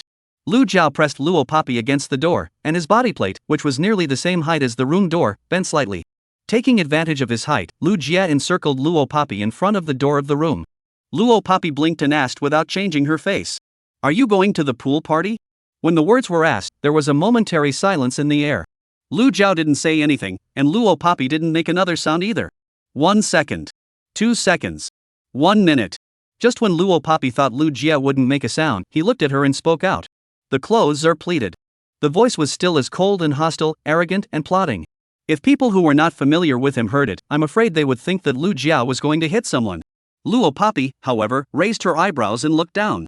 She saw the swimsuit on her body, from the waist to the upper abdomen. The clothes were in a folded state. When the onlookers took a look, they could see that because of the folds of the swimsuit, Luo Papi's waist to her upper abdomen, the folds revealed a beautiful view. Although it wasn't naked at all, but the belly button was exposed. He couldn't seem to stand it. Luo Papi hadn't cared earlier, but by Lu Jia's finger, she immediately smoothed out the folds. Thanks a lot. Luo Papi said. So Lu Jiao had pulled her into his room for this? Looks like she was overthinking it. Luo Papi blinked. The words only fell. But Lu Jia once again tightened his grip on her thin wrist and pressed her wrist against the door of the room. His tall, handsome and gangly figure took a step closer. Luo Papi was stunned. She heard Lu Jiao's voice once again, you don't have to say thank you to me. After saying that, he let go of her hand. Dressed in an ink-black military uniform that was extremely temperamental, Lu Jiao turned around and walked towards the house. He released her, but also answered her earliest question, not going. He didn't participate in that kind of lively, uninteresting pool party. Unless she invited him. But the current Luo Papi and Lu Jia weren't familiar with each other, so of course she wouldn't invite him. What's more, to Luo Papi, Lu Jiao knew her identity as the Snake King. Aha! Luo Papi nodded, turned around, opened the door to her room, and left. Shortly after leaving, Luo Papi returned to the stairway where she had just been housing, when an untimely ringing phone suddenly rang. Luo Papi's current cell phone was the original owner's cell phone. Now this phone had also become her private cell phone number, so there weren't many people who could call in. The ones who would usually look for her also had urgent matters. Luo Poppy pressed the answer button. On the other end of the phone, the voice of Wu Hui's boss, Wu Yuan, instantly rang. Miss Luo. The voice wasn't very urgent, but it wasn't hard to hear that he had something to say. You say. Luo Poppy said. Ever since the last time, Luo Poppy took on the task of protecting Wu Yuan's son, Wu Xiaohan, and returned from Harbor City. Wu Yuan's Wu Club, all the nightclubs were all handed over to Luo Poppy to manage. To put it in another level, Luo Poppy is now the head of Wu Hui. So when Wu Yuan came to look for Luo Poppy, it must be something about the Wu Club. Sure enough. Wu Yuan quickly said. It's like this, Ms. Luo, tomorrow there is a big company that wants to cooperate with our Wu Hui, and the other party is giving very good conditions. I seriously considered it and felt it was a safe bet, that's why I called you. I wanted to ask if you have the time to meet with the other party's boss tomorrow before considering the cooperation? 197, talking about cooperation. In the company of a large group of people, there is still the matter of holding shares, and the person who holds the most shares is the chairman of the company. All the other shareholders who hold shares have to follow the orders of the chairman. This is a big group of companies. In those TV dramas about the grudges of the big families, it would often be mentioned that a certain person holding a few percent of the shares was such a thing. And in the Wu Hui, although it didn't have the same regulations as other people's big conglomerate companies. But Luo Poppy was the one who had the right to manage right now. Wu Yuan called, for the matter of cooperation company, also just an opinion. After all the decision-making power was now in the hands of Luo Poppy, the head. Yes. Luo Poppy said. Wu Yuan's brisk voice came out. Good, then I'll go arrange it right away. The call hung up. Luo Poppy put away her cell phone and walked towards the pool party. Master, here. From a big distance, Ber Shimen waved his hand and shouted towards Luo Poppy. Yi Yutong and Ling Zixuan were still wrestling together. Speaking of wrestling, it would be better to say that Yi Yutong was unilaterally twisting Ling Zixuan's ear. Although Ling Zixuan was he was also fighting back. But no matter how much Yi Yutong hit him, he did not fight back. Good day, sister. Hello, sister. Ha, we're Ling Zixuan's brothers. We've long heard of you and Ms. Yi Yutong's great names. The few boys in the pool also greeted Luo Poppy when they saw her. The scene was very cordial. Luo Poppy nodded without giving a reply. I hold a super invincible ing big grasser. Day my whole family? No, day your whole family up and down for 500 years. Ling Zixuan, who was twisted by Yi Yutong's ear, suddenly shouted. The eyes of the people around him were all attracted to him. After all, what he suddenly shouted from his mouth was, day your whole family up and down for 500 years. Grass, Ling Zixuan, what are you up to? Still day my whole family? You're looking for a fight, aren't you? Several boys laughed and teased. Ling Zixuan, however, acted like he was completely deaf. He directly jumped out of the water and fell back.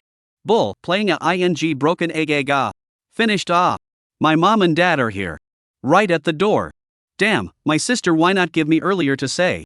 Luo Poppy raised an eyebrow. She counted on knowing. Ling Zixuan would only speak in such a tone when he was excited and scared. Speak human. Someone said. My parents are here. Ling Zixuan said in a discouraged voice. It's over, I'm sure to be scolded once they come. If they know I'm playing around here, No, I have to escape quickly. Later, if my parents come, you guys can't say that I've played here. Luo Poppy narrowed her eyes and raised her head, looking at the few people standing behind Ling Zixuan and reminded. Already here. Hold the grass. The moment Ling Zixuan turned around, all of a sudden his butt fell into the pool, but he quickly stood up. Only to see, to his eyes, several people standing by the pool. The person in the lead was a man dressed as a successful person. His appearance was 3 times like Ling Zixuan's, and his looks were quite decent. The one holding the man was a woman in her early 30s. The woman was young and pretty, but it was not hard to tell that she was Ling Zixuan's mother. It was not hard to guess that the man dressed as a successful man was Ling Zixuan's father, Ling Zhengdong. Ling Zixuan. At this moment. With a very unhappy look, Ling Zhengdong glanced around at Luo Poppy's several people before shouting. You brat, are you trying to piss your father off?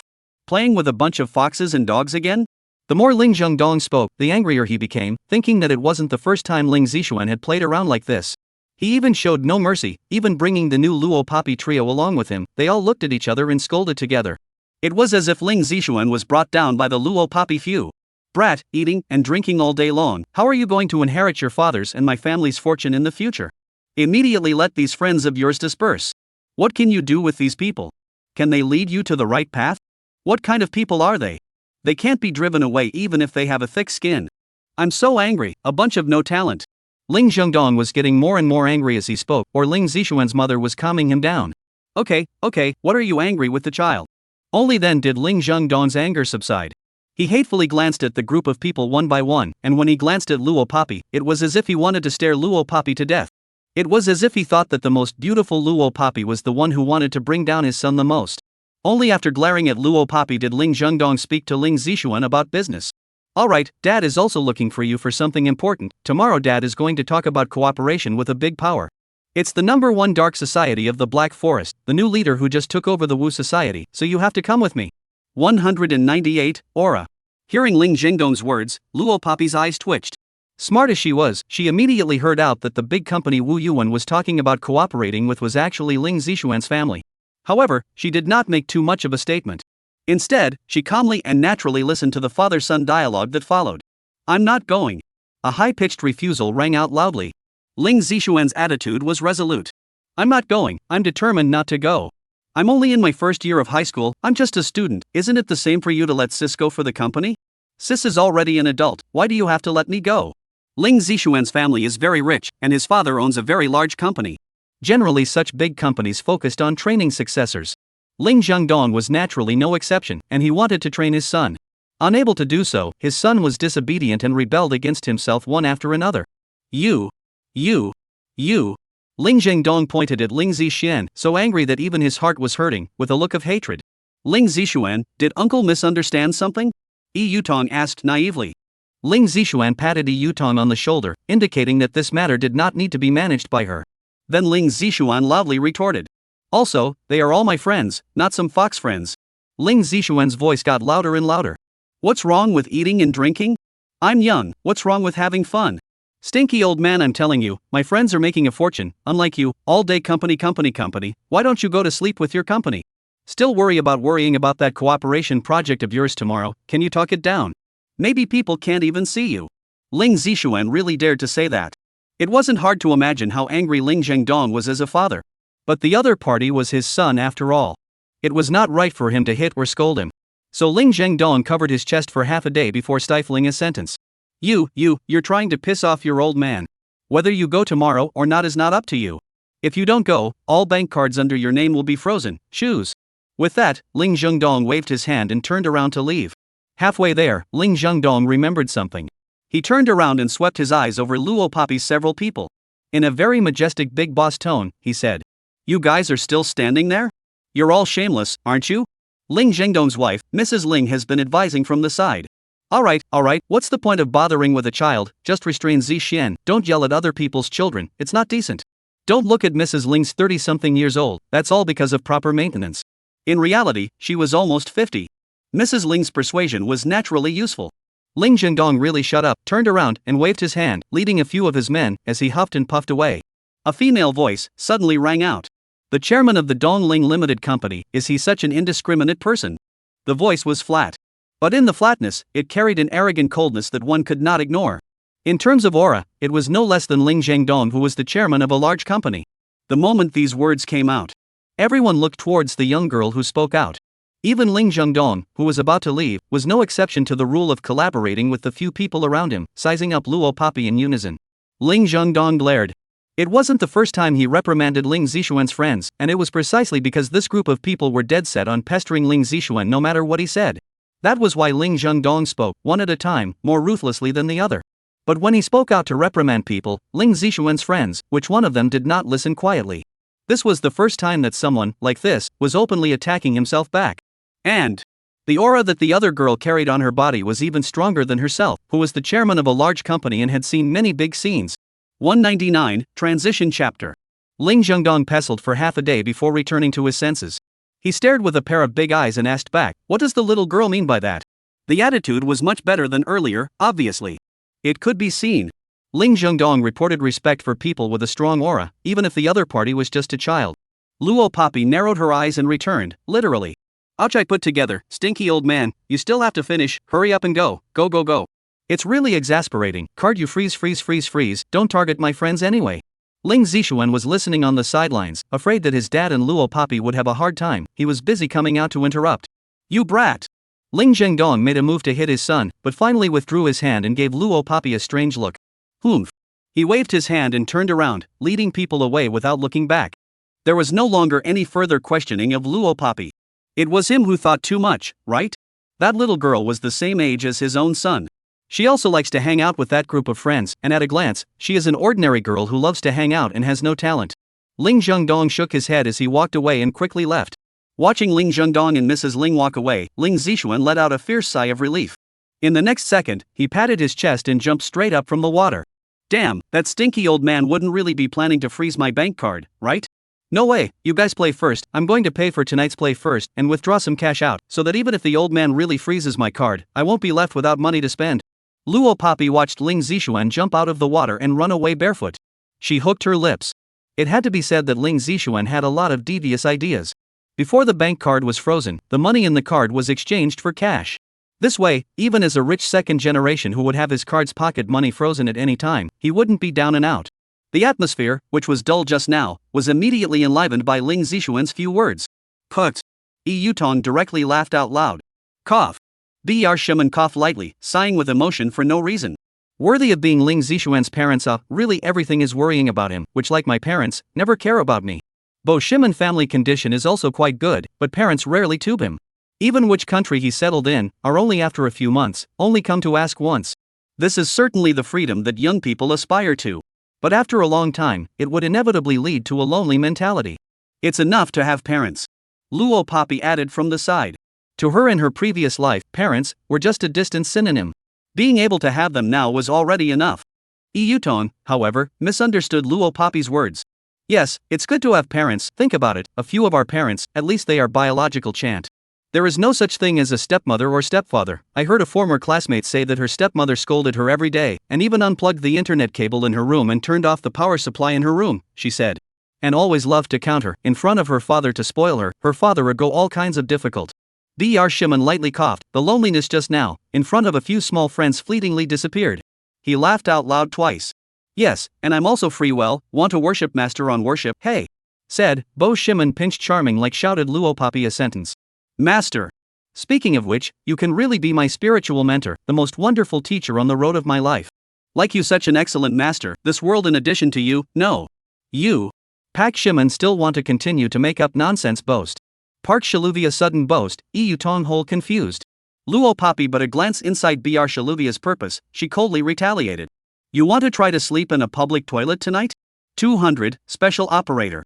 The heart of the small 999 was dismantled.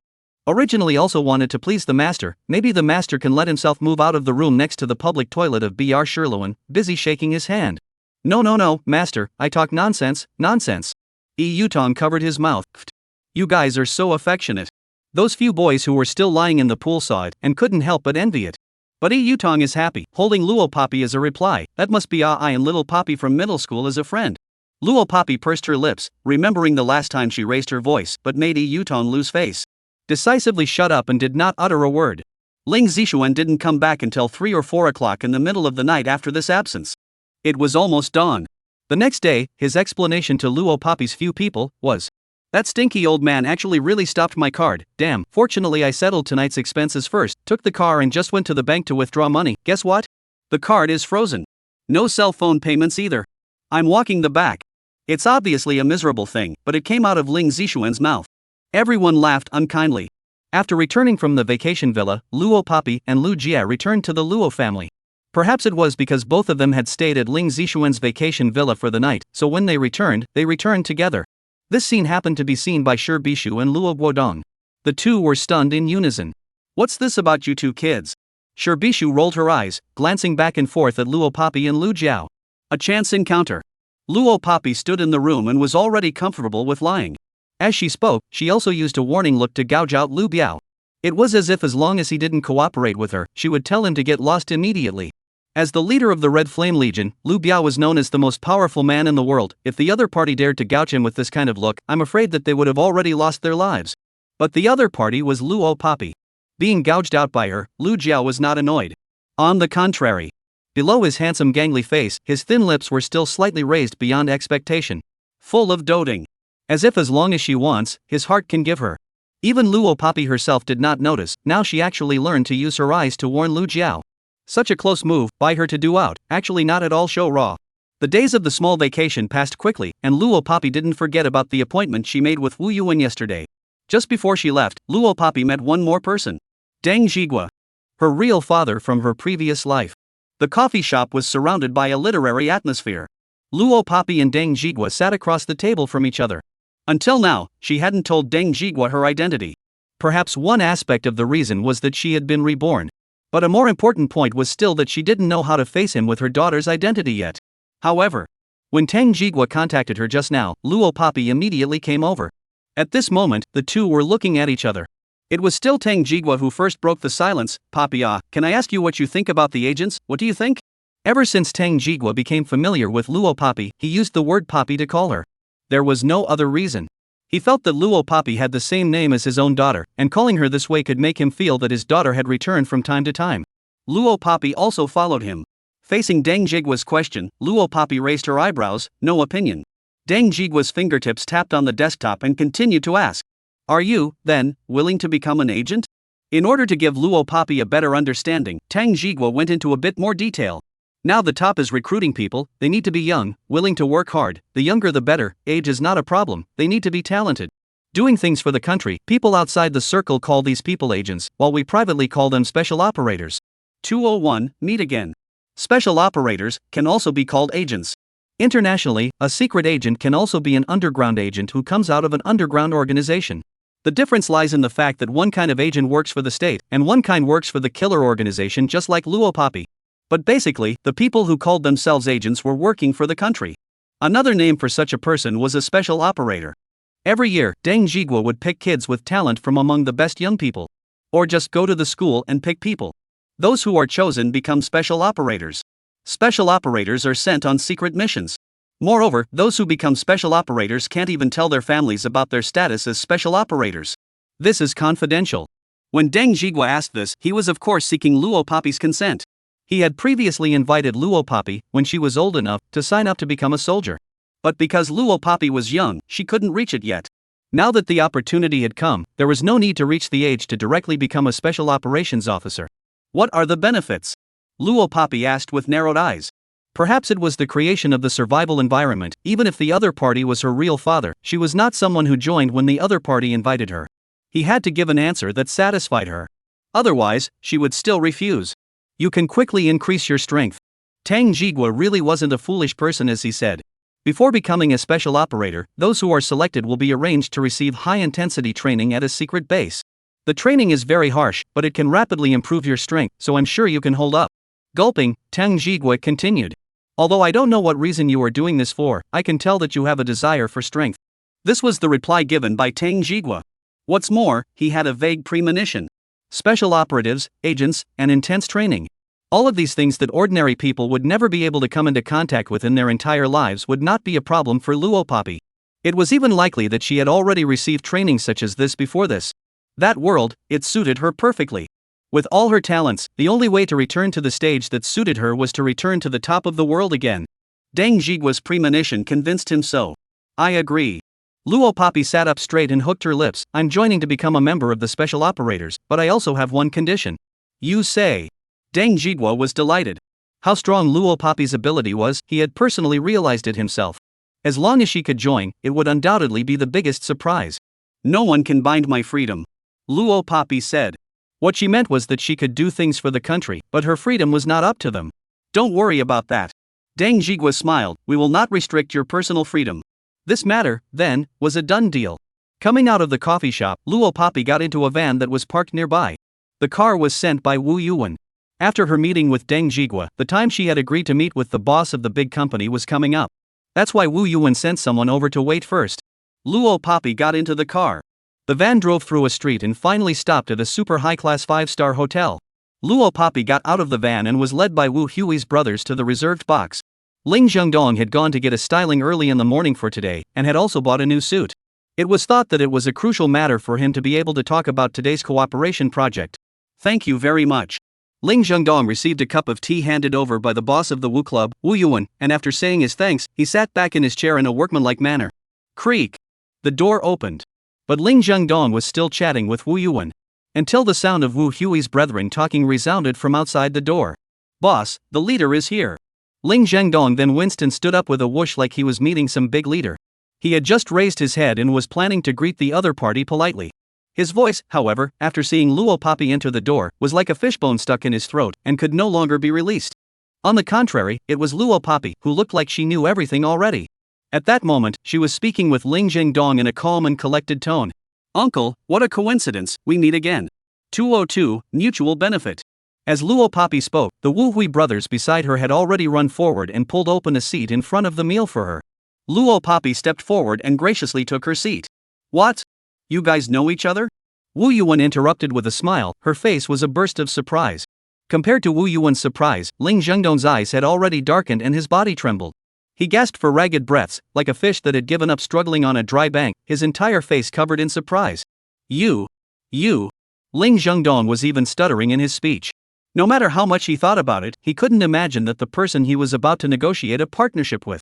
A friend of my own son. That young girl that he did not look down on. This shocking change hit Ling Zhengdong unawares. There was a meeting. Luo Papi narrowed her eyes and told Wu Yuan.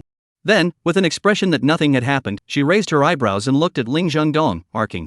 It seems that uncle still remembers this unproductive friend of mine. With these words, she was flirting with Ling Zhengdong in disguise. As soon as the words came out, 3 black lines once again crossed in front of Ling Zhengdong's eyes. He had the urge to smack his own mouth. Cough. Although Wu Yuan did not know what the two had had before. But once Luo Papi's words came out, he was even a cutie. Could also guess a thing or two. It seems that the head of his family and the chairman of the Dongling Limited Company had a beef, Just as the two froze, not knowing how to continue the dead silent topic, Luo Papi had already clasped his hands to his chest, putting away the previous student's breath, as if he was a senior who had been through the two paths for a long time, and spoke out to get straight to the point. To reacquaint myself, I am the total head of all the nightclubs under the Wu Hui, Luo Papi. What cooperation program has your company brought today? Convenient to explain one or two. When he saw Luo Papi just now, Ling Zhengdong had a guess about Luo Papi's identity. However, after listening to Luo Papi's self-description from her mouth, Ling Zhengdong still viciously sucked in a breath of cold air. A teenage girl, not only let the boss of the Wu Hui to convince her as the leader, and even become the Wu Hui all nightclubs of the total power person. Exactly how did she do it? Ling Zhengdong did not dare to imagine. He forced himself to calm down and reached out his hand to the side. Xiao Zhang, please bring me the information. Xiao Zhang stood next to Ling Zhengdong, his chief secretary. Hearing the old boss say this, Xiao Zhang hurriedly stepped forward and handed out the information. Although Ling Zhengdong had confused Luo Papi with Ling Zishuan's fox friend not long ago, but it was undeniable that in the business world he was an elite. Spreading out the contract and looking at it for a few moments, Ling Zhengdong once again lingered for a moment on Luo Papi with an unbelievable gaze before saying, "Our Dongling Limited Company is a wholesale liquor company, and as far as I know, all the liquor in your Wu Hui's nightclubs is wholesale back from outside the province at a high price. When the wholesale price is high, the amount of profit earned is low. We have our own factory at Dongling Limited, and the factory mainly wholesales cocktails, fruit wines, sparkling wines, and so on. Even if there are brands like Hennessy XO, Martel, and Chrono Chivas Royal Salute, the company's side has a partnership with their side. As long as you agree to cooperate, all the drinks our company can contract and resell them to you at the lowest price." After saying that, Ling Zhengdong looked at Luo Papi, as if he wanted to examine Luo Papi's ability. He asked rhetorically with a salutation. "Then Ms. Luo, dare I ask what do you think?" 203, not a fake. In nightclubs, places like bars, bouncers, and KYVs, in addition to the cost of opening a box, standing in the owner's point of view, the biggest profit income, there is also the piece of alcohol. Generally, people who come to the nightclub to play will spend money. Alcohol is an essential flavor for young people. So as the total power of the Wu Hui nightclub, Luo Papi, if you can minimize the wholesale price of the imported liquor, you can maximize the profit. To change an easy-to-understand analogy, that is, the original purchase price of a certain commodity is 10 yuan, selling 14 yuan, the middle can earn 4 yuan. Later the commodity's purchase price dropped to $8, the selling price is still $14, then the middle can earn $6. A commodity than the original earned 2 yuan more, 10,000 pieces of goods can earn 20,000 yuan more than the original. In the long run, the money that can be earned will be much more than the original. And in Ling Zhengdong's opinion, if Luo Papi brought her personal emotions to the business world and catastrophized her previous words and actions, then Luo Papi was just a child. A person with no business acumen. So Ling Zhengdong gave the benefit of maximizing the benefits, and was trying to see if Luo Papi was good enough or not. Both sides confronted each other. Luo Papi also did not give a reply at first. Ling Zhengdong was also not in a hurry, and the two of them just waited quietly. Until Luo Papi's red lips hooked and spoke out. I agree, but before the cooperation agreement is reached, you must truthfully answer one of my questions. Ling Zhengdong shrugged his shoulders as he revealed a smile that was 3 times as godlike as Ling Zishuan's. I wonder what Miss Luo has to say. By now, Ling Zhengdong no longer treated Luo Poppy as a child. Luo Poppy did not drag her feet either, she opened her mouth very directly. How can you assure me that your drinks are cheaper than others, but they are all genuine? If there are fakes, how should you compensate? The cooperation program given by Ling Zhengdong was very good. This one cooperation program, to whoever heard it, was a sure win no loss situation. If the person negotiating with Ling Zhengdong was Wu Yuan, I'm afraid that he would have already agreed. But know one thing, no matter which industry, there is the possibility of faking. Liquor can also be fake, not the real thing. Some of the forgeries guests ate and got sick to their stomachs, ruining the reputation of the store and even killing people in a serious case. It is not unheard of for such things to happen. When signing the contract, if this clause was not added, then even if Ling Zhengdong provided fake goods, Luo Poppy would not be able to complain. The worst possible. That batch of liquor bought from Ling Zhengdong was all fake. In the end, there was no way to complain, because it was not written in the contract, it could only be all piled up in the warehouse, and it could not be sold, so it was bought for nothing. Of course, this is all conjecture.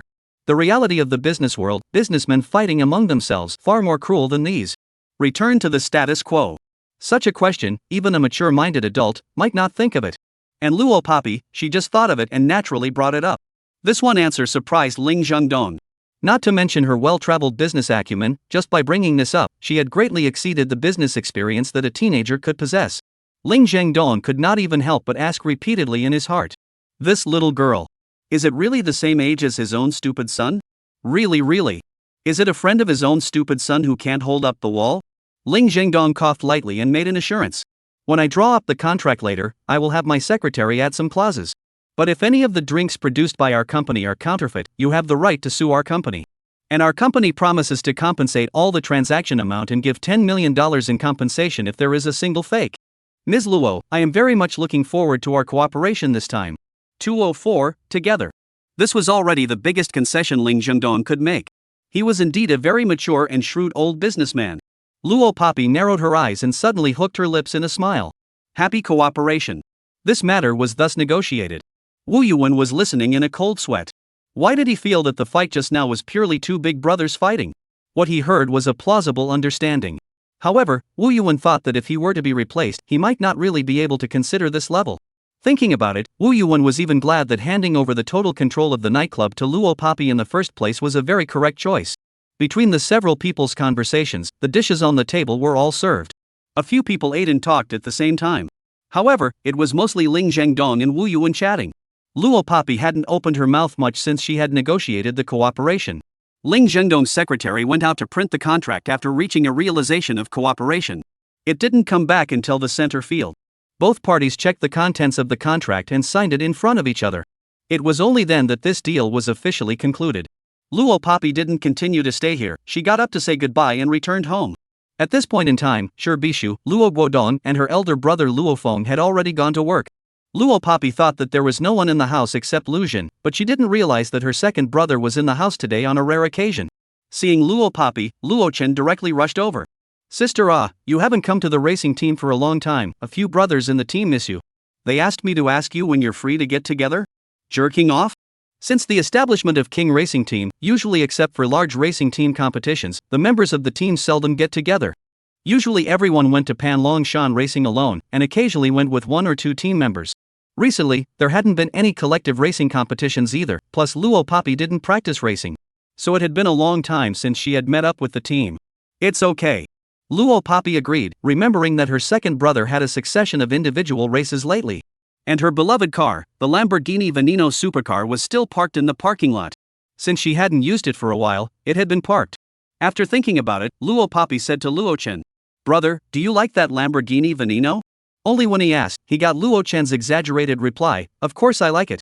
The last time I drove it to play, I felt like I had no regrets in my life." Luo Poppy narrowed her eyes, dotingly saying, "Then, does brother want to try driving it to every individual match?" Luo Chen favored her. Luo Poppy had always returned favors, so she was willing to take the favor and return it to her second brother. Really? Luo Chen was so excited that he was on the verge of crying. "No, sister, are you serious? Isn't that car Lu Jiao's? Can he keep lending it to brother to drive?" Luo Chen continued. Last time Luo-chan asked where her favorite car, the Lamborghini Veneno, came from, Luo Papi used Lu Jiao as a shield, saying that the car was lent to her by Lu Jiao. To be able to drive that car, Luo-chan was certainly happy, but while happy, he was also puzzled. The car is not his sister's, although now Lu Jia lives in his house, but that kind of good car can let himself always drive? Luo Papi casually said. Can. Saying this, she took out the car keys from her pants pocket and handed them directly to Luo-chan. The keys are here with me, brother, you can drive it for as long as you want. When Luo-chan held the keys, the corners of his mouth almost rose to the back of his head in excitement. As he took the car keys, he asked Luo Papi with an exclamation. No, sister, you still haven't answered my question just now. The car is Lu's. Why did he give you all the car keys? You two couldn't really be together, right? 205, changing seats. Luo-chan also reasoned down a rational analysis, and there was no exaggeration. Luo Papi was first stunned when she heard this. She then replied decisively, no. With that, she headed upstairs. Nor did she make any further explanations, much less give second brother a chance to continue asking questions. Hey? Luo-chan scratched his head, holding the car keys, and asked to himself. Why is my sister reacting so much? Is it hard to believe that they're really together? Luo-chan, who was still a bit upset with Lu Jiao, thought about the fact that Lu Jiao guy actually gave his own sister the car keys. He's still quite sensible. For the sake of him lending his car to himself, next time, let's help him chase his sister. It's also a return of this favor. At this time Luo Papi could not have imagined that because of this move, in the near future, her own second brother would very smoothly send her to Lu's bed. The 7-day mini-vacation of the 11th day of the 11th month finally wrapped up in the busyness.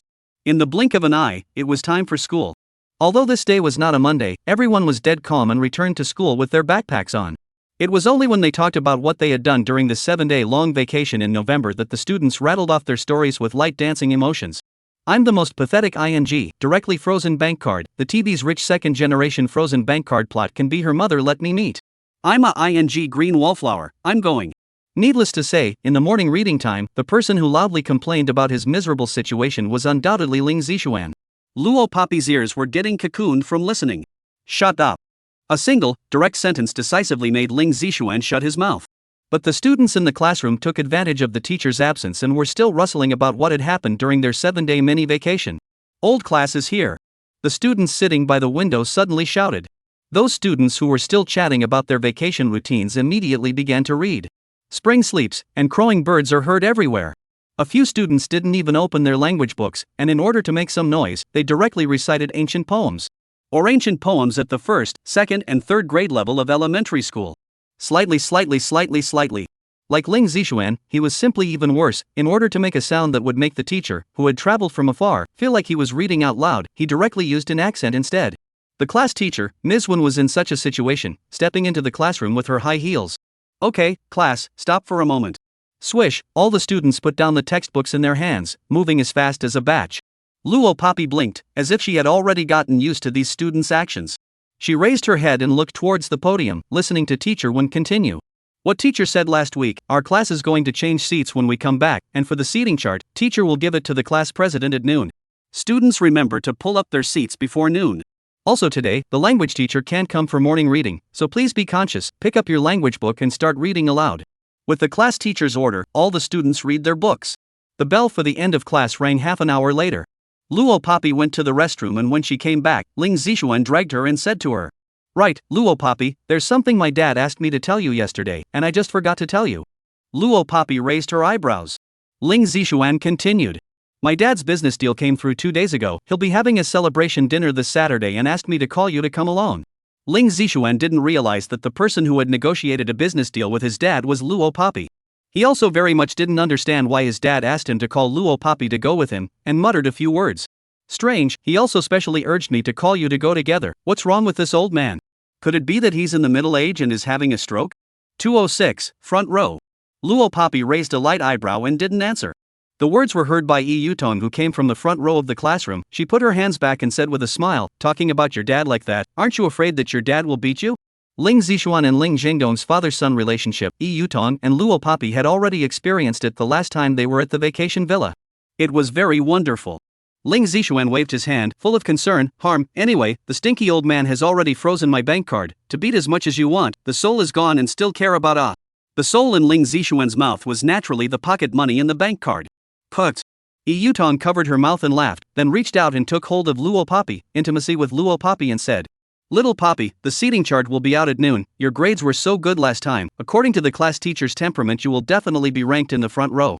Teacher Wen arranged the seating chart for the students to be seated, not according to height, but academic performance. Luo Poppy was number 1 in the whole school in the last exam, so this time he would basically be moved to the front row by the homeroom teacher. I'm Isla grassy grassy grassy grassy grassy grassy grassy grassy grassy grassy grassy grassy grassy grassy grassy grassy grass. Ling Zixuan shouted, striding up.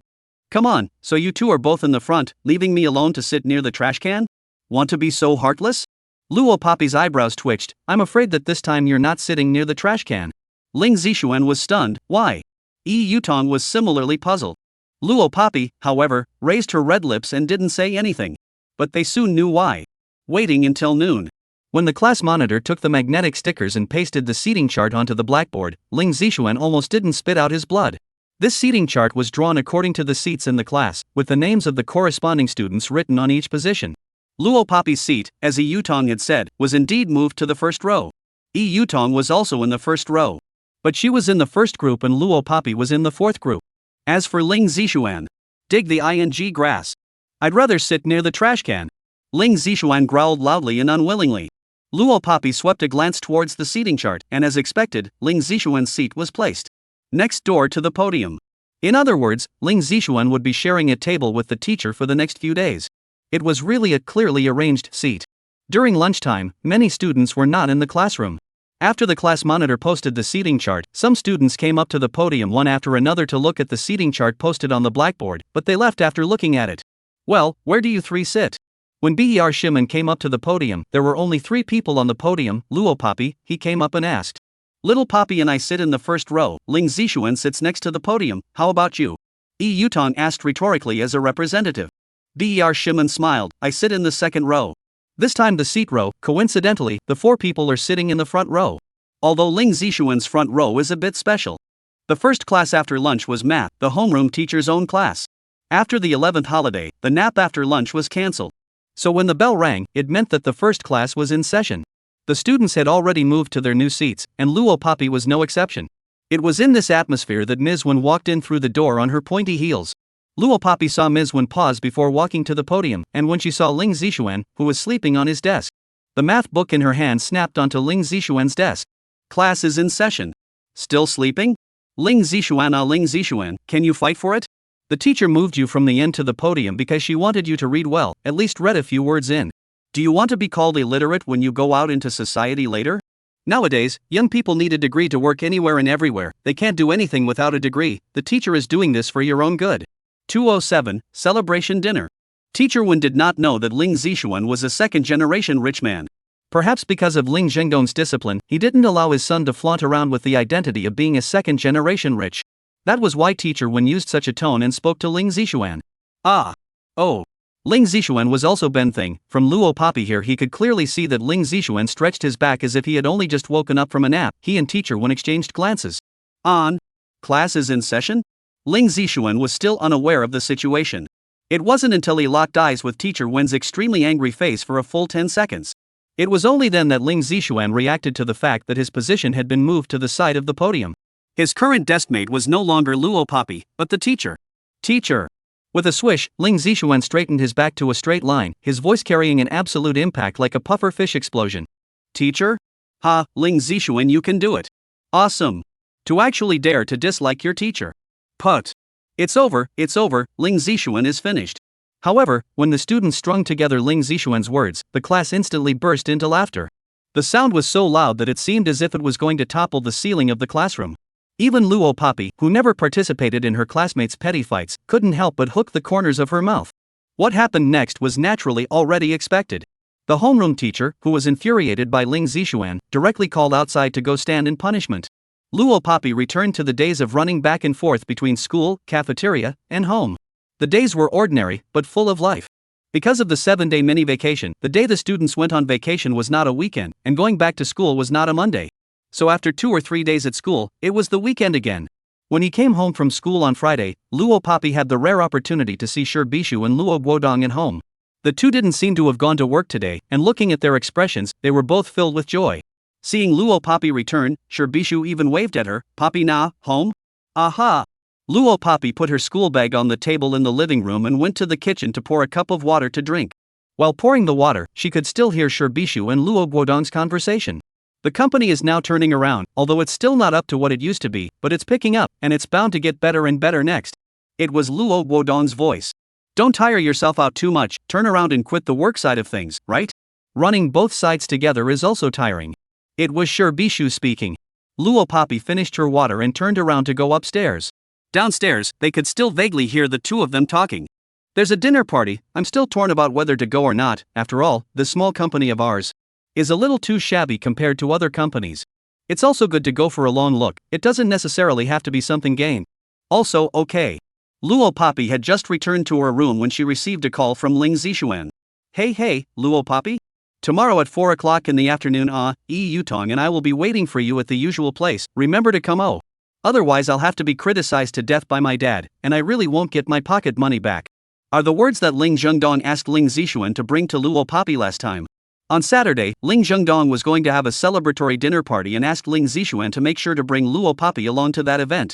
Luo Poppy hadn't explicitly promised Ling Zishuan earlier, but basically acquiesced. Hearing his words at this time, Luo Poppy gave a clear reply. See you tomorrow. 2:08, gorgeous young man.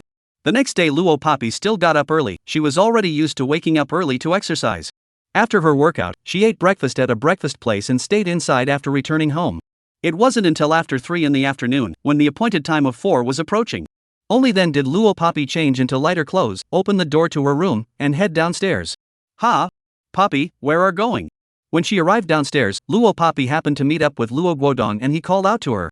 Luo Guodong had actually worn a suit today in an unprecedented manner, and was now sitting on a stool chair wearing leather shoes. As a father, Luo Guodong rarely cared about Luo Poppy's affairs.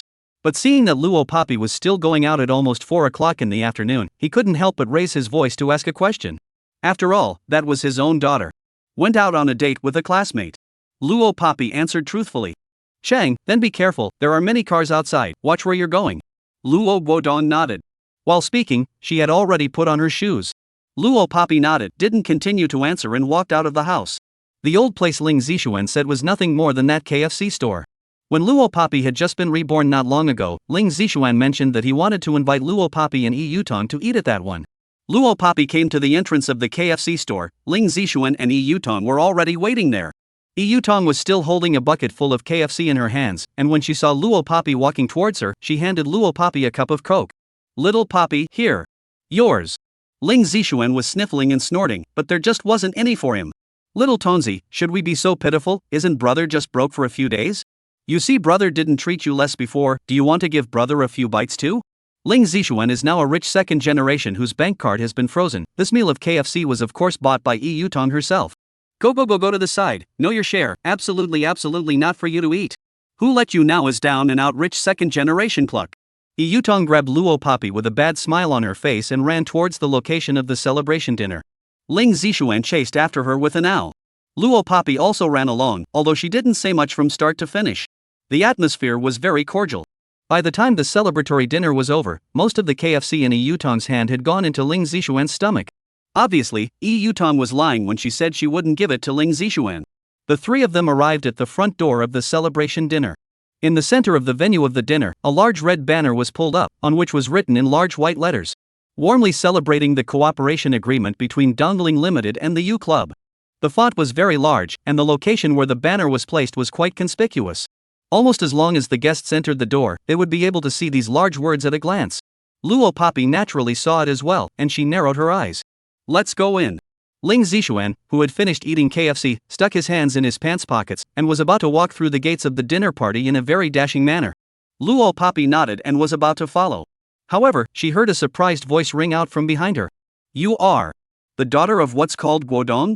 A very surprised and deliberate voice. Before Luo Poppy even entered the door, a few more young figures appeared in front of her. It was different from the Luo Poppy trio who were dressed in ordinary clothes. The few young people that appeared in front of them were wearing exaggerated and gorgeous dresses.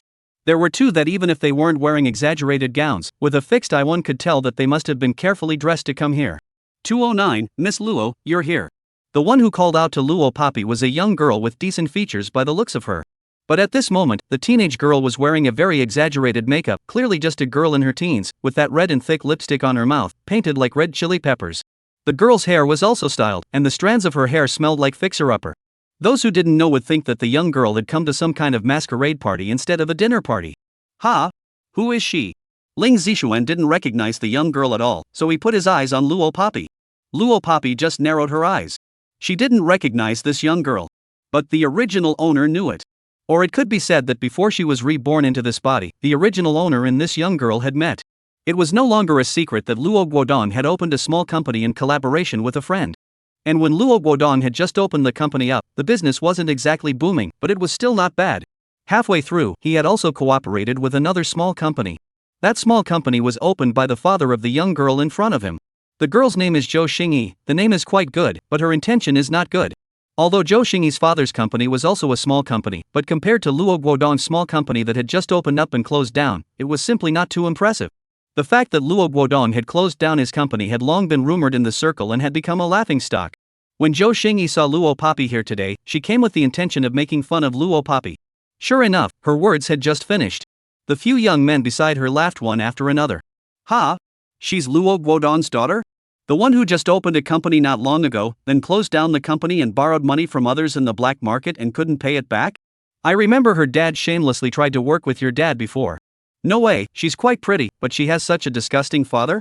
How can someone like her have the nerve to come to today's dinner? If it were me, I wouldn't have the face to come at all. The words spoken by several people were very unpleasant. Zhou Xingyi was happy to hear it, but with her hands clasped over her chest, she pretended to say, "Come on guys, don't be like this, other people's dads also went bankrupt by accident." Ha ha ha. Those few young people instantly cupped their bellies and laughed out loud. Luo Poppy's eyes, when the few people finished saying this, gradually went cold. "I'll go to you guys." Ling Zixuan was furious and just wanted to curse back. A rough voice was heard. "Please don't insult my daughter, I started the company and I'm the one who went bankrupt. You guys can insult me, but please don't insult my daughter, none of this has anything to do with her." A very firm male voice. Luo Poppy blinked, turned around, and saw Luo Guodong in a suit. Although Luo Guodong didn't know how his daughter could be here, he had just heard the words of a few young men originally. As a father, he came up at the first opportunity without any half-hearted hesitation. Luo Guodong was actually not a capable person, he was just an honest and ordinary father. But when his daughter was being bullied, he would leave his honesty and weakness behind and directly rush up. Right now, Luo Guodong walked up to Luo Poppy and stared at a few people. "Pfft, uncle, you still won't let anyone talk about your own trash? Haven't you ever heard of the guilt by association system? You can't do well as a father yourself, and you still want your daughter to have a good reputation or what? Dream on." Zhou Xingyi also stopped pretending, she loudly counterattacked. She had only just counterattacked when she saw not far away. Her own father, Zhou Liebing, was following closely beside a big boss-like person, sticking to the other side like a pug to come this way. She shouted at Zhou Liebing. "Dad!" The big boss beside Zhou Liebing was no other than Ling Zhengdong. In Heilin City, Ling Zhengdong's position could be described as a single hand. He was an outstanding representative of the business world, and his value was so high that it made people blink at first glance. So for a small company owner like Zhou Liebing, he wouldn't even look at him squarely. "Dad, look, this is the owner of the bankrupt small company that presumptuously wanted to cooperate with you before, and his daughter." Zhou Xingyi was like seeing a savior, pointing at Luo Poppy and Luo Guodong and criticizing them. However, she, as well as the few people beside her, suddenly saw that big boss Ling Zhengdong, who didn't put anyone in his eyes when he saw Luo Poppy. First, he was stunned. Afterwards, he actually bowed his head respectfully towards Luo Poppy and called her in a respectful tone. "Miss Luo, you're here. If you don't come today, then this dinner party will lose its soul and the main character of the night, open or not, it's meaningless." 210, Social Scum. If Luo Poppy doesn't come, then this dinner party today will lose its soul and its protagonist. Such a sentence full of respect was actually spoken from the mouth of Ling Zhengdong, who organized the dinner. Everyone standing around was dumbfounded. Even Ling Zixuan and Yi Yutong, who had personally seen how Ling Zhengdong hated Luo Poppy a few days ago, were dumbfounded. The two of them looked at Luo Poppy with shock-filled gazes like they had a million clouds of doubt. "Ling, Mr. Ling?" Luo Guodong and Zhou Liebing were also dumbfounded, and both of them were dumbfounded. Nah. They were actually unable to regain their senses for half a day. Unlike this group of children, both of them were mature adults who had also mixed in the business circle. Ling Zhengdong's business position in Heilin City was so powerful that both of them understood it very well. It is said that Ling Zhengdong is a person with very high standards. Once he received a big boss from outside the province, he didn't give much face to the other party. Today, he actually used the honorific Miss Luo to address a child. You can imagine how big of a blow this onslaught was to Luo Guodong and Zhou Liebing. There were simply no words to describe it. Especially Luo Guodong, he couldn't even believe that his daughter actually knew Ling Zhengdong. Dad, she. Zhou Xingyi was first stunned, then as if she had received some sort of blow, she pointed at Luo Papi and said to Zhou Liebing. She is just a child of a bankrupt company, how can she be respected like this by Ling Zhengdong? This is not scientific. Zhou Xingyi was so surprised that his eyeballs fell out, and he was also trembling with anger. Why could she be respected by Ling Zhengdong? It was just a child of a broken family. Those young people who had mocked Luo Papi with Zhou Xingyi were also all dumbfounded. What is Xingyi saying, you, shut up? Although Zhou Liebing didn't know the situation, the little cutie could also see Ling Zhengdong's respect for Luo Papi, so he hurriedly yelled at his daughter. On the contrary, it was Ling Zixuan who froze and then asked dumbfoundedly, Dad, what the hell are you up to? What the hell? Brat, you go aside, you wanna piss me off, you? Ling Zhengdong glared at his son in disgust before looking at Luo Papi, stretching out his hand and pointing towards the dinner scene. Ms. Luo, please. For Ling Zhengdong, he could angrily scold his son 1 second and then immediately change his face the next, inviting Luo Papi to enter. Luo Papi, who was invited to the dinner party, hadn't said a word since just now. At this moment, she was invited by Ling Zhengdong, and she was not in a hurry. Earlier, she had said that she was not a good person and also had an axe to grind. She did not enter the dinner party as expected, but instead looked her eyes towards Zhou Liebing and finally landed on Zhou Xingyi. The young girl's cold and arrogant heavenly voice fell out. Mr. Ling's dinner party, isn't it true that any social scum can attend? Although she didn't directly point out who the social scum were, everyone could hear that Luo Papi was talking about Zhou Xingyi and Zhou Liebing. You? What do you mean? Zhou Xingyi was in the end a child, not knowing the stakes involved. She didn't hold back and replied loudly. Zhou Xingyi. Shut up. Zhou Liebing, however, understood that if he and his daughter stayed here today, he was afraid that the one he would mess with would be Ling Zhengdong. Although I don't know how Luo Guodong's daughter could know Ling Zhengdong when this trash is bankrupt. Also by Ling Zhengdong is a guest of honor. However, Zhou Liebing arched his hand and quickly found a reason to leave with a few children. Mr. Ling, Mr. Zhou remembered that I have another matter tonight, so I'll leave first, next time I hope to see you again. With that, ignoring the resistance of Zhou Xingyi's several people, he led them away. Zhou Liebing was a smart owner of a small company, knowing that retreat was the best way to advance. Taking the initiative, he proposed to leave. Although Zhou Xingyi was not satisfied, but her dad said so, she could only walk away. Before she left, she also gave Luo Papi a fierce glare. That look seemed to be saying, don't let me catch you short, or I'll get you killed. Luo Papi ignored it all and remained cold and arrogant. Soon after, Zhou Liebing brought a few young men led by Zhou Xingyi and left the place. 211, changing the family's situation. As soon as Zhou Xingyi and Zhou Liebing's few people left, the delicate atmosphere around them immediately loosened up. Luo Guodong also finally sized up Luo Papi. Papi, you. How do you know Boss Ling? A very surprised tone.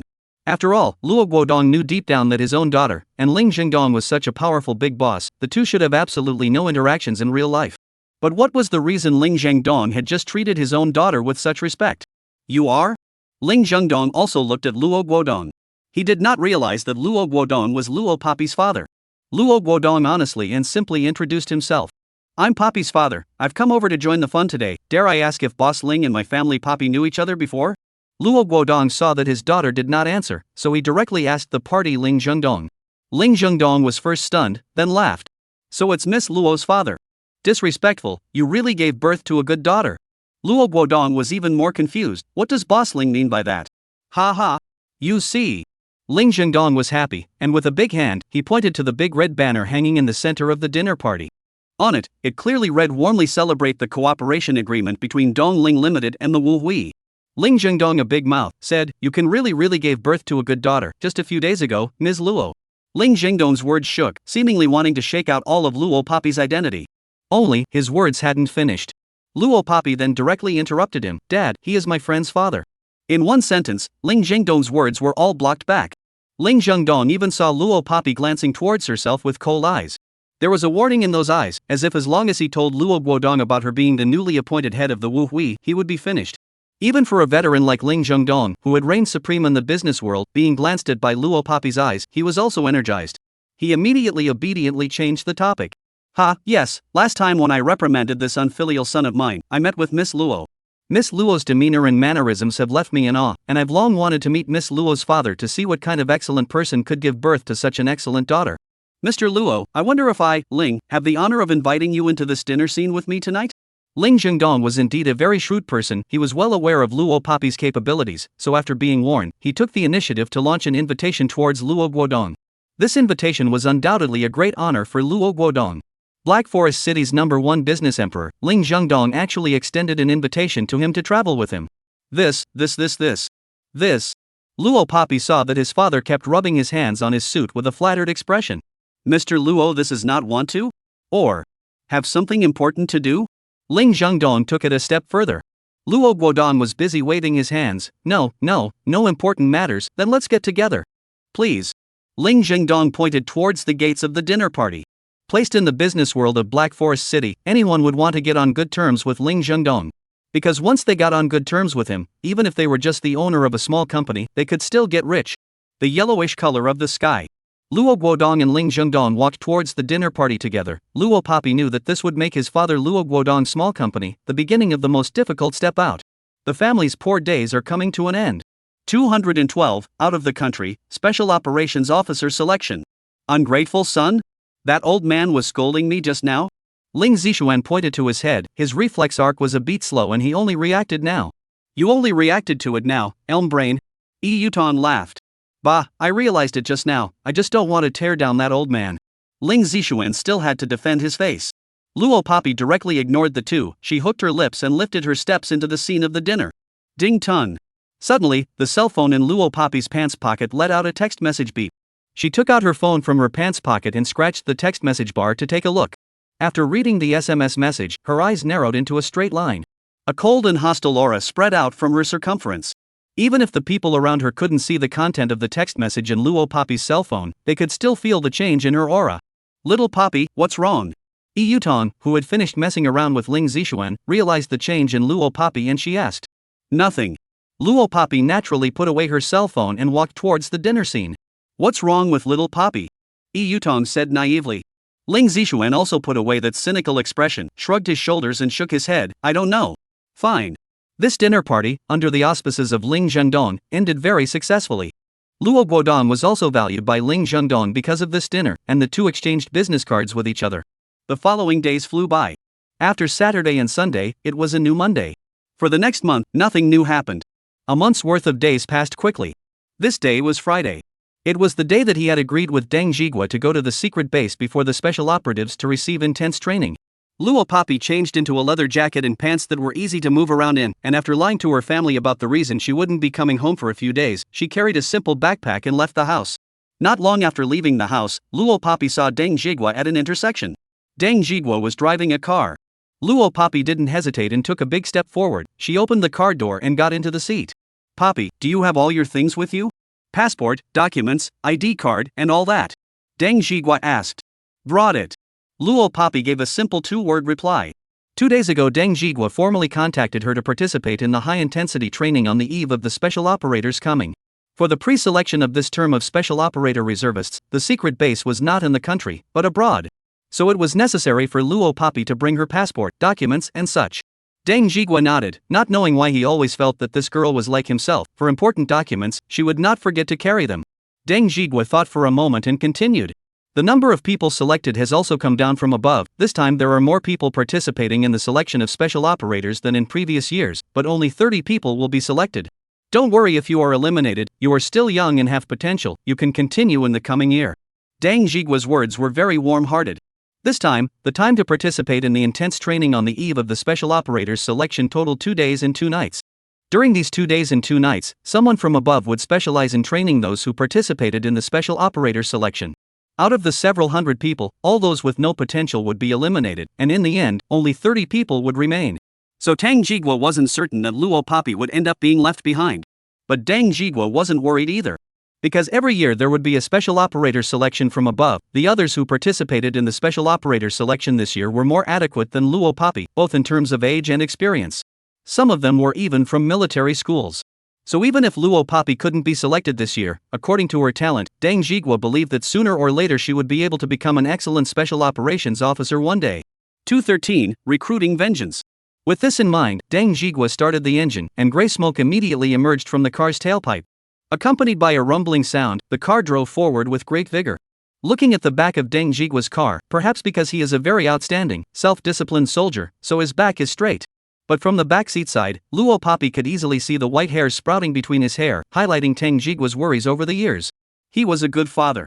It was completely different from the image of the father she had imagined in her previous life, who had heartlessly abandoned her and caused her to grow up in an assassin organization. Luo Papi blinked once. She recalled the SMS message she received at the dinner venue a month ago. In her previous life, Luo Papi grew up in an assassin organization. Her real father, Deng Jigua, had been hated by the head of a certain international underground organization when she was still a child because he had eliminated the boss of an underground gang. The leader of that underground organization sent international assassins to kill his wife and take Luo Papi as a young child captive. The assassins sent to assassinate him is the world's third-ranked assassin, Assassin Silver. And the leader of that underground organization, Deng Jigua, has been investigating, but did not find out the identity of the other organization. A month ago, Luo Papi received a text message that was sent by Fox Phantom. The content in the text message was all the detailed intelligence information of that underground organization that had hired the assassin that killed her own mother. Luo Papi looked at Deng Jigua's white hair. She still didn't tell him the identity of the underground organization she found out. Because of this revenge, she, the Snake King, decided to take revenge herself. Deng Jigua sent Luo Papi to the airfield and handed it over to the head of the special operative who was specially leading the team this time. Papi, take care of yourself. I can't follow along, but you can call me at any time, and let me know at any time if there's anything you're not comfortable with. I can rush over. Before Luo Papi left, Deng Jigua said this. He was like an old father. Although he didn't know that Luo Papi was his real daughter. He also understood that Luo Papi had her own parents. Perhaps it was, Luo Papi's name was the same as his daughter's name, and Luo Papi's behavior was generally the same as he imagined when his daughter grew up. So in front of Luo Papi, Deng Jigua felt like he was experiencing what it was like to be a father for the first time. He was even more than 1,000 times more insistent. Aha! Luo Papi softly agreed. Deng Jigua finished explaining everything before leaving. Luo Papi examined the circle of people around her. The leader of the special operations officer leading the team was named Lin Qingzheng, and he was okay looking, with a stocky build, as if he was a devilishly muscular man in a gym. Every muscle in his body screamed his strength. Except for Lin Qingzheng. There were hundreds of people standing around coming and going, both men and women. But most of them were over 20 years old, and at a glance, Luo Papi was the youngest. Thinking about it, it was unprecedented to be able to have the strength to participate in this special operator campaign, and to be qualified at a teenage age like Luo Papi. Luo Papi looked around, but suddenly perceived a wave of hateful gazes. With a tilt of her head, she saw not far ahead. Zhou Xingyi, who had loudly insulted her at the dinner scene last time, was standing not far away. What a coincidence, it wasn't an enemy. When enemies meet, they attract hatred. At this moment, Zhou Xingyi was holding the arm of a woman in her early 20s. She glared at Luo Papi with a disgusted gaze before she unabashedly blurted out to the woman. It's that woman, sis. I didn't expect her to participate in this election. She doesn't look at what she's capable of. Sister, you are so strong that you have participated for 3 years and still haven't been selected. She comes? Pfft, I think it's just to disgrace yourself. When we get there, sis, you must give her some color. Let her last time to me like this. 214, brother and sister. When Zhou Xingyi said this, she didn't hide her hatred for Luo Papi and spoke so loudly that it was hard for Luo Papi not to hear her. She was deliberately saying it for Luo Papi to hear. Although Luo Papi hadn't expected to meet Zhou Xingyi, she hadn't even thought that Zhou Xingyi's sister would also participate in this special operator campaign. But as long as she didn't take the initiative to provoke her, all of this had nothing to do with her. So she instinctively ignored everything. Compared to Zhou Xingyi's licentiousness, Zhou Xingyi's sister seemed to be a bit more low-key. She quickly pulled Zhou Xingyi away from the crowd after her sister made a sound and muttered in a low voice. Xingyi, I told you not to be so high profile. How can I help you deal with her if you're like this? When the time comes, people will say that I have a personal vendetta. What should I do?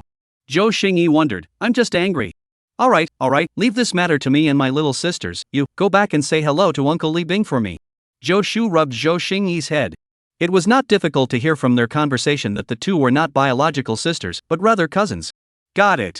Zhou Xingyi spat out her tongue perkily at the thought of her cousin being able to help her take revenge. Then go back quickly. Next time don't yell so recklessly. This campaign is supposed to be a secret. You can't say anything to anyone. If you yell like that, if the head of the special operations officer hears it and realizes that I was the one who told you and had you come to see me off, not only will I be disqualified, but I will also have to suffer the consequences. Zhou Shu said with a palpitating heart. If she didn't love this little cousin of hers, she wouldn't have dared to take such a big risk to bring her here. Okay, sis, remember to give me a live stream when you abuse Luo Papi. Let's video chat on our cell phones. Then I'll leave first. On the other side. Lin Xingjiang was counting the number of people. There were too many people on the scene. He didn't notice the situation on Zhou Xingyi's side. Luo Poppy found that the people in the circle around her, other than her, everyone else was in groups of 3 or 2, in pairs. Thinking about it, one could tell that the people who were qualified to participate in today's campaign were either from the military academy or the nation's top talents. Other than her, there were no people of the same age as Luo Poppy who were in their teens. And every one of these people was a representative of strength. Hello little sister, you are the newcomer recommended by Officer Deng Jigua, right? After standing in place for a while and waiting for the team to depart, Luo Poppy waited for a few young men and women in their 25 or 26 years of age. There were 5 people in total. These 5 people stood together with Luo Poppy, like Luo Poppy's older siblings. The one who spoke out politely towards Luo Poppy was the woman in the several people who was over 1.7 meters tall, had a slender figure, and had a dashing short haircut that made her look valiant. The woman was about 25 years old, very much the flavor of an older sister. Hang Lu, aren't you asking knowingly? You see that this sister is tender. Full of pure natural collagen, where on the scene is there a younger sister who was even more tender than her? But isn't she the newcomer recommended by Officer Tang? The youth standing next to the woman interrupted with a smile, and after he broke off the woman's words, he introduced himself towards Luo Poppy. Hello sister, my name is Sun Wuhao, I'm 27 this year, if you don't mind you can call me brother, ha. Although Luo Poppy didn't know who these people were, but since they mentioned Deng Jigua, she nodded but didn't make a sound. Hang Lu explained at the side. Sister, like this, the few of us were also recommended by Officer Deng to come here, graduates of the Haiqing Military Academy, and have served under Officer Deng for a few years as soldiers. Before we came here, Officer Deng asked us to take care of you, huh? Don't be a stranger, just treat the few of us as your own people. If you have any difficulties or problems, you can look for us, our brothers and sisters will protect you. 215, the workbook in the school bag. Hang Lu is a very polite big sister, and when she speaks, she raises her hands and feet with the bravado and enthusiasm of a female soldier. But it had to be said that Hang Lu's short hair and her bright personality made her look like a tomboy. Thanks a lot. Luo Poppy said thanks even though she didn't need to be taken care of. Harm, what are you thanking for? We're all on our own. I heard Officer Tang say that you're a very good shot. Turn around and show your brothers and sisters a couple of hands off. Sun Wuhao said completely without strangers. Luo Poppy slightly lips pursed, she nodded. Okay Sun Wuhao, people sister age small, also do not take you so swindle little sister play gun, love to play you on play to go. A flat-headed man walked up at the back and disliked Sun Wuhao. Saying that, the flat-headed man nodded towards Luo Poppy. I'm Fong Jingwen, good at fighting, 29 this year, the oldest among us. The remaining 2 men also introduced themselves towards Luo Poppy. The male's name was Yin Haojie. The female's name was Yin Ziling. The 2 were siblings, born in a military family. After getting to know each other, the large group moved. Time's up, everyone is getting on the plane, please take your airplane tickets and follow me. Lin Xingjiang spoke out to everyone in front of them. He was the leader of the special operators and the sole leader of this campaign abroad. Although there were hundreds of people he had to lead, these people were not kindergartners and would not run amok. That's why the higher-ups only sent him alone to lead the team. As long as he brought these people to the destination, and then brought them back from the destination when the campaign was over, his mission would be accomplished. Little sister, let's go. Hang Lu tossed her short hair and gave an invitation with a single wink towards Luo Poppy.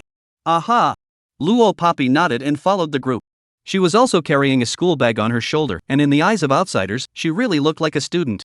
The country they were heading to this time was a country that was rumored to be poor and rich, with many underground organizations in country.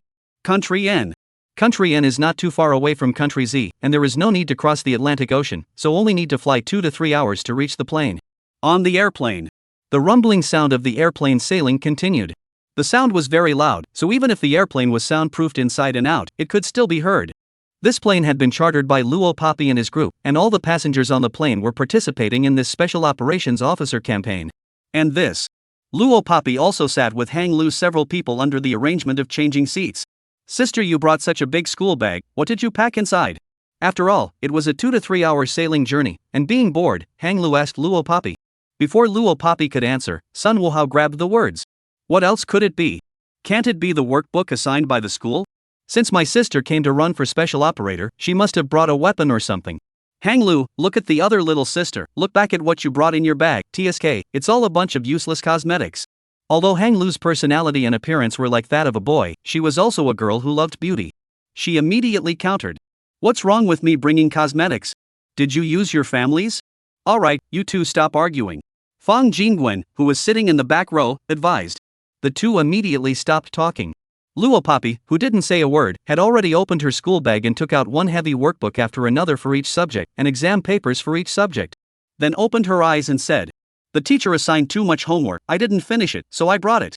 If this let Ling Zishuan heard, it is estimated to have to shout out, "Can go to your ing, 10 minutes to write you give me this?" 216, a scene of deja vu. Luo Papi took one test paper after another from her school bag and took out one thick workbook after another. When Hang Lu saw this, she was immediately pleased. "You see, the other little sister is different from you, love to study." Sun Wuhao was momentarily speechless.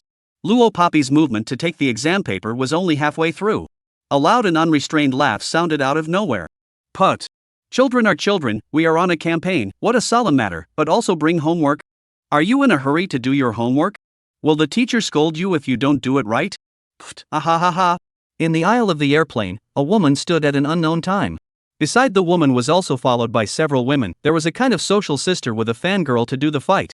The woman was no one else, it was Zhou Shu, who had been explained by Zhou Xingyi to teach Luo Papi a good lesson before boarding the airplane. Zhou Xingyi's cousin. At this moment, Zhou Shu was looking at her with a provocative, nostril-blaring Luo Papi's contemptuous expression.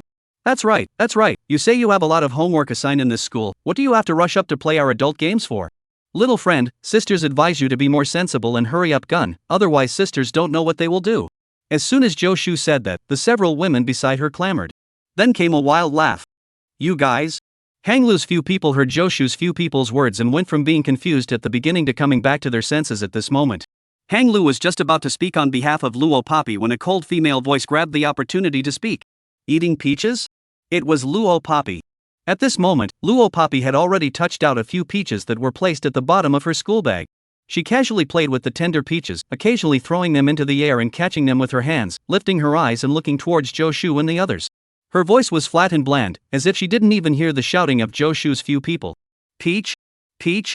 Ah ha. Peaches, she actually invited us to eat peaches? Ha ha. Sister Zhou, this person is stupid, right? We are scolding her, ha.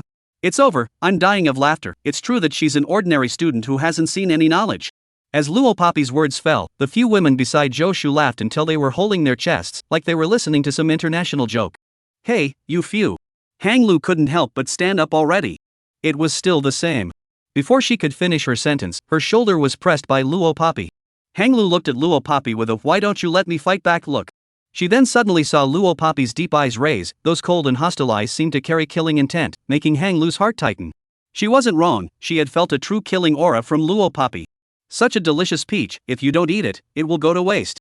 Luo Papi gently played with the peaches in her hand, she acted like she didn't hear the loud laughter of Zhou Shu's few people, her eyes only looking at a few big and round peaches. Ha ha. She's going to laugh me to death. Sister Zhou, I can't help it, I'm laughing so hard my nose is spraying.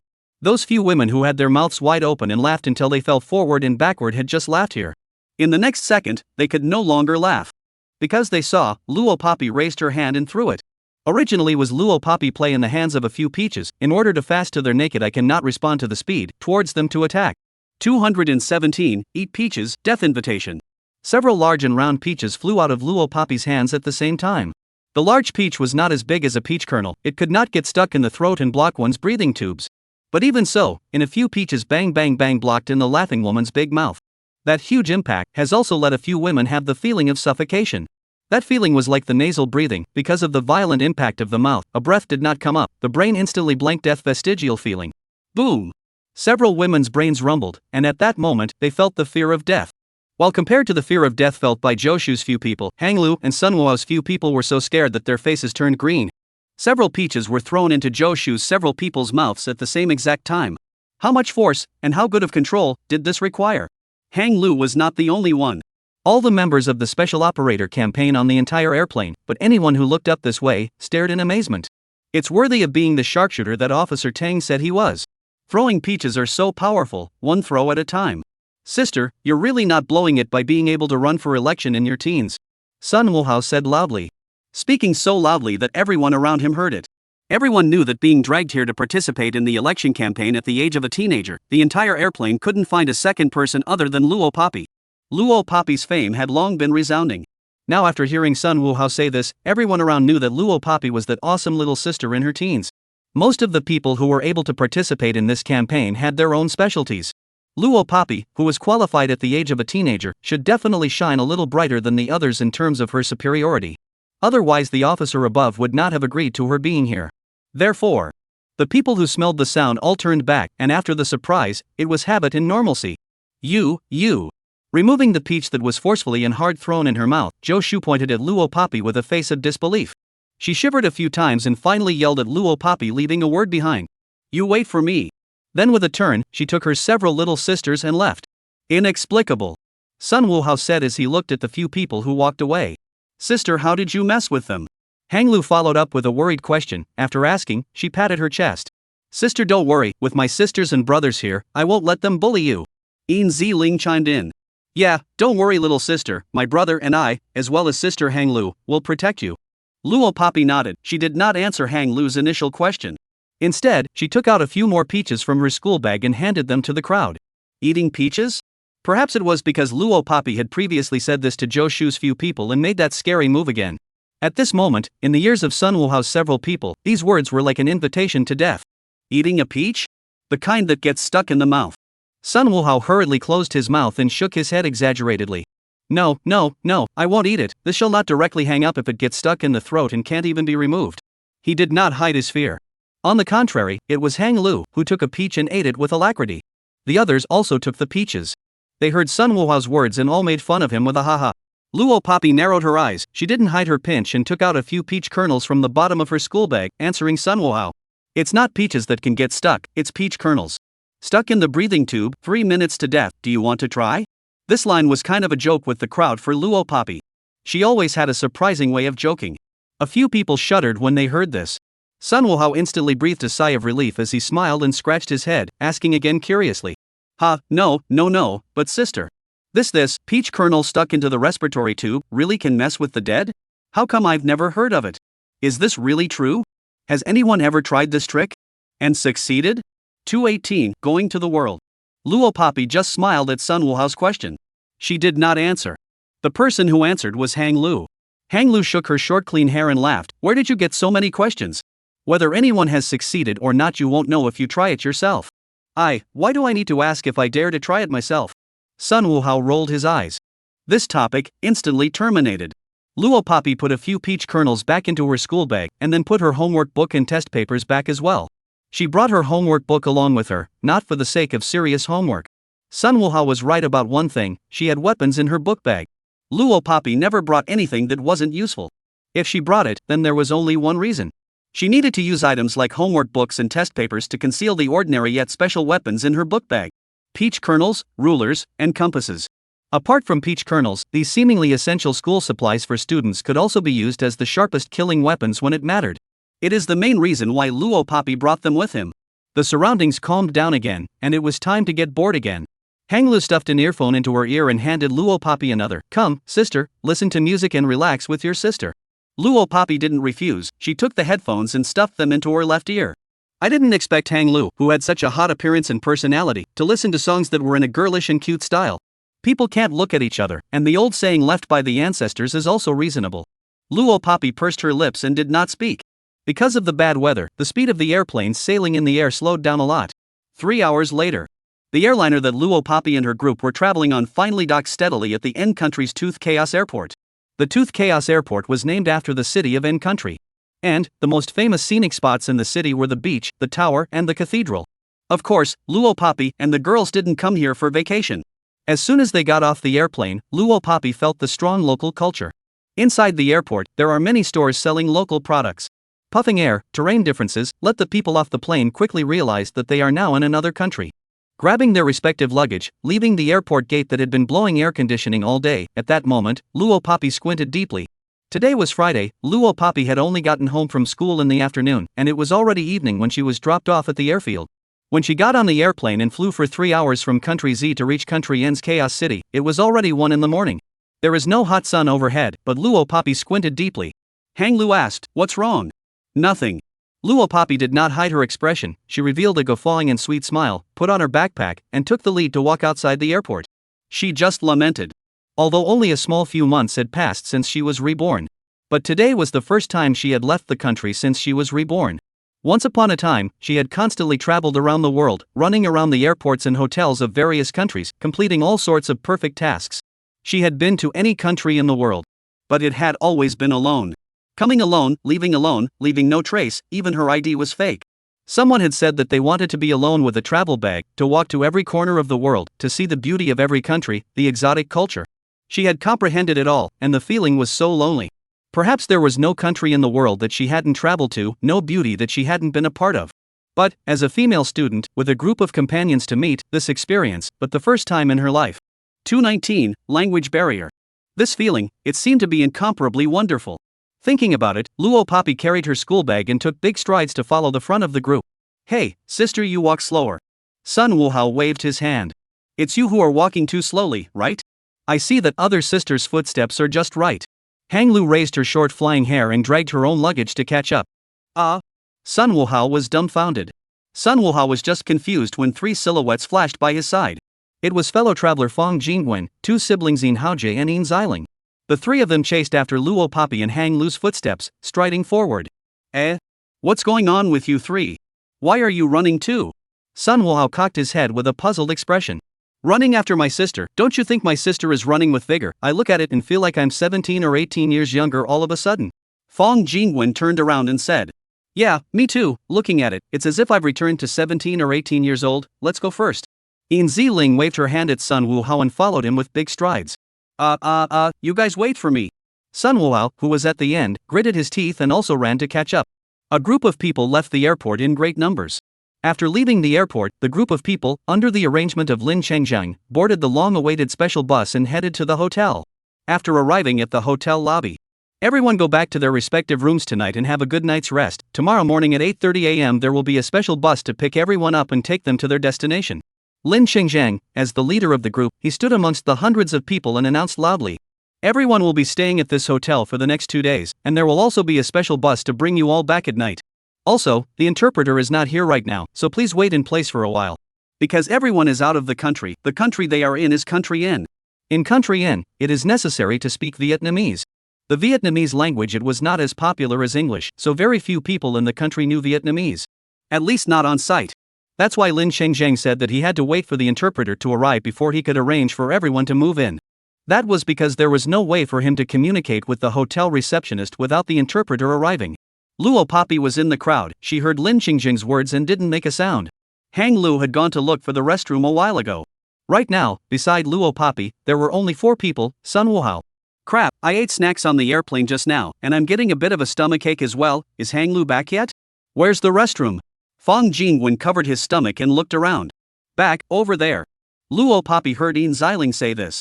Several people's eyes looked over. Coming out of the airport, it was too late to go to the restroom, and they had just taken the bus for so long, with several traffic jams in the middle. There were many people who wanted to go to the restroom now.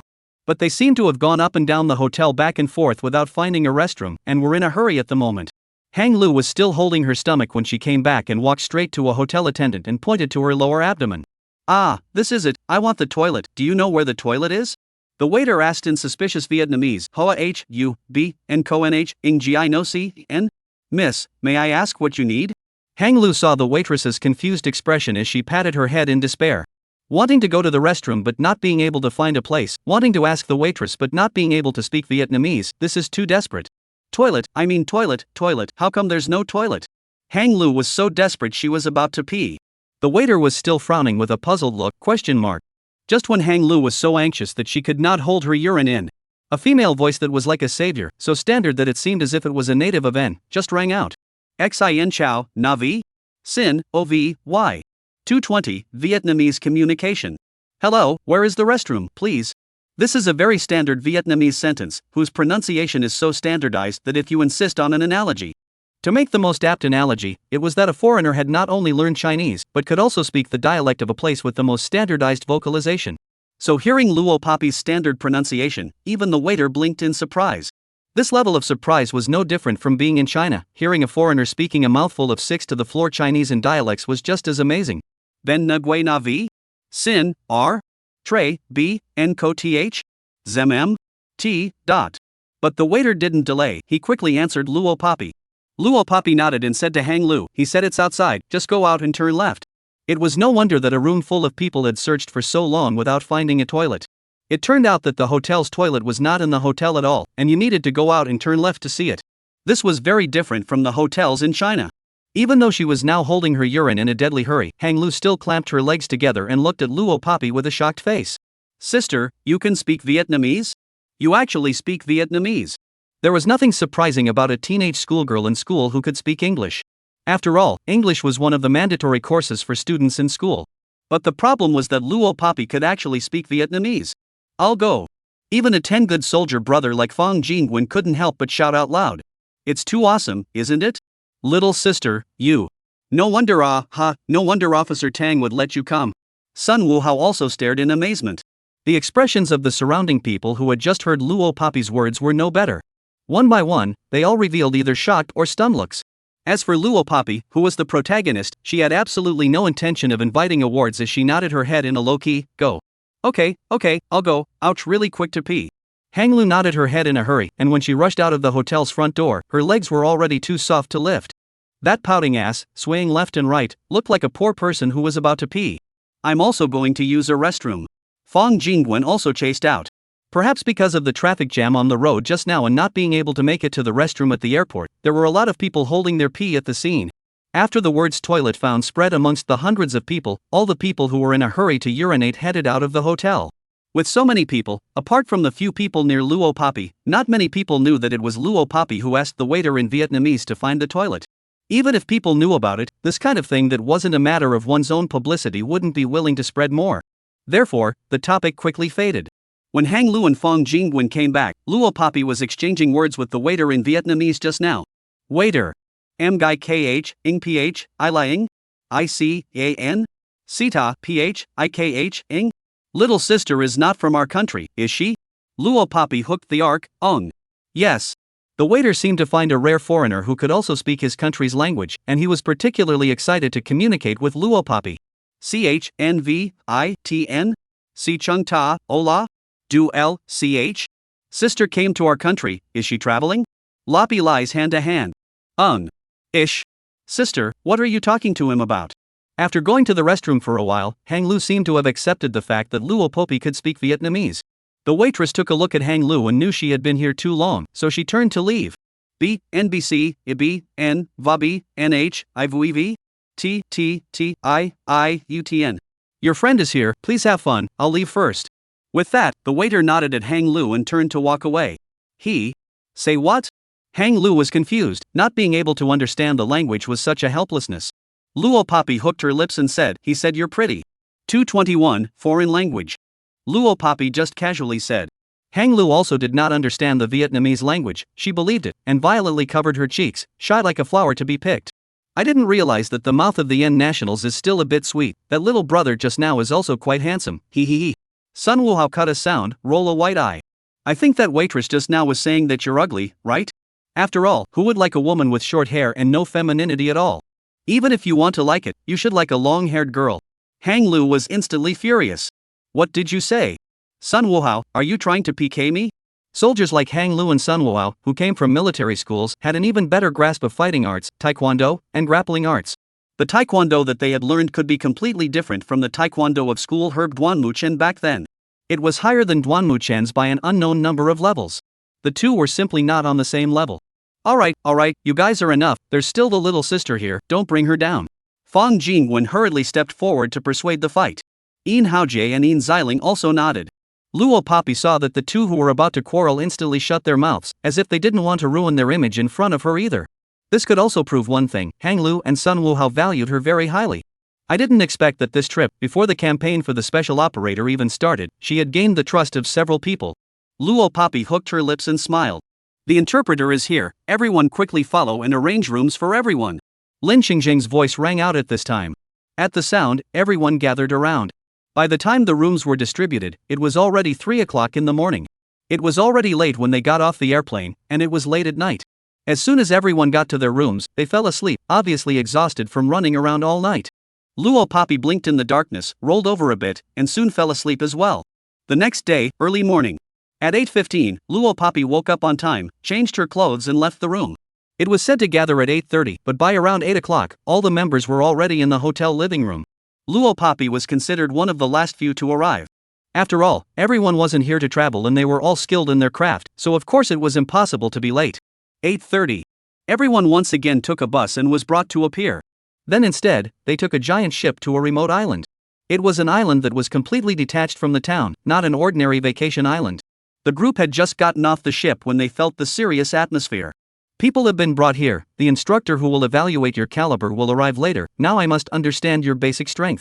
We all know the several skills required of a special operations officer, which are nothing more than assassination, intelligence theft, code deciphering, reconnaissance and surveillance, tracking, counter-tracking, disguise, driving, poisoning, testing for poison, shooting, and foreign languages. Now let's first record how many foreign languages you all know. Please report the specific data, don't hide anything or you will be dealt with by elimination. At some point, Lin Chengjiang had a white paper and black pen in his hand. He came into the crowd and spoke. In the next moment, after finishing his words, he came to the crowd, reported a name, told the other person to answer how many foreign languages they knew, and then made a record. The columns went down in this order, and soon it was Loppy's turn to chime in. You're the youngest little sister on the team? How many foreign languages do you know? Don't hold back, tell me now. Lin Chengjiang said loudly with a pen in hand. Luo Poppy's eyes lifted, her red lips pursed, and she didn't intend to hide it, and Trail spoke out. 222, evidence. Wait. Lin Chengjiang suddenly waved his hand, interrupting Luo Poppy who was about to speak out. He then made some marks with a black pen on the white paper of the registration. Then he looked at Luo Poppy. Little sister's name is Luo Poppy, right? I just heard that you know Vietnamese?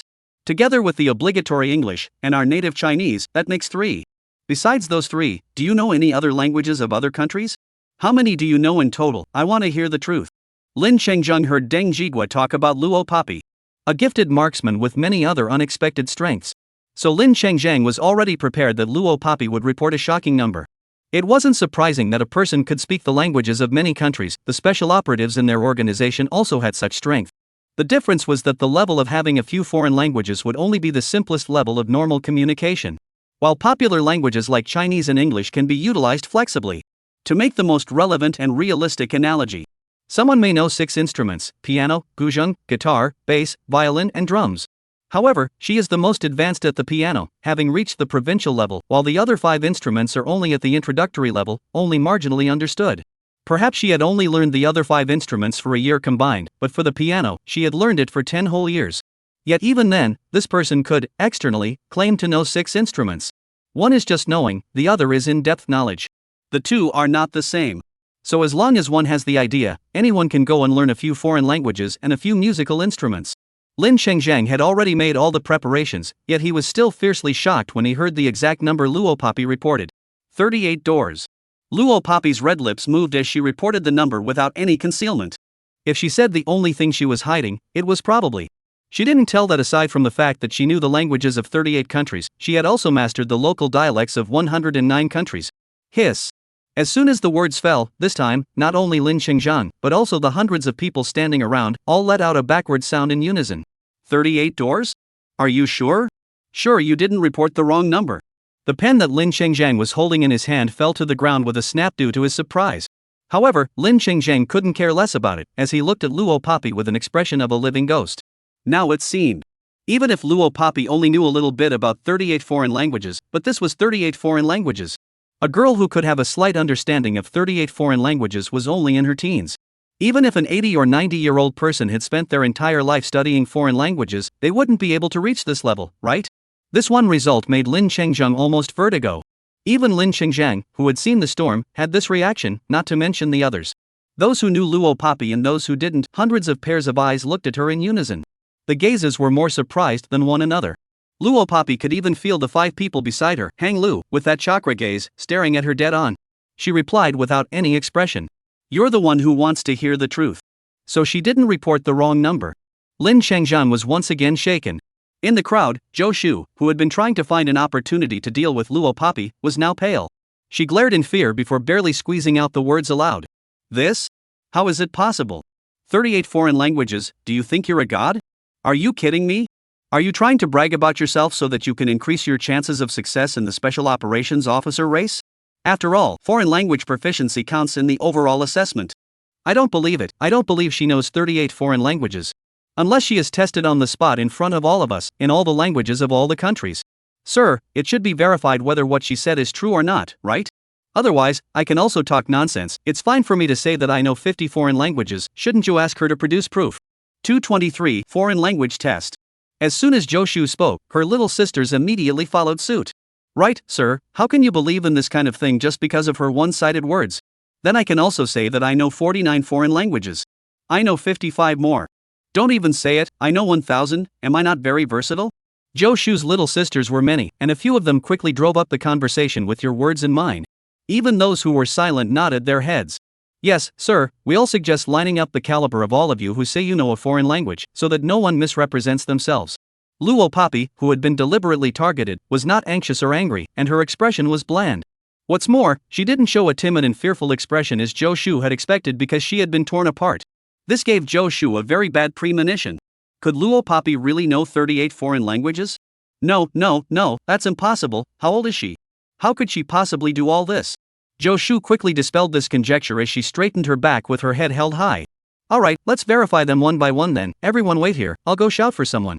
Lin Shengzheng nodded his head when he saw so many people offering. He collected the white paper and pen in his hand and turned around to leave for the time being. He intended to go and call the seniors on the island who had passed the election and were now part of the special operators. Each and every one of these special operator seniors spoke the language of several countries. Letting them come over to check if what Luo Poppy said was true or not would tell them. This side. Luo Poppy didn't show any expression of timidity or fear at all because she was going to be checked. On the contrary, it was Hang Lu, who was a little worried. Sister, are you really okay? She was really worried. After all, it was a test of 38 foreign languages. Even if Luo Poppy really knew so many foreign languages, was she sure she could take the test without getting confused? Even the top students in the school could possibly misbehave during the midterm and high school exams. Sun Wuhao, on the other hand, glanced at Zhou Shu, indignant. What kind of enmity does that woman have with you? Why is she looking for trouble? This is probably a case of people sitting at home and trouble coming from the sky, isn't it? In the face of several people's worries, Luo Poppy only squinted her eyes and replied. Probably she's having early menopause. This one ambiguous reply made the 5 Hang Lu who were worrying loosen up. Ha, yes, I think that woman is having early menopause and had to make such a mess. Sun Wuhao intentionally spoke louder. Menopausal old woman, can't afford to mess with messing with a test, but also waste everyone's time, tisk. Fong Jingwen also followed the accent. All 5 of them spoke in favor of Luo Poppy, and their voices were as loud as they could be. Of course Zhou Shu could hear them. She clenched her fists together, furious, but could only fight back with words. Please pay attention to that little sister of yours who speaks 38 national languages. Bragging about yourself too much is going to flip the car later. If this car rolls over too violently, that's hitting your own face, don't get swollen by yourself. Both sides said one thing to each other and quickly argued. Luo Poppy simply closed his eyes and stared, not participating in anything. This bickering continued until Lin Xingzheng's return. With Lin Xingzheng's return, he was followed by 10 female special operators. It was thought that these 10 special operatives were the seniors who had successfully campaigned in the previous batches of early Luo Poppy. And now, these 10 seniors who knew foreign languages from various countries were planning to conduct a foreign language test on Luo Poppy on the spot. 224 Rules. Lin Shengzheng reappeared at the front of the line and introduced the 10 female agents he had brought back. These are your seniors. If you who participated in this campaign are retained, you should have the opportunity to work with a few seniors in the future.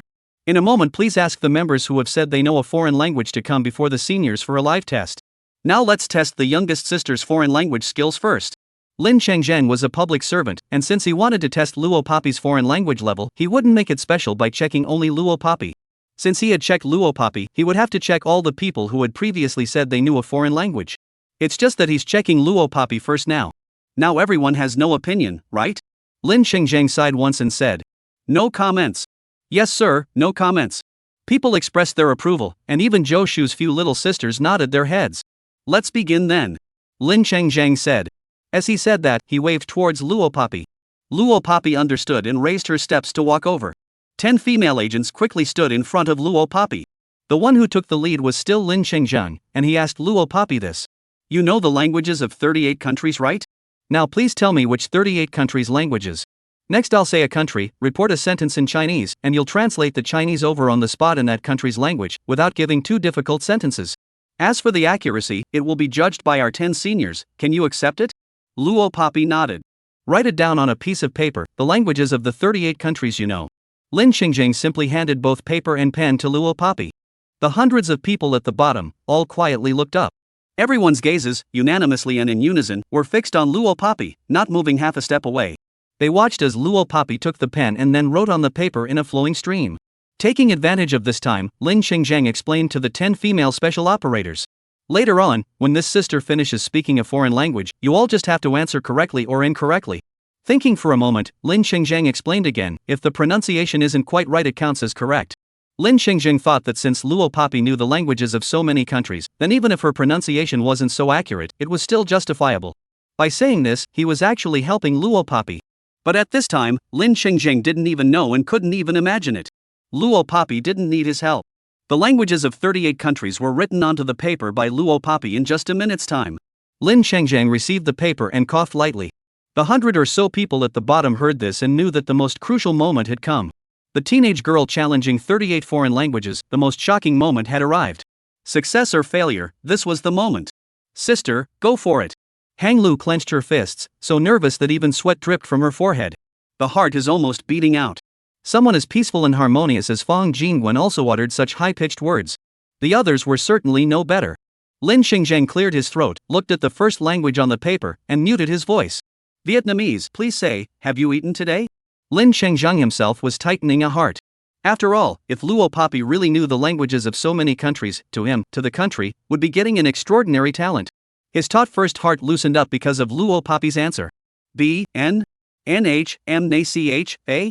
225 languages of 38 countries. Hearing Luo Papi's reply, 3 of the female agents who spoke Vietnamese all nodded, in unison. Correct. Lin Xingzheng breathed a sigh of relief as he raised his hand and waved the cold sweat that was beading on his forehead. Who? The one who exhaled loudly was Sun Wuhao, who now felt like his heart was beating out of his chest. Luckily, the first one to be tested was the Yu language. Hang Lu also breathed a sigh of relief. Compared to Hang Lu and Sun Wuhao's relief, Zhou Shu's heart, which was still a little scared just now, completely grew. See, heck, Loppy doesn't know any of the 38 national languages. At best, she only knows Vietnamese, English, and Chinese. Now that she wrote Vietnamese in the first one and asked the officer to read it out, it was obvious that she could only hold on to it because she was already fearful and scared. Giggle. Zhou Shu could no longer hold back her laughter. Hearing Zhou Shu's triumphant smile, her little sister asked her this, Sister Zhou Shu, what's wrong? Zhou Shu, I guess the next one is written in English. Sure enough, just as Zhou Shu's words fell. Lin Xingzheng chimed in English, please say, we went to the park together today. Luo Papi replied, we went to the park to play together today. The 10 female agents spoke in unison, correct. The order of foreign languages reported by Lin Xingzheng was according to what Luo Papi had written on top of the white paper. So what Luo Papi wrote at the beginning must be Vietnamese, English. Now, Zhou Shu's triumph could no longer be concealed, and she was almost ready to burst out in rampant laughter. Yes, she had guessed correctly, Luo Papi only spoke the languages of 3 countries. To have the nerve to say that she could speak the languages of 38 countries, she really came to be funny. I go, Sister Zhou Shu, how did you know? Zhou Shu's little sister had widened her eyes. It's not that simple? The next one is Chinese, after all, she only knows the languages of these 3 countries, she's toughing it out now. Zhou Shu replied. Her several little sisters were still a bit seemingly convinced. But soon, they got their answer. Lin Xingzheng frowned, the next one is Chinese, in Chinese everyone uses it every single day, so I won't test it. Of course no one retorted. Lin Xingzheng quickly continued, Japanese, please say, good morning go to school together? Luo Papi's red lips twitched as she raised an eyebrow, her gaze falling to Zhou Shu, who looked like he had become a winner in life, in the middle of the crowd. She paused for a moment. Look, she can't speak anymore, just 3 national languages, no more, I told you, Zhou Shu had been so pleased that her whole body was about to turn into a shrimp with laughter. Just when she laughed until she couldn't catch her breath, Luo Papi trailed and replied. The 3 female special operators nodded, correct. Now, Zhou Shu's smile stiffened as she giggled. No, this should just be a coincidence, after all, Japanese language, Japanese manga watch a lot of will. Her words, however, were quickly confirmed by reality. Lin Xingzheng, in Korean, please say, brother let's go hiking together? Luo Papi? A female special ops officer, correct. Lin Xingzheng, in Greek, please, let's travel the world. Loppy, Alpha? Tau Alpha Xi Iota Delta? Say Omicron Upsilon Mu Epsilon Sigma Epsilon, Lambda Omicron To Omicron Nu Kappa? Sigma Mu Omicron. 2 female special operators, correct. Lin Xingzheng, in Farsi, please say, please let us talk. Loppy? A female special ops officer, correct. The languages of the entire 38 countries were all spoken by Loppy in the next 5 minutes. Not a single word, not a single sound. The standard pronunciation, as if it could make people feel like they were in that country. The surrounding area was silent for a while, and the whole place was stunned. 226, was Luo Papi angry dizzy? The quiet island, as if returning to the quiet nature. All around, there was silence. Even the 10 agent seniors were staring at Luo Papi in a daze, as if they were amazed by the talent of their junior little sister. At this moment, Zhou Shu's expression was already uglier than eating a large pile of goat. She shook her shoulders violently, having been stunned straight into stupidity, unable to say a single word. Sister Zhou Shu. How, what to do? Zhou Shu's little sister asked with a trembling voice. Her little sisters were still able to speak, but it could be seen from their expressions that they had already been scared out of their wits. Zhou Shu didn't answer because she was completely out of it right now. She only felt that her face was on fire, like she had been hit hard with a sledgehammer, and she couldn't wait to find a thin crack to drill into. Pa pa pa. Several crisp applause sounds rang out from Lin Xingzheng's hands. Then, the 10 female special operators beside Lin Xingzheng also applauded with them. Everyone at the bottom saw this, and one after another, they returned to their senses and clapped their hands.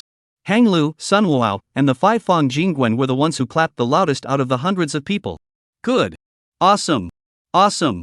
38 foreign languages. Sir, don't we have to give Luo Papi's sister extra points above her overall assessment score? Sun Wuhao shouted loudly. Hang Lu listened to his rhythm and immediately followed, yes, sir, it's reasonable to give her extra points. The Special Operations Officer campaign looked at the total score of all the program tests. In the end, the 30 people with the highest scores would be taken away and all others eliminated. The 30 people who were taken away would be formally arranged to undergo the full training of a special operator.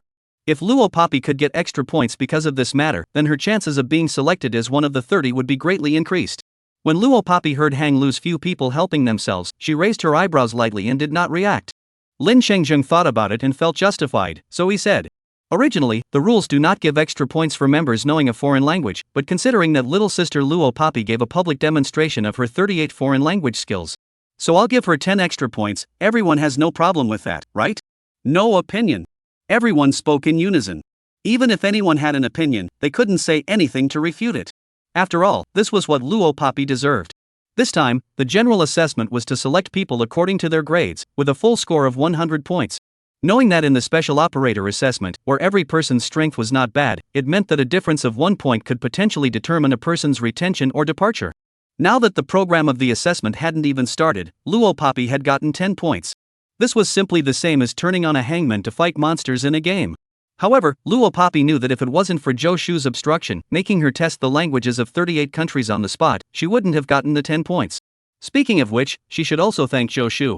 Luo Papi raised her eyebrows and gave Zhou Shu a provocative and contemptuous look.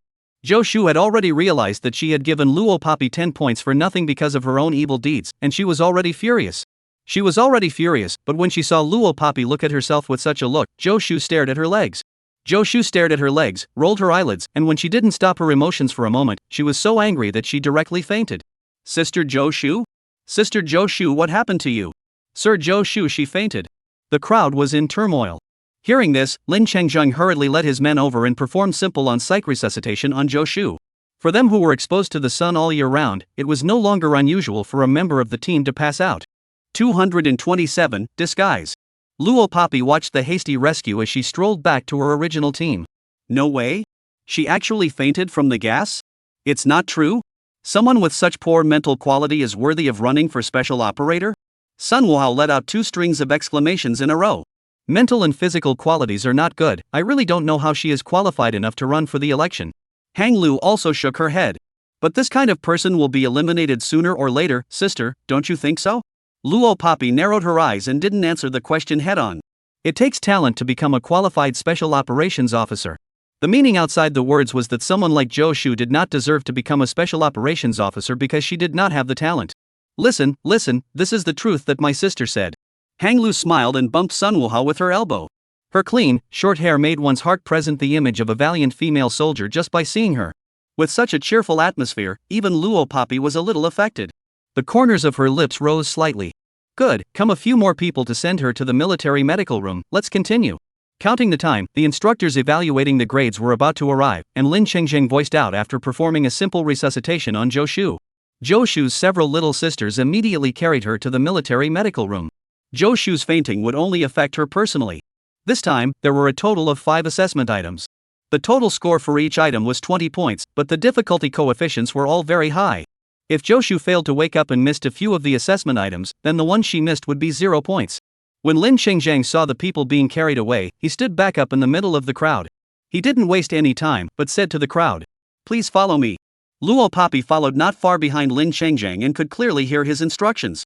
The instructors who will be evaluating your caliber should have already arrived. Everyone, please listen carefully to what I'm about to say, it's very important. As you all know, there is a lot to learn about being a special operations officer, and as long as you can pass this campaign, your superiors will send someone to train you. Today we'll only test your standards in 5 items, which are makeup, forced confession, endurance, shooting, and gladiatorial combat. These 5 items sounded easy, but everyone frowned seriously when they heard Lin Xingzheng's words. Even the Hang Lu 5 were no exception. Luo Papi, however, only raised her eyebrows slightly upwards when she heard the last one, Gladiator Arena. She didn't react too much. The next 2 days will be centered around these 5 items to test your strength. Now, please follow me to the makeup field. The instructor who will be evaluating your makeup strength has been waiting for a long time. Led by Lin Shengzhang, the group quickly arrived at a flat ground.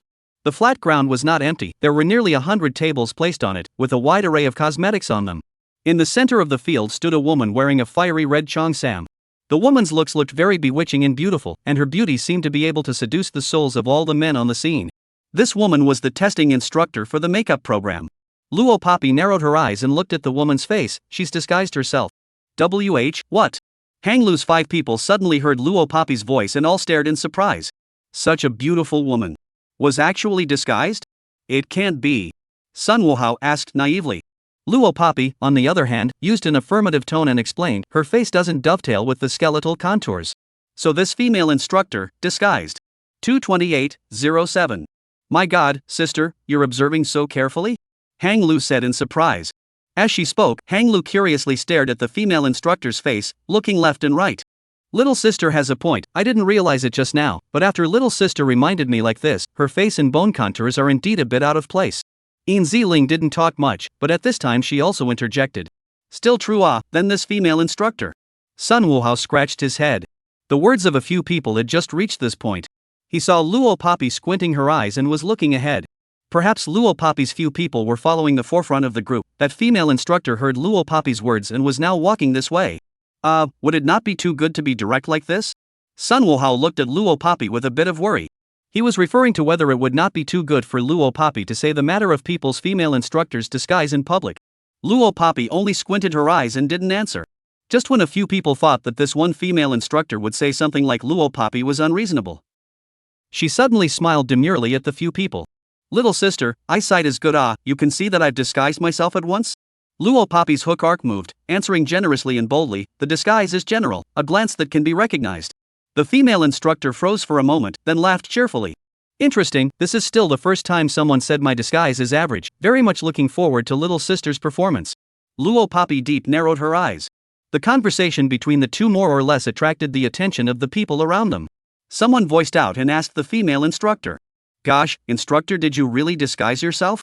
How come I can see that you're only wearing a light makeup? These people weren't ordinary people, they were all talents with strength and talent. However, it was them, who had been close to the female instructor looking left and right for a long time, who could only see that the female instructor had put on a light makeup. Eyeshadow, foundation, and lipstick. It was as if only these 3 places had been moved. The rest of the places were left untouched. The female instructor smiled pleasantly under the people's close scrutiny, then walked over to a table full of cosmetics, picked up a bottle of makeup remover, and removed it on her face. Makeup and disguise are not the same.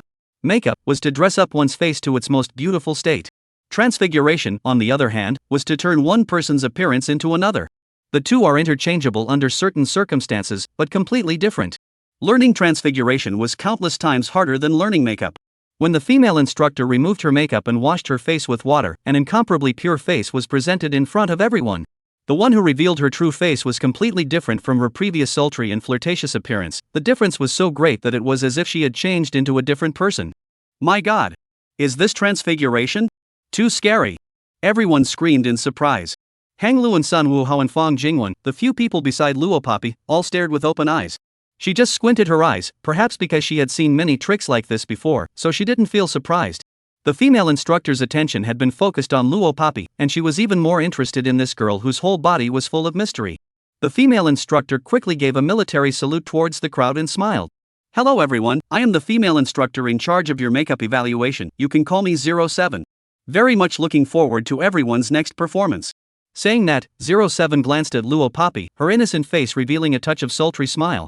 Also looking forward to more surprises from my little sister. 229, Miracle. Luo Poppy did not answer Zero Dick, her deeply narrowed eyes relaxed open, then without saying anything, she waved at Hang Lu and walked to one of the tables where cosmetics were placed. Please team up 2 by 2, and use your own makeup caliber to make up your temporary teammates respectively.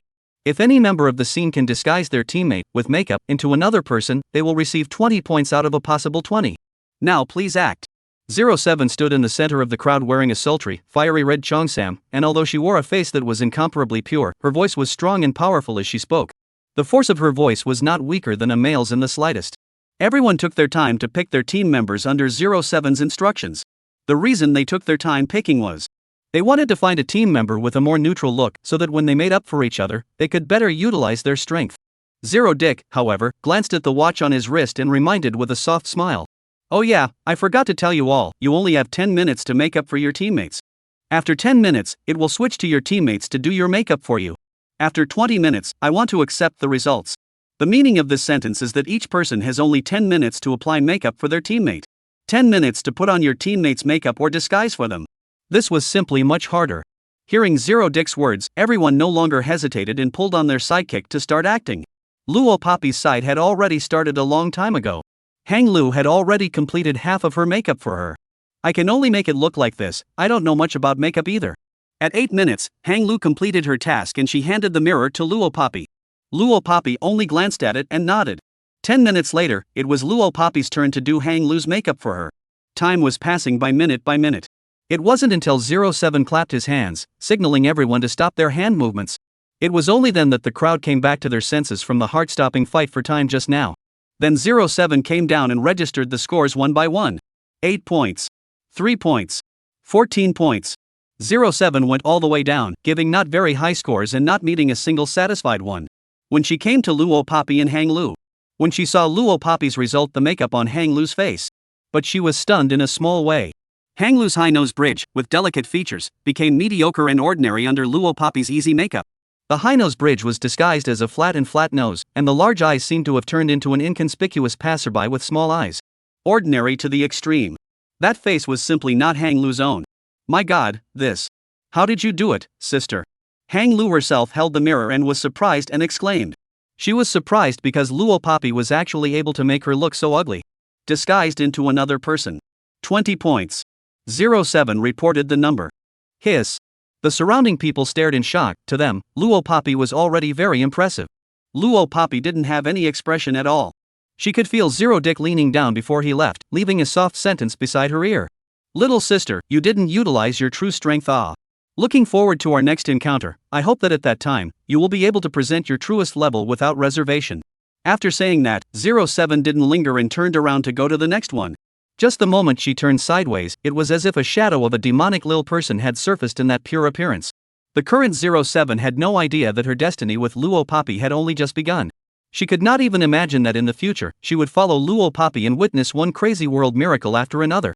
It would be a glorious future that she couldn't imagine. 2:30, he became her instructor. Hang Lu watched 07 gradually move away with a graceful stride. She tossed her short hair and came over to Luo Poppy. Sister, what did she say to you just now? She was close, so she saw 07 whispering to Luo Poppy. Luo Poppy turned sideways, her gaze peering into the distance at Zero Dick, revealing a fun smile. Looking forward to meeting again. These 4 words, I don't know if it was a reply to Hang Lu or a message to 70. When Hang Lu reacted, Luo Poppy had already taken a bottle of makeup remover and headed for the sink. Sister, are you going to remove your makeup? Together. Hang Lu took a step to follow. No longer pursuing. Those who had finished registering their scores also took their makeup remover and headed for the sink. Those who hadn't had their turn to register yet stood where they were and continued to wait. Soon, the last member's score was also evaluated. 07 left the field. Luo Poppy had just returned from the hand-washing sink when she heard Joshu's desperate voice. The makeup evaluation is over? What about me? What about me? The higher-ups have stipulated that no matter what the reason is, anyone who is absent will be given 0 points for a single item. There are still 4 more items to be evaluated, so cheer up behind you. Lin Chengzhang said. I am because of that woman, Joshu felt like she almost couldn't lift her breath as she said, her feet taking a few steps backward. Angry, she almost fainted again. Fortunately, her several little sisters held her up in time. Sister Joshu, you can't faint again. If you faint again, you'll get 0 points for the next evaluation again. Then there's really no chance of successfully running for special operator. Only then did Zhou Shu manage to stabilize himself, but his eyes, which were like sharp blades of murderous intent, stared at Luo Papi. It was as if he wanted to cut Luo Papi into 1,000 pieces. Luo Papi did not care about Zhou Shu's gaze at all as she returned to the team. Because Lin Qingzheng was there, Zhou Shu didn't dare to get mad. Lin Qingzheng didn't delay as he quickly continued. The next 3 items to be evaluated, forced confession, endurance and shooting, will be conducted at the same time and will be handled by the same instructor. Saying that, Lin Qingzheng's expression was a bit complicated. The evaluation will begin in the afternoon, and now all of you can rest freely. Luo Papi sensed the strangeness in Lin Qingzheng's expression. As a chief, he basically would not show this kind of expression. It was assumed that something had gone wrong at some point. He had changed his expression when he mentioned the next instructor, so the reason was on the next instructor? Luo Papi's conjecture was quickly confirmed. In the scorching afternoon, after a midday break, Lin Qingzheng once again appeared in the crowd. Before he brought Luo Papi's group to meet the instructor, he also said this. This instructor is rather special, and I don't know anything about his origins. But here's a reminder to all of you, never, ever make him angry. Thinking for a moment, Lin Qingzheng added again. Never piss him off, or else losing the qualification to run for Special Operations Officer is a small matter. Losing. Lin Qingzheng's words were instantly stuck here. As if he remembered some taboo, he waved his hand and stopped the conversation. Alright, everyone follow me. The people traveling with him blinked, curious about this mysterious instructor. Even Luo Papi was interested in who the instructor who could make Lin Qingzheng cow to such an extent was. This mystery was answered when they were brought to the special training camp of the military region on the eastern side of the island. It was a cement road that was so clean that there wasn't a single speck of dust on the ground. On both sides of the concrete road, there were all kinds of steel pipes of various sizes, and there were also several abandoned freight train cars piled up. Luo Papi followed the team to this place, and when she raised her eyes, her gaze was attracted by the man standing on a freight train car.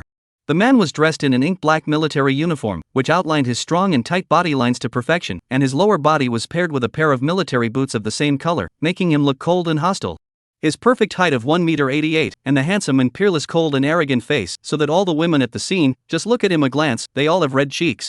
Standing on the train carriage, his hands wearing pure white gloves folded together, his body exudes a reserved aura that no one is allowed to enter. Blocking half of the eyes of the black short broken hair, along the jawline gently raised, the next moment, he will be quenched with cold and sneer eyes, cold look at everyone. Cold and gangster. 231, execution. However, that pair of eyes quenched with coldness and sarcasm, when they caught Luo Papi in the crowd, they instantly stopped. The coldness on Lu Zhao's face instantly turned into favor. That doting, which was not concealed at all, made all the people who thought this instructor is not to be messed with at a glance, all of them were stunned. Everyone followed Lu Zhao's gaze and looked at Luo Papi, their hearts startled and surprised. What's with this doting look? Sister Hang Lu, could it be that I'm looking at it wrong? Yin Ziling voiced the thoughts of the masses. Sister, that instructor you recognize? Hang Lu was also surprised as she looked at Luo Papi. Luo Papi also didn't think that Lu Jia would appear here. Or perhaps it could be said in another way, there weren't so many coincidences in this world. Wherever she went, he appeared. It was obvious that he had come on purpose. Facing Hang Lu's several people's questioning, Luo Papi shook her head. Regardless of whether or not Lu Jia came because of her, she would not admit it. Because she knew that if people knew that she knew Lu Jia, then this evaluation would be questioned as a backdoor no matter how strong she was. Then, no matter how strong she was in this strength assessment, she would be questioned about whether she was a backdoor person. Then I should be wrong, but this instructor is also a little too handsome, right? Do we still need to run a good campaign to find such a handsome instructor? Yin Ziling revealed an expression of nymphomania. Hang Lu patted her on the head. Handsome doesn't belong to you either, be serious and train yourself. I'm just saying it.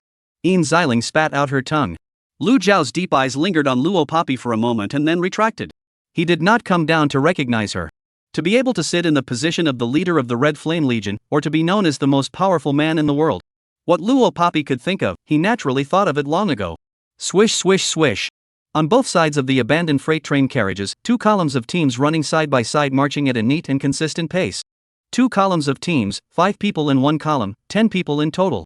They were similarly dressed in ink-black military uniforms and stood in front of the wagon in a well-trained manner. Among the 10 people, the man leading the team took a light step forward and did not salute towards the crowd, but instead announced the rules with an expressionless face. 3 events, totaling 60 points, with our officer serving as your instructor this time. The first program, shooting, the rules are simple, I will only say them once, please listen. See that pile of live firearms on your left, take them and rush from this compartment to the last. 10 of us will stand unarmed and spread out on top of the cars. Please keep your eyes open for our 10 men at all times along your running route and raise your guns to fire. But if you hit one of our 10, you will add 2 points for causing minor injuries, 5 points for serious injuries, and 10 points for death. The cumulative maximum is 20 points. The man's expressionless words, however, caused an uproar in the crowd. Then what if it kills? Right, what if we're given live ammunition? What if it misfires? I suggest that it's better to give us fake guns, the kind that can shoot color bullets, at least nothing will happen. People were talking a lot, and they all expressed their opinions. This evaluation method, the price paid was too great. But Luo Papi knew that in Lu Zhao's world, there were no ifs. If the Red Flame Legion's men couldn't even avoid the bullets of this group of Special Operator Reserves, then they, in fact, didn't deserve to be part of the Red Flame Legion. To put it bluntly, deserved to die. Luo Papi narrowed her eyes, and for the first time, she looked directly at Lu Zhao.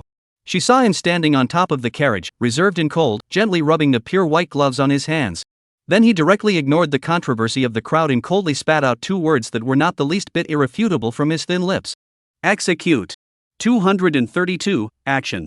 Yes. Yes. Yes. Receiving the chief's order, the 10 men spoke in unison. It was important to know that Red Flame was the only legion in the world that did not belong to any country. All the men in the legion only followed the orders of the leader of the Red Flame Legion, Lu Zhao.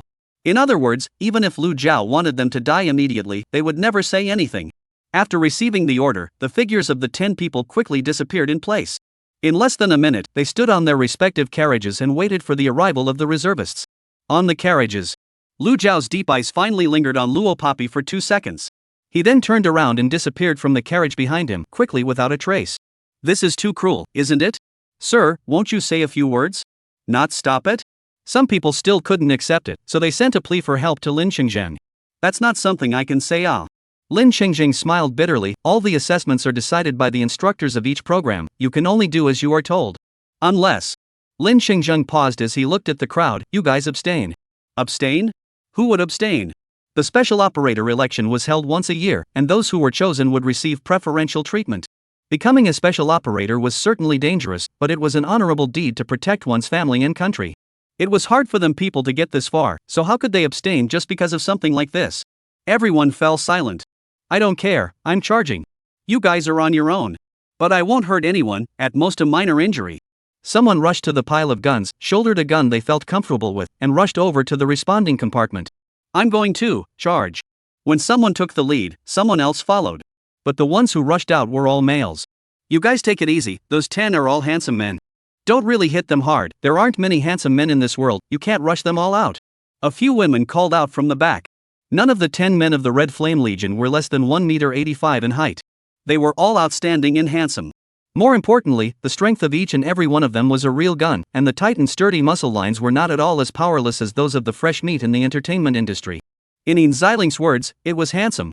None of the surrounding females moved, nor did Luo Papi. In the end, it was Hang Lu and Yin Ziling who took the lead first, rushing out with their guns. Let's go, even if we don't fight, let's go over to the finish line first. The 3 men from Fong Jingwen followed. Sister, come on. Hang Lu ran, and also turned around to wave at Luo Papi. Luo Papi nodded and picked a smooth and 94 assault rifle, weighing it in her hand. She was just about to set off when Zhou Shu coaxed from the crowd of women. Come on, we must be one step ahead of her. I heard that she was qualified to run for special operator because of her great shooting skills. If she goes first, we might not be able to score any points. Although Zhou Shu was cynical about Luo Papi, he also knew her strength. When Luo Papi was in the military training period, it was no secret that the deed of using her gun to hang and beat up a few of Deng Jigua's special operatives had long since spread. Hearing Zhou Shu's uproar, all the women rushed out. It was like they were afraid that if they fell behind Luo Papi, they would really have no chance to score. Zhou Shu also didn't care about Luo Papi. She followed the team and quickly rushed to the front. Luo Papi naturally fell to the end.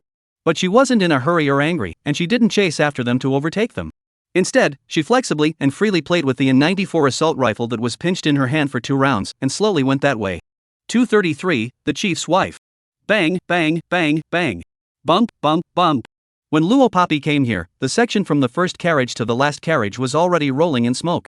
It wasn't hard to imagine that the hundreds of people who had passed in front of them were each carrying a different type of firearm in their hands, and a single gun was capable of shooting 20 to 30 rounds of bullets. This series of shooting down, even if they didn't shoot anyone, the smoke piled up was enough to choke people. How come not a single person can be shot? Can't play anymore, it's all because we came too late and the smoke is too thick. I heard that no one in the front also shot people. Not a single one, those 10 little brothers are too powerful. I'm out of bullets, let's go, everyone's score is 0 anyway, we'll just work hard on the next item. Luo Poppy could still hear the sound of people coming from the front. She squinted her eyes. This was generally the same as what she had expected. The Red Flame Legionnaires, even if they stood on the wagon and didn't look for cover to dodge the bullets, they wouldn't be hit by this group of people. But she was different from that group of people. She had come here with the most fundamental purpose of improving her strength. Naturally, she would not let go of such an opportunity. It was said that every single one of the Red Flame Legion's men who stepped up to the international arena was a renowned big shot. In her previous life, she didn't have the chance to fight the Red Flame Legionnaires. So now, she was really stupidly excited about it. Luo Poppy weighed the N94 assault rifle in her hand, and suddenly revealed an evil smile in this nitrous carriage track. In the next instant, she ran forward violently. In the blink of an eye, she disappeared without a trace. On the various train carriages, the 10 men of the Red Flame Legion were still standing in their original places. 10 people, facing the stray bullets of several hundred people, had not even gotten a single scratch. This was the strength of the men of the Red Flame Legion. At this time, the smoke had already receded most of the way, and everyone had run out of bullets and gone to the finish line. The 10 people of the Red Flame Legion, however, were still standing in place. They always felt that something was wrong. It was clear that the most dangerous stray bullet shots from the hundreds of people had already passed. As a matter of fact, even if there were still people behind them, it would be easy for them to avoid them. But why did they feel so uneasy? Snap, snap. Just then, suddenly, several unknown objects flew towards where they were. Thinking that they were bullets, the few people instinctively dodged them. However, they didn't expect that what flew towards them were just a few stones. When they opened their eyes, they saw a petite figure appear out of nowhere where the smoke had receded. The owner of that figure flicked the N94 assault rifle in his hand, directly predicting the route they would dodge while they were dodging. Bang bang bang bang bang bang. Bullets, like tracking missiles, shot towards their chests. That was the location of the heart. Because the suddenly appearing Luo Poppy predicted their retreating route, even though the 10 people reacted and prepared to dodge, they were still hit in the chest. There was no way to avoid it. The 10 people took a few big steps backward, seemingly not expecting that someone here actually possessed the strength to knock out 10 of them in one breath. All of them let out a big breath. What was even more outrageous was that when they lowered their heads and took a look at their chests that should have been pierced by bullets, the expected death did not come. Instead, it was the chest of their clothes, the scuff marks that remained after being grazed by the bullet with pinpoint accuracy. Obviously, as long as Luo Poppy was willing, what had just been grazed was not the clothes in front of their hearts, and what had been penetrated would have been their hearts. 10 people gasped for air, hearing Luo Poppy hook her lips in a smile. Bang, I'm sorry, you're all dead. She didn't kill them, but it was the same as killing them. Even the clothes in front of their hearts were rubbed through by the enemy's gun they had already lost. Luo Poppy put away her gun, not going to talk nonsense. She was about to walk towards the finish line. The 10 people in front of her looked at each other. They looked like they were carrying out an execution order given to them in advance by some man. The 10 people stepped forward, and in the way the Red Flame Legion treated their superiors, they gave a military salute towards Luo Poppy, then spoke in unison. Thank you, Madam Chief, for not killing me. 234, Ecstasy. The Red Flame Legionnaires' men were well trained, and the 10 of them spoke out in unison towards Luo Poppy, their voices strong and powerful. If the people who went to the finish line heard the 10 people address Luo Poppy, I'm afraid they would be so scared that their eyes would stare out. But unfortunately they could no longer hear. There was only Luo Poppy here. Even Luo Poppy, who was used to seeing storms and winds, had her mouth tugged at the corners when she heard the 10 people's sudden acknowledgement. I'm not. She was not the chief's wife. Luo Poppy hooked the trigger of the N94 assault rifle on the tip of her index finger, gently playing with it twice, and let out a fox smile. Luo Poppy knew that the 10 people in front of her didn't have the ability to pretend to call her the chief's wife. No need to guess, it must be the order of Lu Jiao. Hooking the index finger of the N94, gently turning it around 3 times, Luo Poppy suddenly threw the rifle high, and then steadily caught it in her hand. She collected her smile and said to the 10 people in front of her, "Go back and tell your chief, if you want to chase me, then show your sincerity. If he can satisfy me, then we can consider taking a look." Saying that, Luo Poppy raised her hand and brushed her straight hair that hung at her shoulders. She made a beautiful turn, and without looking back, walked towards the finish line. The 10 henchmen who were mortared in place, where had they seen such a woman? She had actually rejected the chieftain Sama's advances. The 10 men took a long time to regain their senses, thinking. The future lady of their Red Flame Legion was really different. This character, worthy of the Red Flame Legion's chief mother. Luo Poppy was the last person to reach the finish line, and the others had already been waiting in place. Hang Lu saw her and came over to ask, "Sister, why did you just come?" "We've been waiting here for quite a while. Hang Lu originally wanted to go back to look for you, afraid that something might happen to you." But thinking that the instructor's men said that they wouldn't fight back, and you were the only one left back there, so that's why I didn't go back to look for you. Fang Jingwen said from the side. Hang Lu scratched her head in embarrassment. Sister, you're great at shooting, I should be the one who thought too much. Hey, did you score 20 points? It turned out that Hang Lu was worried about her. Luo Poppy nodded and was about to nod when Zhou Shu's voice came from her ear. 20 points? Even if she can shoot, you guys shouldn't blow it out of proportion, okay? You guys have seen the strength of those soldier brothers yourselves, it's too strong. I think she also scored 0 points, right? Or else you still have an unhappy look on your face? Zhou Shu was leading her little sisters, walking past Luo Poppy. As she walked, she also glanced across at Luo Poppy with a provocative look on her face. Luo Poppy's usual expressionless face was instead considered by Zhou Shu as a sign of unhappiness. Hang Lu just wanted to return the favor. A man with slender eyebrows then said. Alright, you guys stop arguing, don't you feel that something is wrong? It's so quiet, why isn't anyone taking us to the location of the next program test? Where did Officer Lin go? No one answered him. Let's go back and take a look? Someone suggested. This method is feasible. Go go go. The group was just about to head back when Luo Poppy's voice rang out abruptly. Too late. Glancing back, he saw Luo Poppy taking out an interesting and playful arc, relaxed and happy. Late? What late? Someone just asked. Boom boom boom. Boom.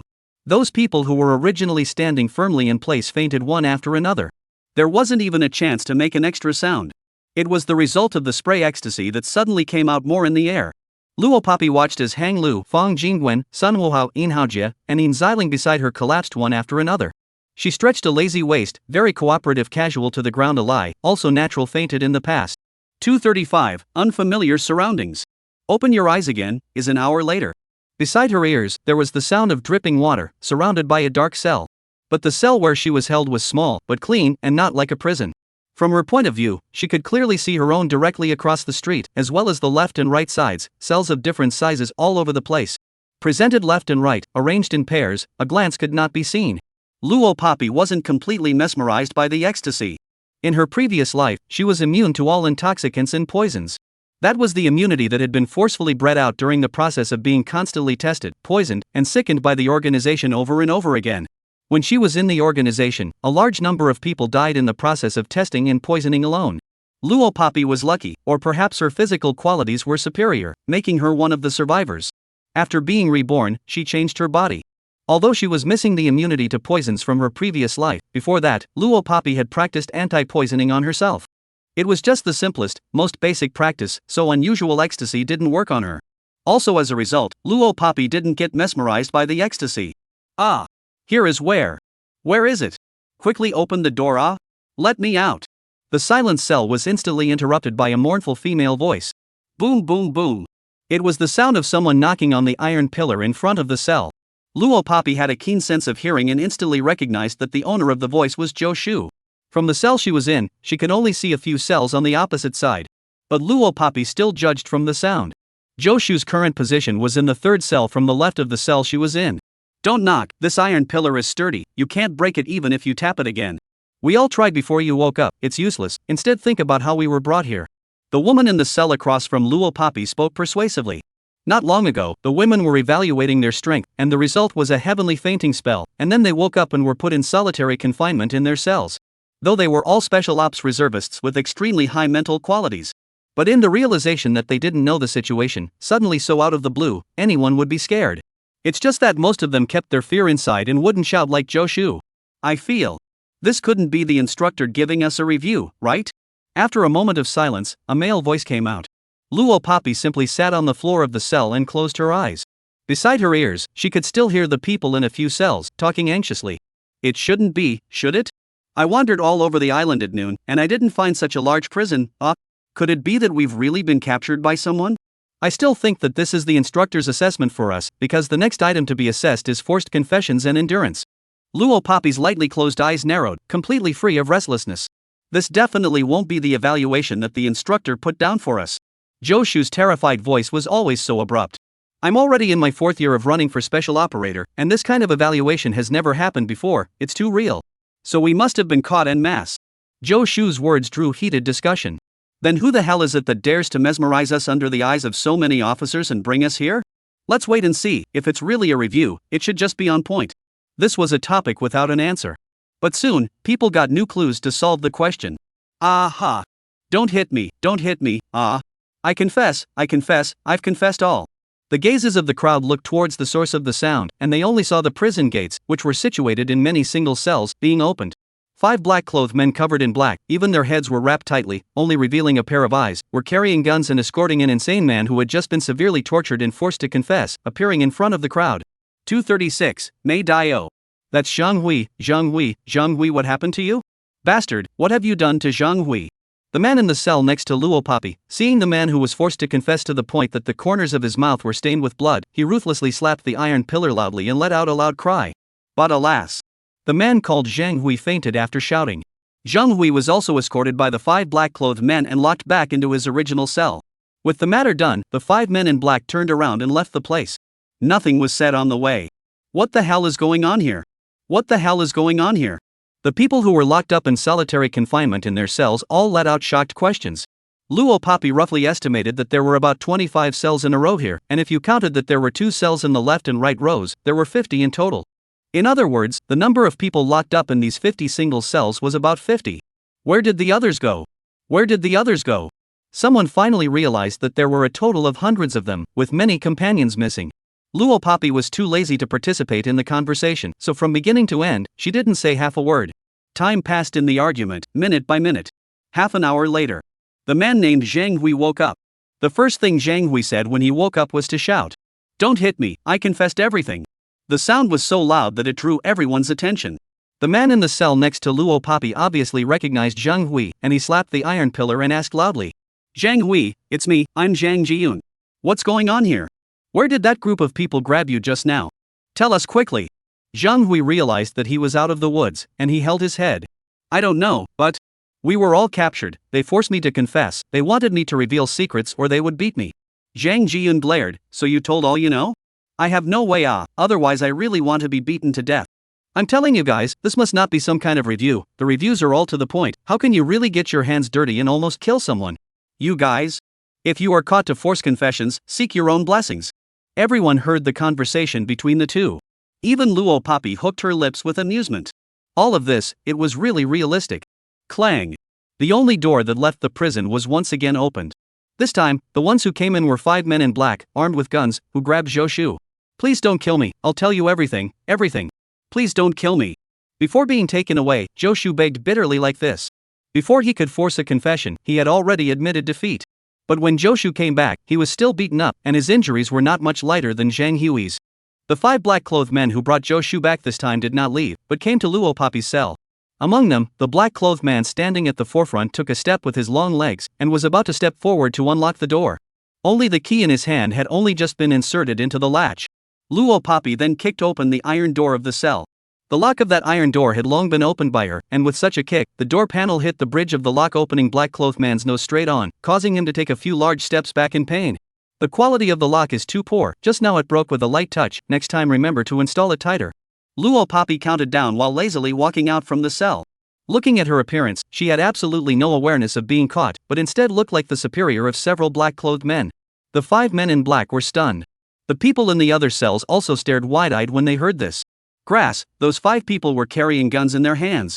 It's still unknown if it's true that it was caught by an unscrupulous person and said it was just a review. She said this. What if the few people in front of you are really outlaws? That's a lot of heads to drop. But that wasn't the most over.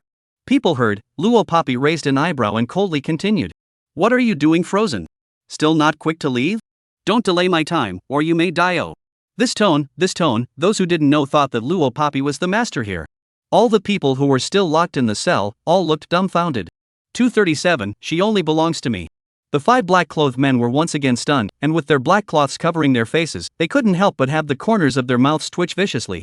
Could it be that this little sister saw something coming? The 5 people winced in unison, and finally, under the gaze of the people in the cell, they pressed Luo Papi to leave the prison. Coming out of the prison, Luo Papi was led through a long corridor. Finally coming to one of the 10 torture rooms. I confess. Don't fight. I confess. Before being escorted in, Luo Papi heard pleas for mercy coming from the next torture room. This game, it's getting more and more interesting yet. Without waiting for the 5 people escorting her to open the door, Luo Papi kicked open the door panel and went in herself. The 5 people following behind. Is this little sister sure she's not here to smash their scene? The large 10 torture rooms, everyone's every move as they were being tortured appeared on the big screen picture in the main monitoring room. Pat. There were about 10 people standing in the surveillance room. Among them, the man standing at the front had a handsome, cold and gangly face. His black eyes, when he saw the bottom left screen of the 10 surveillance screens, deepened a few points. His gangly thin lips pursed into a line. The quality of this batch of newcomers is a little bit not good. Behind the man, 3 meters away, stood an old officer in a dark green uniform. The old officer looked at the scenes in the 10 torture chambers displayed on the big screen and let out a long exclamation. Hee hee, old Zhang, this female doll seems to have good patience, not scared at all? I wonder how the follow-up is going to be. Behind him, an officer dressed like the old officer was having a fine conversation with the old officer. Officer Zhang's attention, too, obediently moved to that screen on the bottom left. The very one Luo Poppy had entered. I know this little sister, she was recommended to come in by Jigua, and is said to be a very good shot. I'm very optimistic about her. After seeing Luo Poppy, Officer Zhang spoke out. Saying that, Officer Zhang used a timid and fearful gaze to look at Lu Jiao. Even those whose status was higher than that of Officer Zhang did not know the exact origin of Lu Jiao. He only knew that the ink-black uniform on Lu Jiao was the identity representative of the Red Flame Legion. Internationally, only people from the Red Flame Legion would wear that uniform. As for Lu Jia's specific identity, he had no way of knowing. He only knew that he was in full charge of this evaluation, and that even he, as a chief, could not make the decision. I hope we won't be disappointed. Officer Zhang said this. As soon as he finished speaking, Lu Jia took a leap with his long legs and headed outside the monitoring room. With his long legs, he arrived at the door of the monitoring room in 3 or 2 steps. Where are you going? Officer Zhang opened his mouth and asked. Then, he saw the man's long body, stopping for a moment at the door of the monitoring room. He sidled over his human and godly handsome face, his perfect side profile favoring a few people.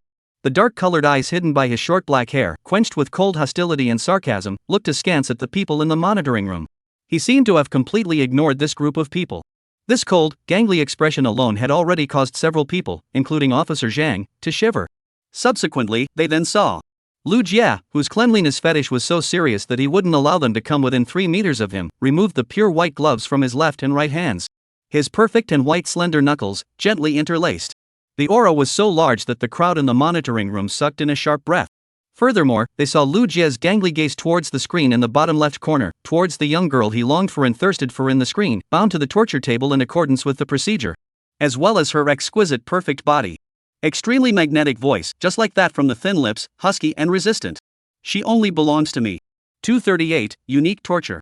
The most powerful and possessive. The words fell out from the thin lips of the Lulu. The people in the monitoring room actually have no words to refute. Or perhaps they didn't have the right to refute. The several people of Officer Zhang immediately understood that Lu Jiao meant that he was going to personally torture Luo Poppy. You. Officer Zhang wanted to say something else.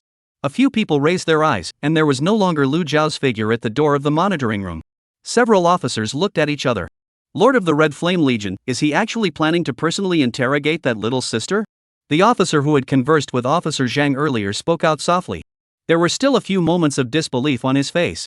After all, that was the hard work of always coming face to face with the tortured reservist. Not to mention the heavy degree of cleanliness of the Lu Jia, who did not allow anyone to come within 3 meters of him. Torture, that is also something that subordinates should do. When it comes to the status of Lu Jia, all you have to do is stand in front of the big screen in the monitoring room and watch the whole scene. The personal interrogation of Lu Jiao, so that Zhang Sir a few people have to worry more about his relationship with Luo Poppy. Is it as they thought in their hearts? 10 torture rooms, second from the top. Luo Poppy obediently leaned against the torture table, her hands were chained solid iron ring firmly circled, leaping over the head, hanging above. Only her feet landed firmly on flat ground. Because her hands were half suspended above her head, her sleeves naturally hung down below, Luo Poppy's white and tender wrists and arms were naturally presented in the air. Her perfect figure, because her arms were circled to the sky above, was even more exquisite. Tied up, call the people. The 5 black-robed men looked at each other as they intended to go out and call the torturer over. Before that, the one thing that had to be mentioned was, they originally thought that when they arrived at the torture room, Luo Poppy would be like the group of tortured people before them, clamoring and making noise, even refusing to be handcuffed with punches and kicks. Or yelling, "Who are you? How dare you arrest us? Do you know what we are?" But no. Loppy did not do so. On the contrary, after entering the torture room, she took the initiative to walk to the torture table, raised her hands, and then. They don't know how she did it. As a person being tortured, she actually clicked herself, with chains and iron rings to tie herself up. Boy, how self-conscious can you be? The fact that she is so self-conscious is also too scary, okay? Where have the 5 men in black ever seen such a scene? On the spot was scared to death. And at this time, the 5 people walked to the door of the torture room and opened the door, intending to go and call the torturer to come in. Before the 5 people had time to step out of the door of the torture room, in front of them, a robust figure appeared. My lord! Seeing the ink-black uniform on Lu Jia, the 5 immediately understood that this was not someone from their military region, but an adult from the Red Flame Legion. So the 5 people saluted in unison. Lu Jian's cold and hostile black eyes only raised impatiently. The 5 then understood what he meant and hurriedly left the torture room. When Luo Poppy was handcuffed, her white, slender wrists were encircled by iron rings. There was no imagined wretchedness or fear of the unknown torture. She even had a bit of anticipation. And this anticipation lasted until a pair of ink-black military boots appeared in front of her vision. The sound of mature and steady footsteps echoed in the torture room. Lu Jia's tall figure took a few steps to arrive in front of Luo Poppy. He raised his slender knuckles, which had been removed from his pure white gloves, and gently attached her cheek in her somewhat surprised situation. His thumb, which had become rough from years of holding weapons, crossed her lips. Afterwards, he leaned down, even in the surveillance camera, unapologetic, as if a noble military leader, thin lips heavily attached to her red lips. 239, Young is really good. Perhaps when she saw Lu Jia, Luo Poppy already knew his intentions. Or, this is the 3rd time that Lu Jia has stolen a kiss from her. Luo Poppy was not too surprised, nor did she have any aversion to it. Instead, she felt the unique fresh flavor that he carried on his body made her very pleased. Although Luo Poppy did not intend to make further progress with Lu Jiao, she had always obeyed her own wishes. No one could force her to do what she didn't want. The only thing that allowed Lu to get his hands on her again and again was that Luo Poppy herself did not resist. After all, sent to the door, but also to her satisfaction, so pleasing to the eye of Lu. Then, of course, you have to enjoy it. Therefore, Luo Poppy counterattacked, heavily kissed back. In the monitoring room, this torture by the Red Flame Legion's adult, Lu Jia personally, completely stunned everyone. Cough, cough, cough. Officer Zhang let out a violent cough. In the screen, the 2 people who had kissed each other had not yet let go. Sir, is this considered desecration of a reservist? Do we need to go and stop it? One of them, who looked dumbfounded, asked Officer Zhang. Officer Zhang replied, that person is the Lord of the Red Flame Legion. Who would dare to stop it? Besides, Officer Zhang remembered something, and he said, when Jigua recommended this little sister with great marksmanship to come over, he mentioned to me that the last time he was at his house, there was a very handsome young man who went to pick up his little sister and took her home. I didn't think about it carefully before, but now I look back and realize, the handsome young man's looks that Jigua described to me looks a lot like this lord. Then that means, little sister and this lord are lovers. But the last 2 words, the one who spoke out, didn't say. No wonder the little sister's strength is so outstanding. Could it be that she learned all her strength from the Red Flame Legion's lord? Officer Zhang made a guess. Everyone nodded in unison, there was only this explanation. After all, Luo Poppy possessing such terrifying strength that only a teenager was originally an unimaginable thing.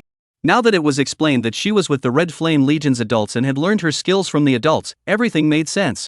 At this moment, the few people of Zhang Sir simply could not have imagined that. Luo Poppy's strength was strong because in her previous life, that is, she was the feared international #1 ace assassin, the Snake King. Lu Jiao was also not just an adult of the Red Flame, but the leader of the Red Flame Legion. The man who was recognized as the most powerful man in the world. Barely. On the large screen of the surveillance room's display, the surveillance of Luo Poppy's torture room suddenly flickered a few times and suddenly went black, dropping out. This also meant that what happened next in Luo Poppy's one torture room, the people in the monitoring room could not see. What's going on? How did the line drop? The person who was operating the monitor repeatedly operated the console, but he couldn't get a reply. However, except for Luo Poppy's torture room whose monitor suddenly went black, the monitors of the other 9 torture rooms were as usual. Reporting sir, there's a slight problem with the console, I'll go to the torture room to check the situation. The operator stood up, gave a military salute to Officer Zhang, and was about to head out. However, he was pulled back by Zhang Sir's outstretched hand. Hey, don't go. The person who was about to take a step revealed a puzzled expression, ? Just then, he heard Officer Zhang speak out, the surveillance footage should have been cut off from their side. They, naturally, were Luo Poppy and Lu Jiao. Ha? Why is that? At this question, the few young people in the surveillance room all revealed puzzled expressions. Only Officer Zhang and a few of the older officers looked at each other with the expressions of those who had come before them and nodded their heads with a smile. Young people, it's good to be young, even copying a question can lead to new tricks, we know, old. 240, Red Strawberry. Outside the second torture room, time seemed to have stood still. The 5 black-clothed men in charge of this torture room were standing outside, and they couldn't see what was going on in the torture room. They couldn't see what was going on inside the torture room, and they didn't dare to easily go up and open the door. If it wasn't for the thumping sound of whipping coming from the other torture rooms, and the pleas for mercy from the people being tortured. Don't hit me, I'll confess. It hurts like hell. Who the hell are you? I won't confess even if I die, you guys beat me to death. Get lost, even if you beat me to death, I won't confess. These voices coming from different torture rooms made the 5 black-clothed men feel that Luo Papi's one torture room was a little too quiet. Half an hour later, the door to the second torture room was opened. Luo Papi walked out from inside. The 5 black-clothed men saw that Luo Papi's mouth, like it was stung by something. They also saw Luo Papi's neck, scattered with stars and red dots marks. Those were probably the marks that appeared during Luo Papi's torture. The shape of the marks was like bruises gently pinched out by someone's hand on delicate skin. But looking at it, it's a little different from the bruises that were pinched out. That lord is really ruthless. I've heard that the toughest way to force a confession is not to beat it violently, but to pinch out bruises on the flesh. This small pinch is the most deadly pain. Little sister is unlucky, actually being pinched so hard. One of the black-clothed men said in an extremely soft voice to a few of his companions. Alright, quickly stop talking and take her back to the cell. There are still a few that haven't finished torturing, bring them over, it's almost over. Obviously, several of them thought that Luo Papi had experienced the harshest treatment of forced confessions in history. A few people even used expressions of pity to look at Luo Papi. It was not quite true. Luo Papi had indeed been subjected to the harshest forced confession. It was only that the forced confession Lu Jiao had made on her was a bit special. So special that her earlobes would be a little hot even now when she thought back on it. He actually did that to her. Fortunately, when he did that to her, the surveillance was cut off. Luo Papi just had a reddened ear and followed the 5 men in black back to the original cell. I don't know how much time had passed. All the people in this row of cells were taken out one by one to finish the torture. The prison door then snapped to the ground. Dozens of black-clothed men rushed in from outside the gate, and the last to enter was a man wearing an ink-black uniform representing the Red Flame Legion. Luo Papi instantly recognized that he was one of the 10 Red Flame Legionnaires from the previous shooting program. And now, dozens of black-clothed men came in front of the various cells and opened the cells in front of everyone one by one. This man in ink-black military uniform, on the other hand, stood at the gate with his arms folded, his face expressionless as he spoke out. The forced confession and endurance assessment is over, everyone has worked hard.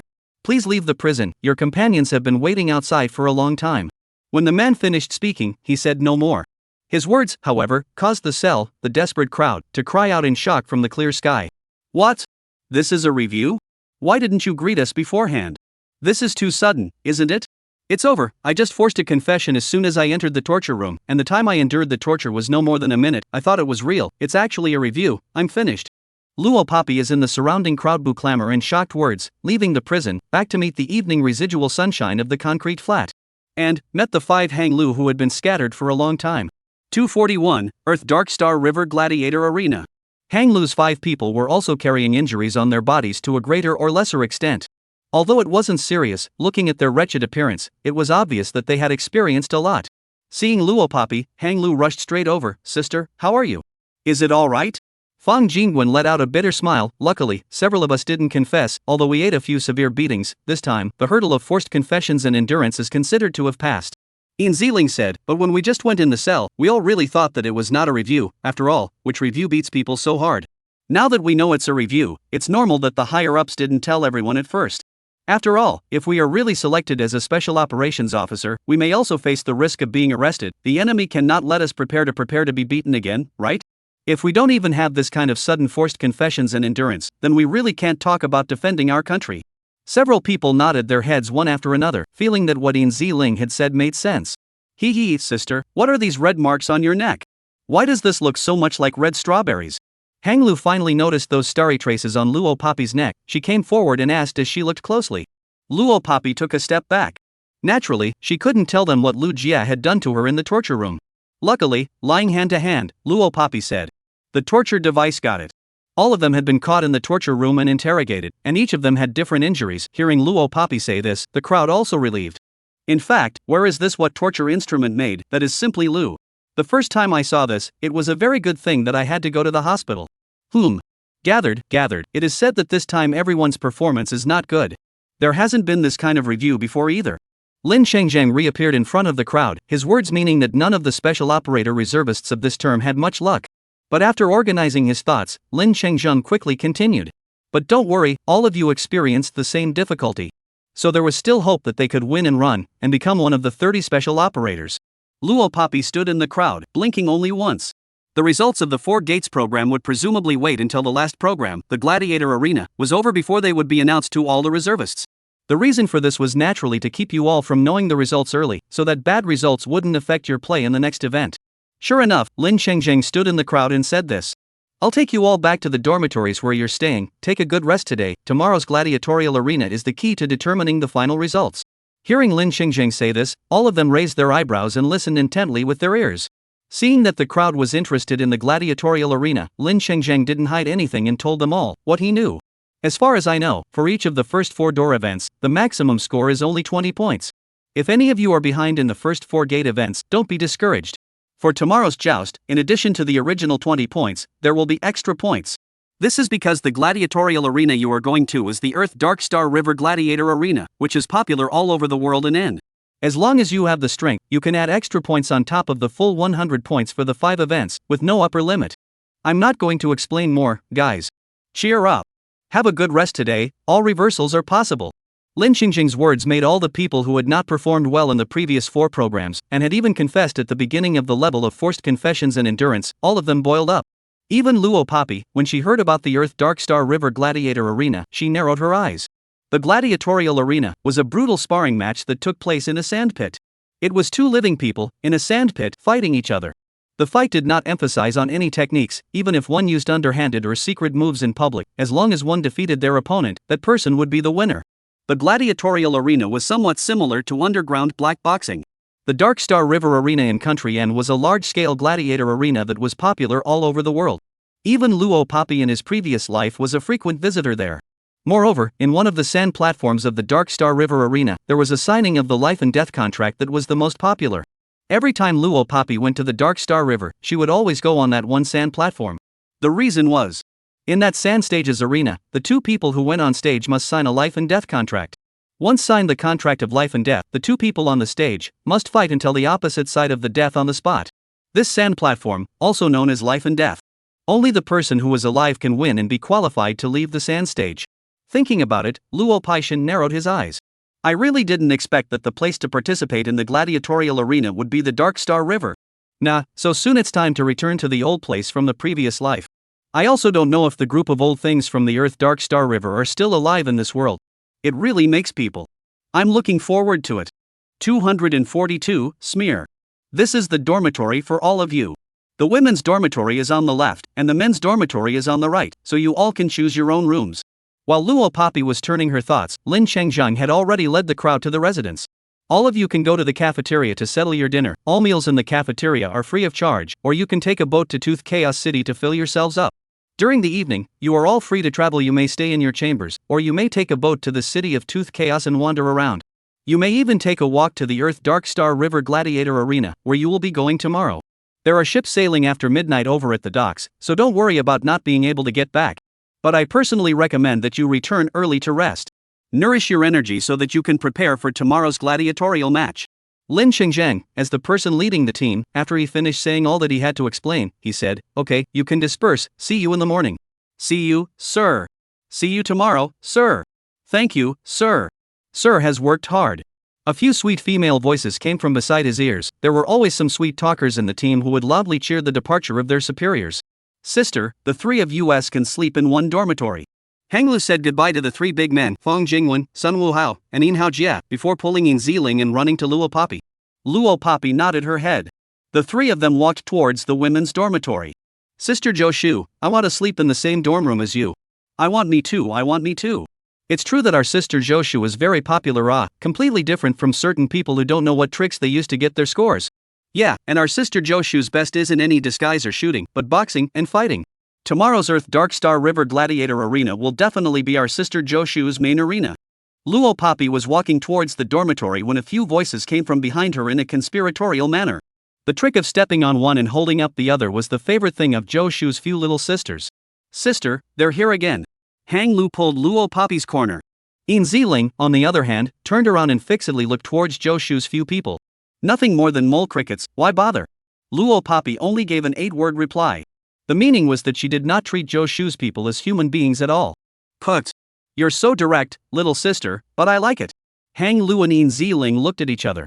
The former laughed out loud and the latter marveled. Luo Poppy's voice was not light, and she did not avoid Zhou Shu at all.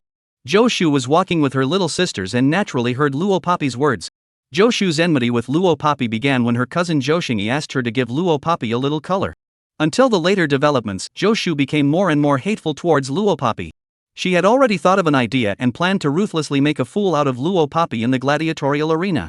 Then when Luo Poppy was being abused, she would give her cousin a live stream to watch her ugly appearance. Now that she heard Luo Poppy's words, Zhou Shu didn't hold back for a moment. She took a big step forward and pointed at the red dot on Luo Poppy's neck and just yelled, "Isn't this a red strawberry planted by a man? Yo, it was planted out in the torture room, right? Lopia, you didn't seduce the torture master in the torture room, did you? As far as I know, those torture masters who tortured us are all old men. Are you that horny? Seducing old men, ha ha ha." Zhou Shu had noticed the strawberry marks on Luo Poppy's neck early on. She had a few boyfriends and had an ex-life very early on, so of course she could tell what was on Luo Poppy's neck right away.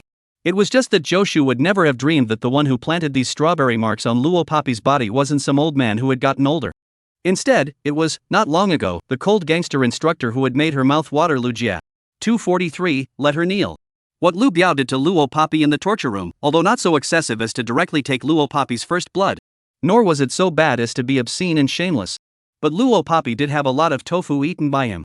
It was still in the name of torture. Of course some of this, Zhou Shu did not know. My goodness, she actually seduced an old man? This is too heavy-handed, isn't it? What made Zhou Shu raise her head in triumph and feel justified in what she said was that her little sisters all helped her speak up loudly. What's more, it caused the people passing by to stop and look toward Luo Poppy. Don't be bloodthirsty you guys, it's just a review, it's not like it's done in private.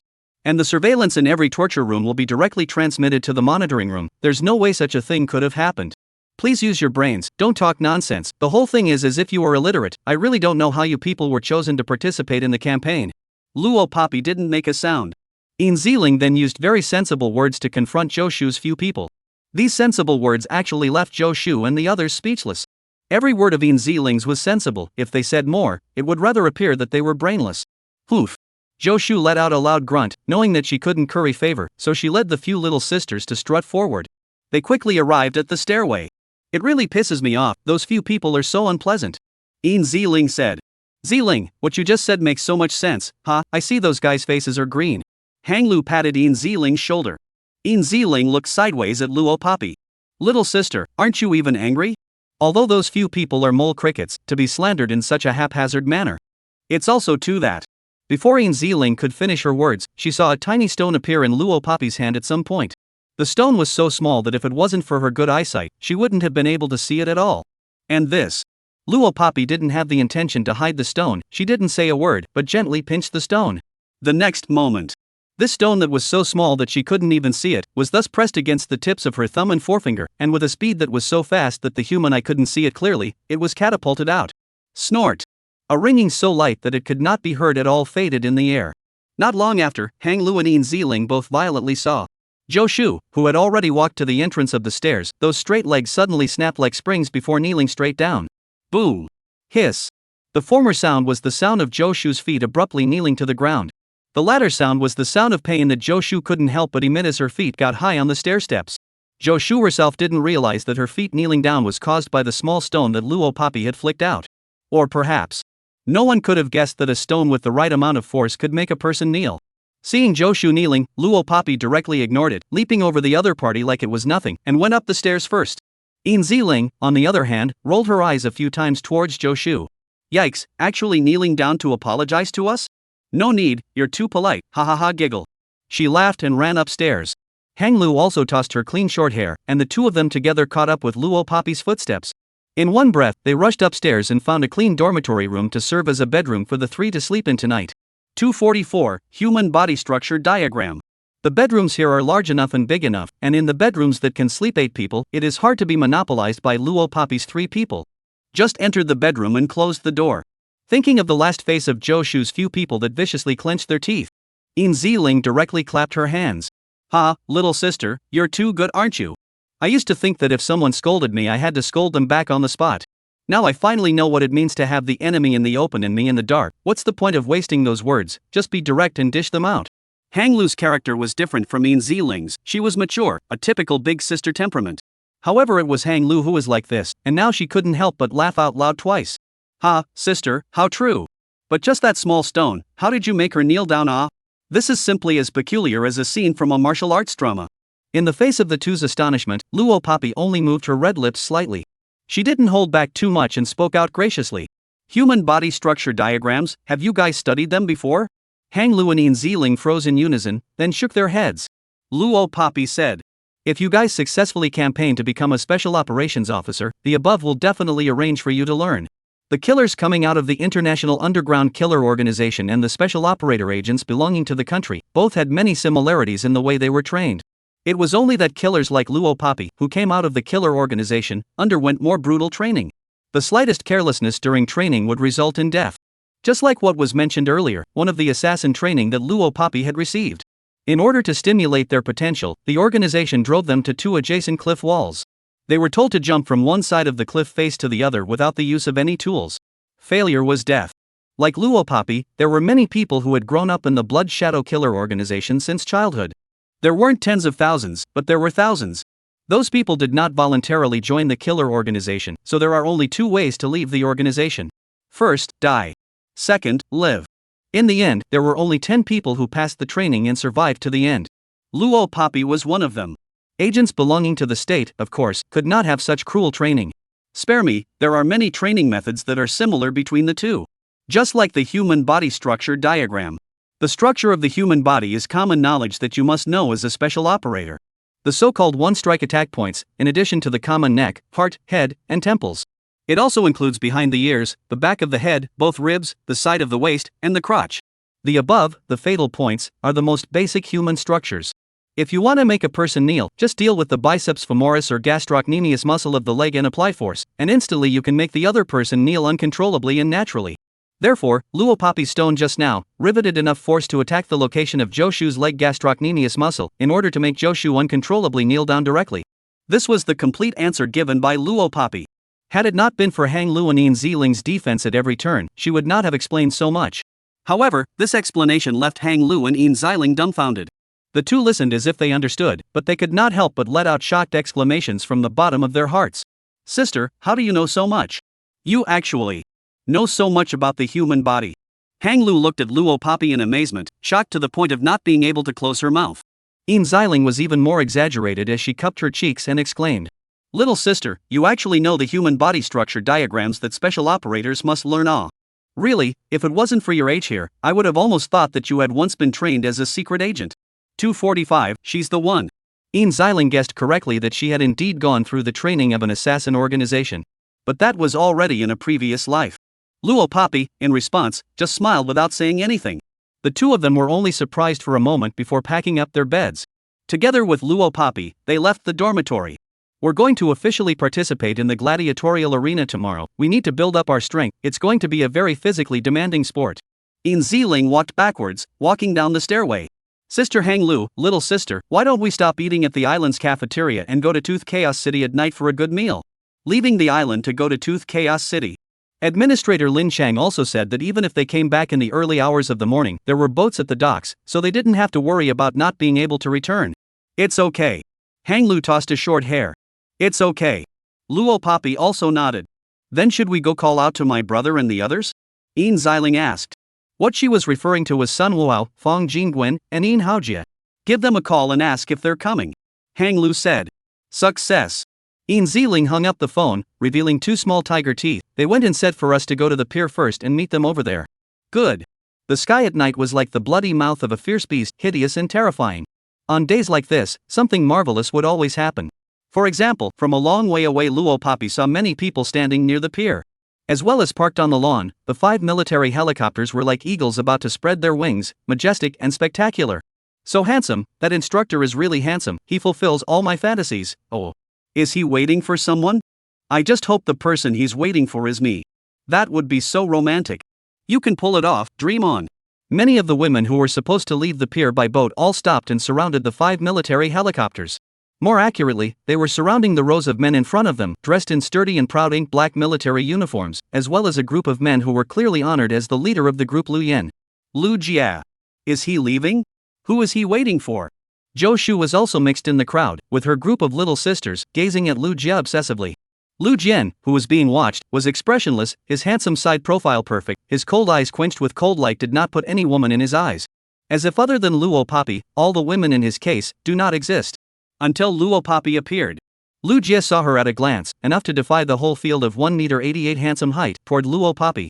The eyes that looked at her gradually changed from an expression of arrogance and hostility to an expression of not putting anything in her eyes to one of doting on her. Luo Papi also saw Lu Jiao and saw that he was walking towards her. Her footsteps lurched. Tian, Sister Zhou Shu, it can't be? The instructor is actually walking towards. Luo Papi walking towards? Zhou Shu's little sisters were stunned. Zhou Shu was also stunned. Not only her, all the people who saw this situation were all dumbfounded. Lu Jiao's identity was still unknown to them. However, they could tell from the ink-black uniform that set Lu Jia apart from the other instructors. This man's status here was by no means ordinary. And such a mysterious and powerful man was heading towards Luo Papi? Could it be that they know each other? Are they lovers? Thinking of this, Zhou Shu could no longer hold back, and she spoke loudly to Luo Papi. It was to insult Luo Papi with this, to stop Lu Jiao's proximity to Luo Papi, and to make Lu Jiao notice herself. Luo Papi, you actually have the face to show up? Have you forgotten the red strawberry on your neck? Horny enough to seduce the old man who tortured her in the torture room, how does she still have the nerve to stand here? Let's all say, isn't she eh? If I were her, I'd be too embarrassed to show up. Saying that, Zhou Shu tilted her head proudly. She wouldn't be mistaken, the one on Luo Papi's neck was definitely a red strawberry, and her previous boyfriends had also planted red strawberries on her. The reason for exposing this once again is to let Lu Jia realize how cheap Luo Papi is. Let him know how cheap a woman Luo Papi is. Maybe Lu Qian will even notice him and like him for being such an honorable person. Zhou Shu looked towards Luo Papi with a provocative gaze. She saw that Lu Jiao did indeed look towards her, it was the arrogant gangster side-eye that was quenching and coldly looking askance at her. Did he see himself? Would he fall in love with himself at first sight? Zhou Shu felt that her heart was about to beat out of her chest. The next moment, however, was like a splash of cold water from the top of her head to the bottom of her feet. Lu Jia's gaze, quenched with cold light and killing intent, moved to Zhou Shu, and in public, he spat out a word coldly and unapologetically. Scram! Accompanied by Lu Jia's cold voice. Two of the Red Flame Legion's men immediately rushed forward and bound Zhou Shu in public. Hazily, the crowd heard an old officer right in Lu Jiao's eyes, rushing to clarify in public. The little girl was tortured by this lord himself. She is the only reservist that the lord tortured. In other words, the red strawberry on Luo Papi's neck was made by Lu Jia. Boom! Learning of this fact, everyone, including the bound Zhou Shu, stared at each other in unison, all jaws agape. 246, reward her old man. Because of his shock, the bound Zhou Shu even forgot to struggle. All the people present, all like eating a few tons of yellow clay, stupidly stunned in place, without any words. Only that old officer, with a tentative yet respectful expression, looked at Lu Jia, my lord. Trying to speak. But Lu Jian didn't bother to pay attention, his slender figure moved forward, slightly bent down, and his handsome and peerless face was close to Luo Papi at a distance of less than 5 centimeters. Luo Papi could even see Lu Jian's dark cold eyes, reflecting his own face. In the end, Lu Jiao only stayed on Luo Papi's delicate little face for a few seconds. His large, skeletal palm then grabbed Luo Papi's wrist with one palm and pulled her a few points closer to his chest. Dispose of it. Since she likes the old man, then reward her. With a coldly held sentence, he decided the fate of Zhou Shu's career as a special operator. Yes. Yes. The two Red Flame Legionnaires who had tied up Zhou Shu droned and led the order, grabbing Zhou Shu and walking towards the pier. Luo Papi blinked. Without thinking, she could guess what kind of desperate situation Zhou Shu was about to face. Zhou Shu slandered her for seducing the old man in the torture room. Lu Jia then rewarded Zhou Shu's old man, letting Zhou Shu experience the cloud and rain with the old man. This move, ruthless. Luo Papi never thought that Lu Jia would destroy Zhou Shu for himself, just based on Zhou Shu's slanderous words. Lu even care about himself this much? What? What? Can't. Save me. Save me. When Zhou Shu heard the decision, her pupils abruptly dilated and her entire body was in a state of stunned stupidity. She began to beg for help from her little sisters. But the little sisters who, on weekdays, fawned over her in all sorts of ways, didn't even dare to fart right now. Sir, save me, how can he decide about me? Sir, you control him. As an instructor of the military region, how could Lu Jia reward her to the old man without authorization? Zhou Shu had already forgotten that not long ago, she was still salivating over Lu Jia's handsome face. She struggled vigorously, putting her last hope to her superiors. But the reply received was, "He's the lord of the Red Flame Legion." That was the only legion in the world that didn't work for any country.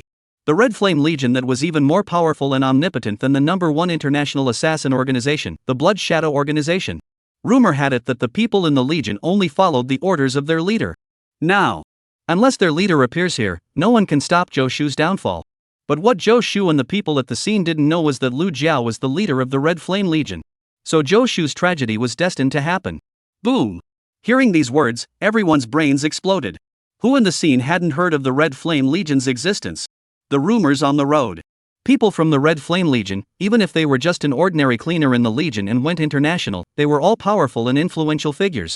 Not to mention Lu Jia, who was surrounded by so many of his men. It also meant that his status in the Legion was definitely not low. Everyone, including Zhou Shu, had their eyes and mouths wide open. A look of losing their souls due to shock. No! No!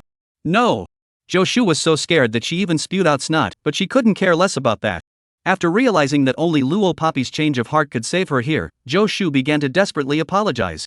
I'm wrong, I'm the one, Luo Poppy, I shouldn't have messed with you. I'm cheap, I'm the cheapest. Please let me go, please let him let me go. 247, she's kind. It's my cousin, it's Zhou Xingyi's fault, Luo Poppy if you want to blame her, it's her who made me deal with you. Begging and apologizing to the end, Zhou Shu suddenly changed the topic. If it wasn't her cousin who made her deal with Luo Poppy, she wouldn't be here today. She also asked me to go live with her when I was screwing you over, she wanted to see the live video. It's her fault, it's all her fault. Zhou Shu, who was also a cousin with deep love and affection 2 days ago, immediately betrayed his cousin. Luo Poppy listens to this and reveals a cool smile. This smile looked like a savior in Zhou Shu's eyes. Zhou Shu began to desperately praise Luo Poppy, bringing as a plea for mercy. Luo Poppy, you are so kind, every time I deal with you. Every time I deal with you. And you never fight back. You're such a kind girl, it's me who's sorry. Please let me go, maybe we can turn our differences into peace, we can be friends Zhou Shu said while sobbing. When she thought about it carefully, even though she had found all kinds of reasons to deal with Luo Poppy had never hit back at herself. Zhou Shu felt that Luo Poppy's place was a breakthrough, so she spoke louder and louder. Hearing Zhou Shu use the word kind to describe herself, Luo Poppy almost didn't burst out laughing. This was probably the funniest joke she had ever heard since she was born. Kind? Luo Poppy narrowed her eyes. Yes. Zhou Shu shook the snot out of her nose as she nodded her head. Well, I'm kind. Luo Poppy admitted nonchalantly. Just when Zhou Shu thought that Luo Poppy would let herself off the hook and make a comeback like a saintly. The next moment. Words spat out from Luo Poppy's mouth. If what Lu Jia gave was hell on earth, then Luo Poppy was directly sending her to the 18th layer of hell. Since you think I'm kind, then I naturally can't refute you. Take the video of her and the old man's lovebirds and broadcast it live to her dear cousin. Luo Poppy spoke coldly to the Red Flame Legion's men. This move was to return the favor in its own way. Since Zhou Xingyi wanted to see a live broadcast, then she would send her a live version of the reality show that she would never forget in this life. Luo Poppy sneered. Yes. The 2 Red Flame Legionnaires who had tied up Zhou Shu loudly led the order. The words of the chief's wife should of course be listened to. Can't you see that Lord Chief loves Madam so much? After the 2 men answered, they took away the directly desperate Zhou Shu. I'm sure that after seeing what happened to Zhou Shu, no one here dared to mess with Luo Poppy again. Under the stunned gaze of the entire audience, Lu Jia pulled Luo Poppy away and brought her to a clean and hidden corner near the pier. Thanks a lot. Just after arriving here, Luo Poppy drew back her wrist and thanked Lu Jiao. It was in reference to him taking care of Zhou Shu for her. Hearing her thanks, Lu Jian's handsome and cold-side face slightly lowered, his brows furrowed with a momentary displeasure. Between you and me, there is no need to say thank you. He removed the pure white glove he wore on his right hand, his perfect hand, zeroing in on Luo Poppy's soft and fleshy face. The words that came out coldly from his thin lips carried a few points of dominance that did not give a rebuttal. Subsequently, Luo Poppy felt that Lu Jia's rough fingertips gently pinched his cheeks. As if the 2 had met for the first time. She was actually speechless to Lu Jia. Luo Poppy wasn't tall, but she wasn't short either. Despite this, Lu Jia was still a head taller than her. From her point of view, she could only see the cool black military label under the side of his shoulder, under that ink black military uniform. It was a cold and proud eagle. And this. Lu Jia's tall figure bent down, attached in front of her, only 3 centimeters away. She saw that Lu Jiao pinched her cheek and swore sovereignty over her. There's something going on internally, I'll be gone for a while, remember, you can only be mine.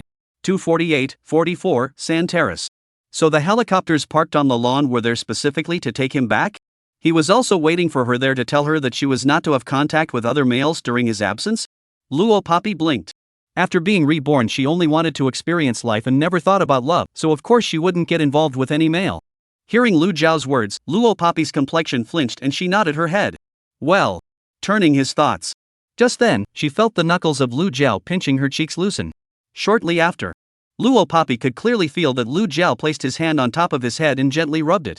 And then, he turned around and walked towards the 5 military helicopters that were picking him back up. He just was rubbing her head? Luo Poppy stood in place for a long time. It was the first time she was touched on the head by someone, and the other party was still Lu Zhao. Undeniably, in that moment just now, she could feel the sound of her heart gradually intensifying. It was as if something had broken through the shackles and surged against it. By the time Hang Luan and Ziling came looking for her, Luo Poppy had already returned to normal. Sister my god, you're hiding quite deeply you actually have. With that instructor. And that's still an adult from the Red Flame Legion. The 25-year-old Hang Lu big sister, at this time, also couldn't help but hold her chest and spoke loudly. Sister Hang Lu, why do I feel that adult intentionally came to us as an instructor for the sake of his little sister? It was still Yin Ziling who was so powerful that she was prophetic. Luo Poppy blinked, but didn't say much. Hey, you guys are here By the time Sun Wuhao's 3 big men arrived, everything was already over. Hang Lu and Yin Ziling gave them a rundown of what had just happened, which also drew a gasp from them. But in the end, it still wasn't as thrilling as when it was live. After this, Luo Poppy accompanied the 5 of them on a boat to Tooth Chaos City, and went down to the restaurant to eat the local specialty snacks once. A few people also did not stroll in the Tooth Chaos City, early return to the island. The evening Luo Poppy several people did not go to the Earth Dark Star River Gladiator Arena to visit in advance. Returned to rest also early. So the next day very early Luo Poppy several people got up. Before it was time to assemble, Luo Poppy went to the training ground early in the morning to exercise. At the time of assembly, some people still had hazy eyes, like they hadn't rested well. But Luo Poppy was in high spirits. Led by Lin Chengzheng, the crowd arrived at the entrance of the Earth Dark Star River Gladiator Arena. Lin Chengzheng glanced at his watch and realized that it was only afternoon. Everyone, the gladiatorial arena for our campaign team is booked for the 18th sand platform for the evening session from 18 to 2200 hours. It is now 12:34 a.m., a long time before our field begins. Everyone can familiarize themselves with the scene in advance. We'll meet at 17:30 in the evening, at the entrance. The Earth Dark Star River Gladiator Arena had many sand platforms, each of which was a massive match. Because the Earth Dark Star River Gladiator Arena was extremely popular all over the world, it could be described as bursting at the seams, so every sand stage, every time slot was fully booked. The military was several months early this time, and only managed to reserve the right to use the 18th sand platform today in advance. Luo Poppy stood in the crowd, listening to Lin Qingzhen's words. In truth, she was familiar with the Earth Dark Star River Gladiator Arena to the point where she couldn't be more familiar with it. Every time the Snake King in his previous life came to Earth Dark Star River, he never made a reservation. It was the top brass of the Dark Star River Gladiator Arena who came out to personally greet them. And every time she came to Dark Star River, she would only go up to one sand platform. It is the life and death game in which you have to sign a contract of life and death, and only when one side dies on the spot can you get off the stage. Sand Platform 44. 249. During the event, you can participate in any battle on the sand stage, but there is one sand stage that you must not go to. Lin Chengzheng continued. As he spoke, his expression couldn't help but be serious. Sir, which number 1 sand stage is it? Why can't we go? Tell me quickly, sir, it's killing me with curiosity. The reservists were talking. They heard Lin Chengzheng continue, sand platform number 44. Hearing the number 44, which harmonized with the word death, everyone gulped. Lin Chengzheng's explanation came as promised. Because that is a life and death game, on the stage must sign a life and death certificate. The 2 people who go on the field to fight, one must die and one must live in order to distinguish the winner. Only the one who survives has the qualification to get off the stage. The moment this explanation came out, everyone around them sucked in a breath of cool air. Luo Poppy stood in the crowd and could even hear the 5 Hang Lu beside him let out a wild cry of surprise. Then came the hysteria of the crowd. There's actually a gladiatorial arena like that. Geez, then I definitely can't go. As the crowd spoke, Lin Chengzheng waved his hand as well. Everyone must remember what I said, or even I won't be able to save you, so disperse. The crowd dispersed all of a sudden. So where are we going to stroll? Hang Lu asked. Should we go inside and stroll around? Yin Ziling pointed to the interior of the Earth Dark Star River Gladiator Arena. We don't have a problem with that, we'll listen to you guys. The 3 big men unanimously said. Only then did Hang Lu look at Luo Papi. Sister, what about you? Do you have any opinions? The 5 men looked at Luo Papi in unison. Seeing Luo Papi raise her eyes, she hooked her arc and said, "Go to sand platform 44. When they heard Luo Papi say sand platform 44, the 5 people were stunned in unison. After all, Lin Qingzheng had said the rules of sand platform 44, and now Luo Papi was saying that she was going to sand platform 44. Luo Papi should just be going to watch the battle. The 5 thought to themselves and nodded in relief. Then we have to stand far away to watch the battle, that 44th sand platform. But it has to be dead for it to end. Yin Xiling said. In fact, other than Luo Papi, Hang Lu's 5 people were also very interested in sand platform 44. The group quickly entered the Earth Dark Star River's gladiatorial arena. The Earth Dark Star River's gladiatorial arena covered a large area.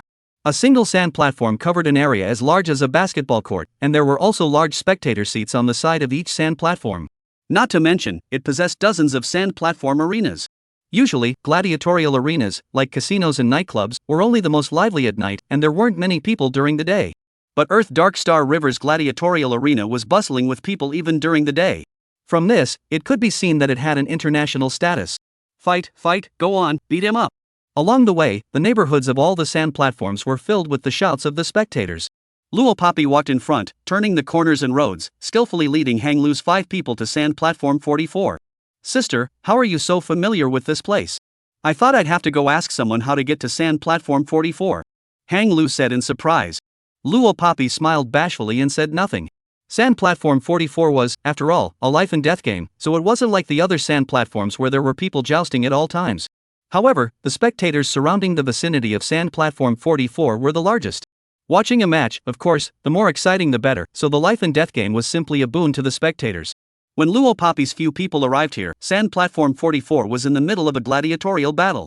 On the sand platform, a middle-aged man with a sturdy figure, about 2 meters tall and growing like a giant, was flying up with both feet and tackling his opponent's neck. Then hanging in the air, using the force of a turn. Only heard a click sound. The opponent's neck was directly broken. The tall and strong middle-aged man successfully strangled his opponent and won. The middle-aged man raised his hand amidst a chorus of sighs and cheers, and walked out of the 44th sand stage arena in a big way. Heaven! That man just really died like this. Hang Lu and Yin Xiling let out exclamations of shock. Fang Jingguan was also shocked. That person was 2 meters tall, right? It's too powerful, it's really worthy of being called the 44th Shaddai of the Life and Death Bureau. That fatal move was really too dry, he should be some big shot of international caliber. They sprawled on their backs and surrounded the audience, exclaiming in astonishment. The middle-aged man who had nosed his way to the top and won, walked right past them. Because this middle-aged man had just killed someone on the 44th sand stage, seeing the middle-aged man, Hang Lu's 5 people didn't even dare to utter an atmosphere. Fear of being seen by the other party was like a death sentence. However, just as the stout middle-aged man walked past them, a female voice that was cold and biting, with a few hints of flirting and sneering, called out to the middle-aged man in time. "Hotham, old thing, goodbye. It's only been a few months since I've seen you, you're still as unbearable and weak as ever." 250, Cobra. The one who spoke out was no one else but Luo Papi. Hearing the familiar female voice, Hang Lu's several people mechanically turned their heads and fixed their eyes on Luo Papi. They saw Luo Papi holding onto the fence of the audience with one hand, and with a fierce upward lending of her body, she easily tumbled over the fence and stood on the flat ground where she was eye to eye with Hotham. "Sister, what are you talking about? Get back here. He just killed a man on the 44th sand platform. Worried about him dealing with you." Seeing this, Hang Lu's few people let out worried cries. The 5 people couldn't understand what Luo Papi was saying. It was because Luo Papi was speaking Vietnamese. However, Hotham had killed one person at sand platform 44 only a short while ago, and the 5 people were instinctively in awe and fear of him. Seeing Luo Papi talking to him, they were even more frightened. In the face of the 5 people's concern, Luo Papi was not so sure. Standing with Hotham, who was a full 2 meters tall, Luo Papi was obviously shorter by a large margin. But in terms of aura, even Hotham felt that he was instantly much lower. This distinctive feeling, in today's world, he had only experienced it on that woman. And that woman was a mysterious existence that even the Dark Star River Gladiator Arena, the best of the best, Hotham didn't know where she came from. He only knew that woman's terror was unpredictable. Every time he came to the Dark Star River, he never went up to the 44th sand platform only. And every time, she came here with different identities and different looks. The most horrible thing is that the woman's strength, standing on the 44th sand platform, she is simply incarnated as the Reaper of Death. No one could defeat her.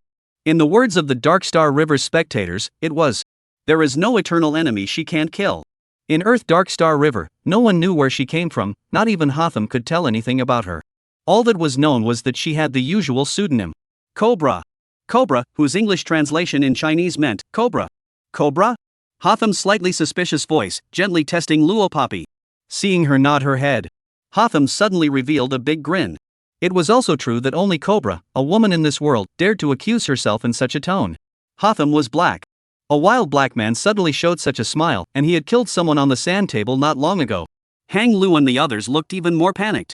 And they didn't understand Vietnamese and didn't know what Cobra meant. Sister, you. Hang Lu said, rolling down the fence and trying to pull Luo Poppy. The scene was too cacophonous, and the crowd here was boiling, cheering Hotham with a loud cheer. The star of the moment is Hotham.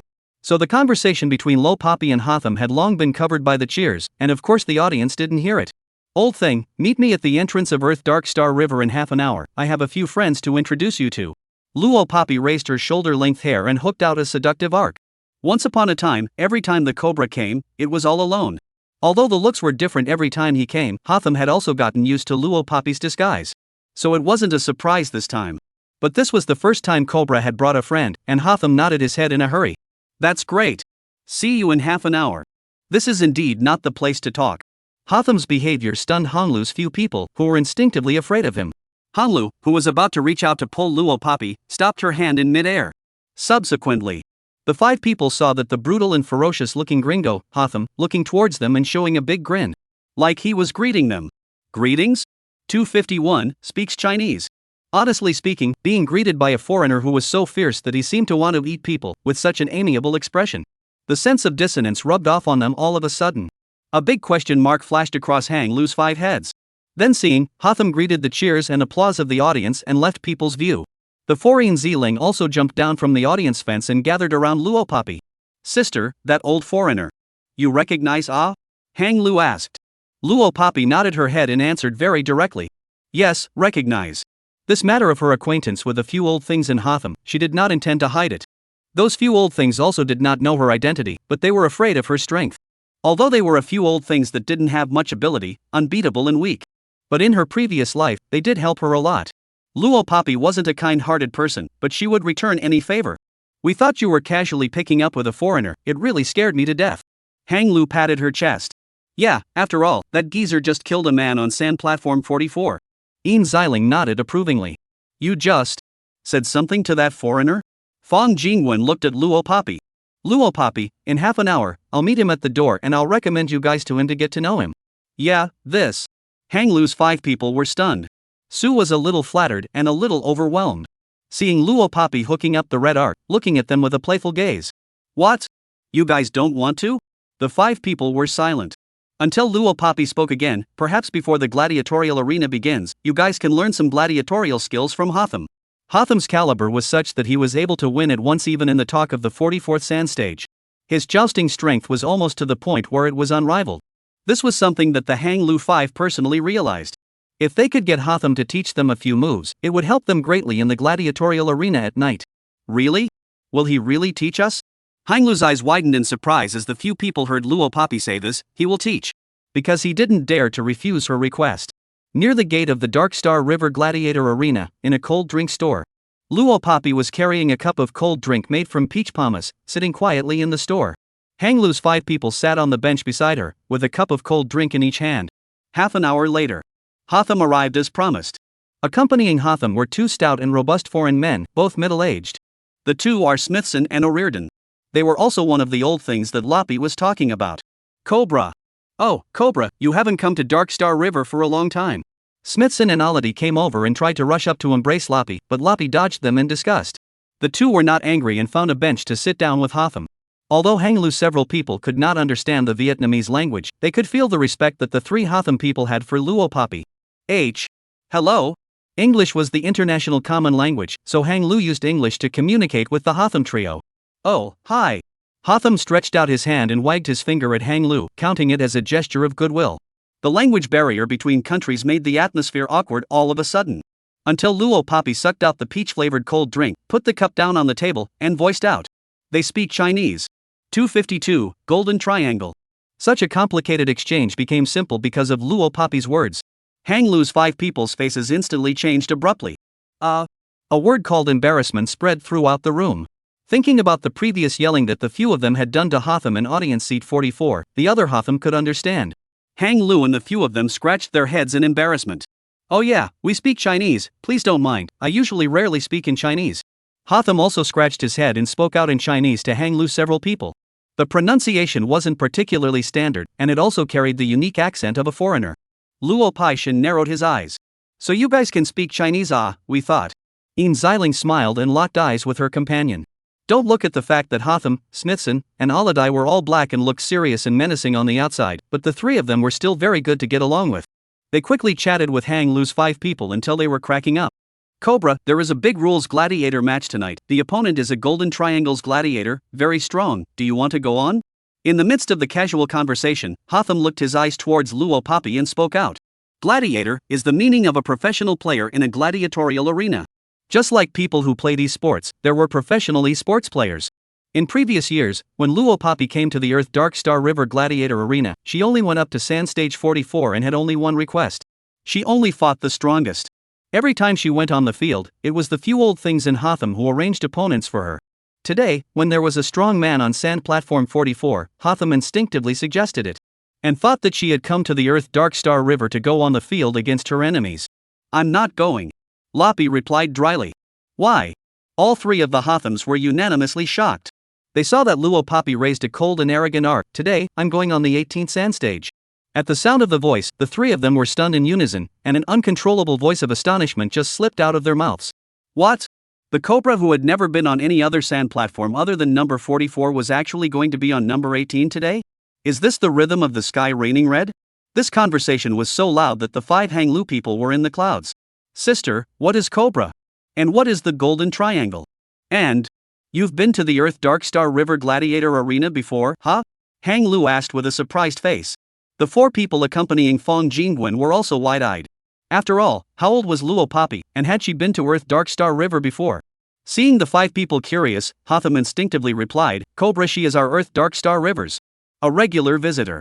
The last 2 words, Hotham had not been able to utter. A warning look just hit him. It scared Hotham to the core. The Golden Triangle is a team formed by gladiators on their own, and it's very famous around the neighborhood. Luo Papi explained. Luo Papi didn't say that the people in the Golden Triangle's team had a grudge against Hotham's several people. It was considered to be Hotham's several people's nemesis.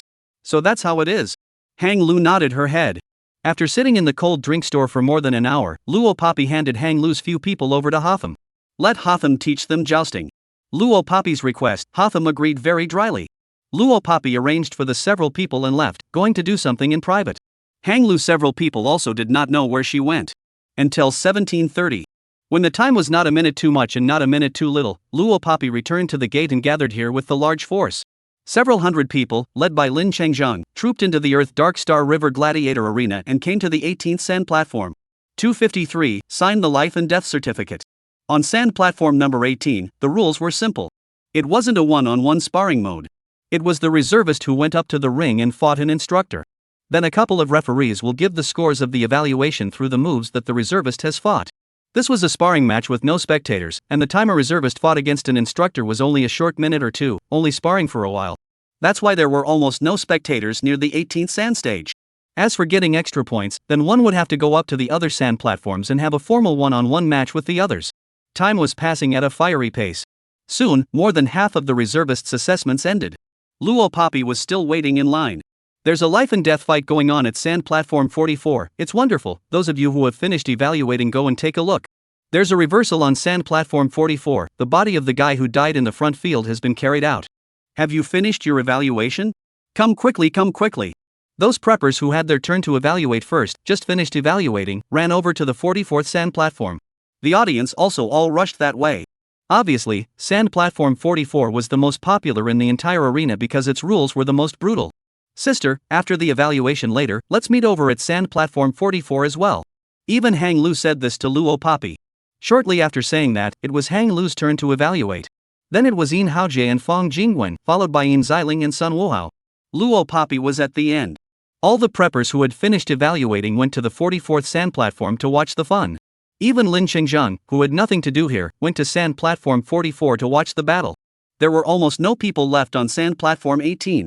The evaluation was about to reach Luo Poppy's turn. Luo Poppy saw Smithson running from not far away. "Cobra, Hotham is in trouble, only you can save him, please," Smithson shouted as he ran. It was very urgent. Loppy's eyebrows twitched slightly. She glanced at the 18th sand table with the many judges. In the next second, she turned around and headed towards sand platform 44 with Smithson. All the way to sand platform 44. Listening to Smithson, Hotham challenged the golden triangle. As soon as they came out, the other party had hidden weapons on their bodies and engaged in a sneak attack behind Hotham's back. Hotham almost died and is now holding on hard. The rules of Sand Table 44 state that someone on both sides must die for it to end, or no one is allowed to go down. In addition, there is an unwritten rule.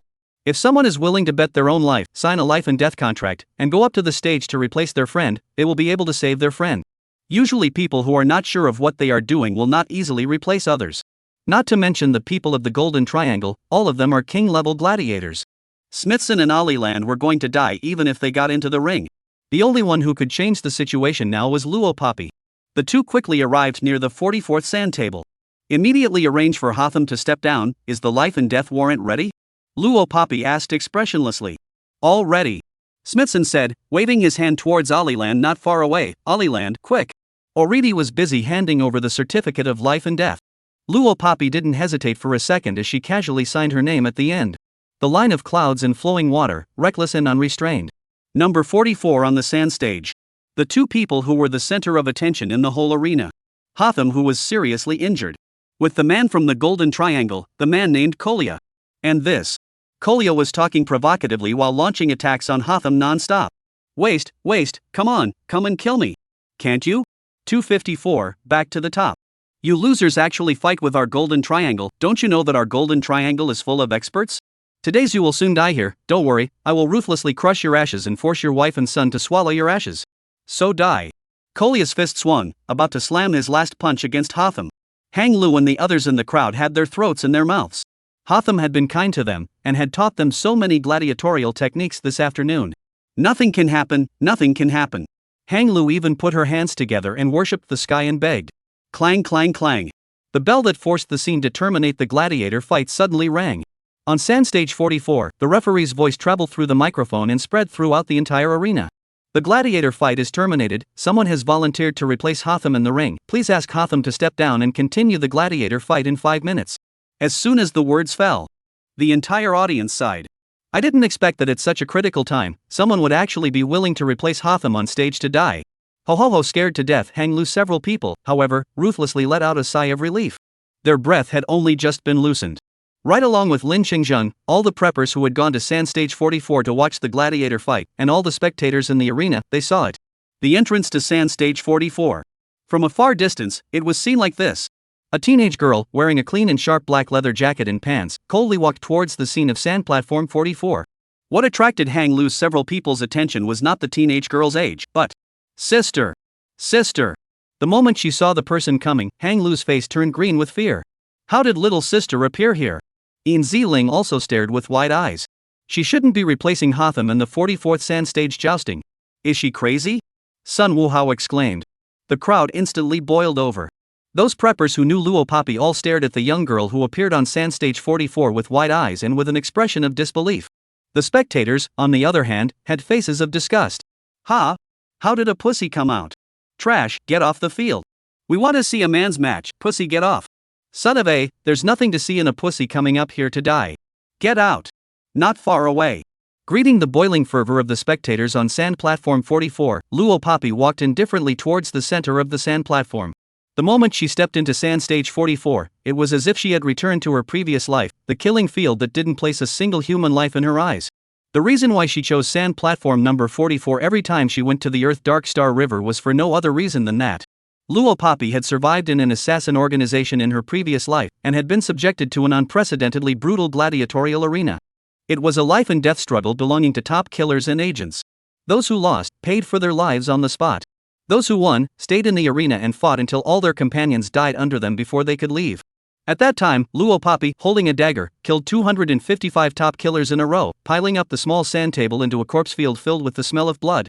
She was cold-blooded, she was ruthless, and she killed all her companions without mercy. In the end, she was taken as the strongest one, from the pile of dead, survived.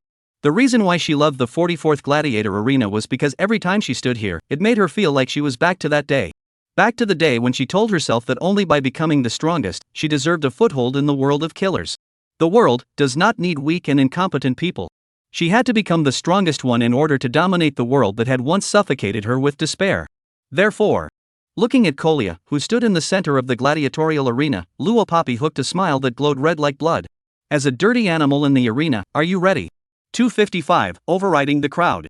Seeing that he was about to finish off Hotham, the great evil, and as a result, a pussy came out to cause trouble, Kolya swung his fist in the air and cursed an expletive. Please Hotham, step down.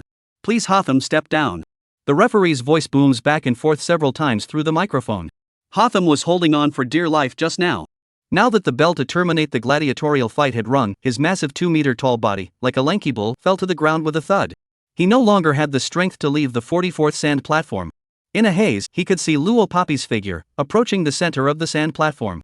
As when he first saw her, she was the most powerful person above all beings. Hotham. Hotham, ha ha, you old thing actually has a day to battle down. Withdraw, quickly withdraw, leave this place to Cobra. Smithson and Ality rushed to the 44th sand table and carried Hotham down. The trio got off the stage just in time to brush shoulders with Loppy. Hotham, who no longer had any strength left, braced himself and whispered to Loppy. Be careful of Kolya, he'll cheat. After Hotham finished speaking, Luo Papi was already walking towards the center of the 44th sand platform. Luo Papi didn't say a word to him the entire time.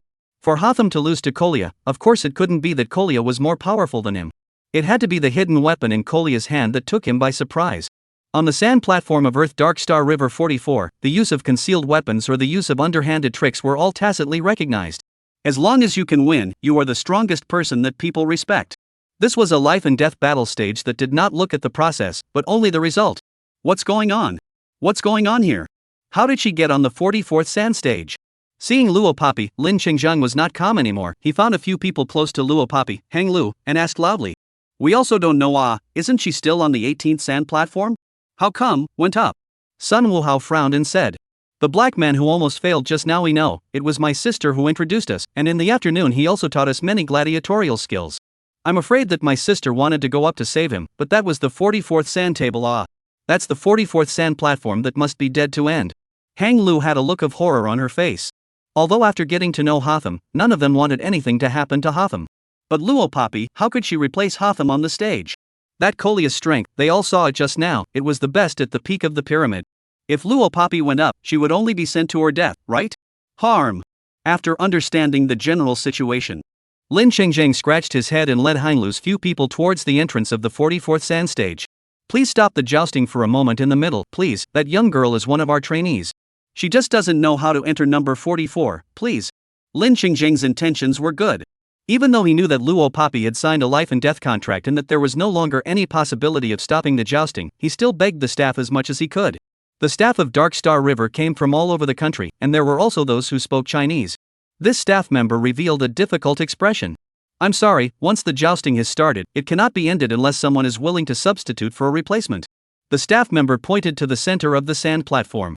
Moreover, the fight has already begun. Even if someone is willing to replace them on the stage, the rules of the arena stipulate that they can only be replaced 10 minutes after the start. After 10 minutes, I'm afraid that the yellow cauliflower would be cold. Lin Qingzheng's few people's breaths stuttered when they heard this. They could even guess what kind of tragic ending Luo Papi would have against the Golden Triangle's best, Kolya. But spare a thought, a few people still looked toward the sand platform.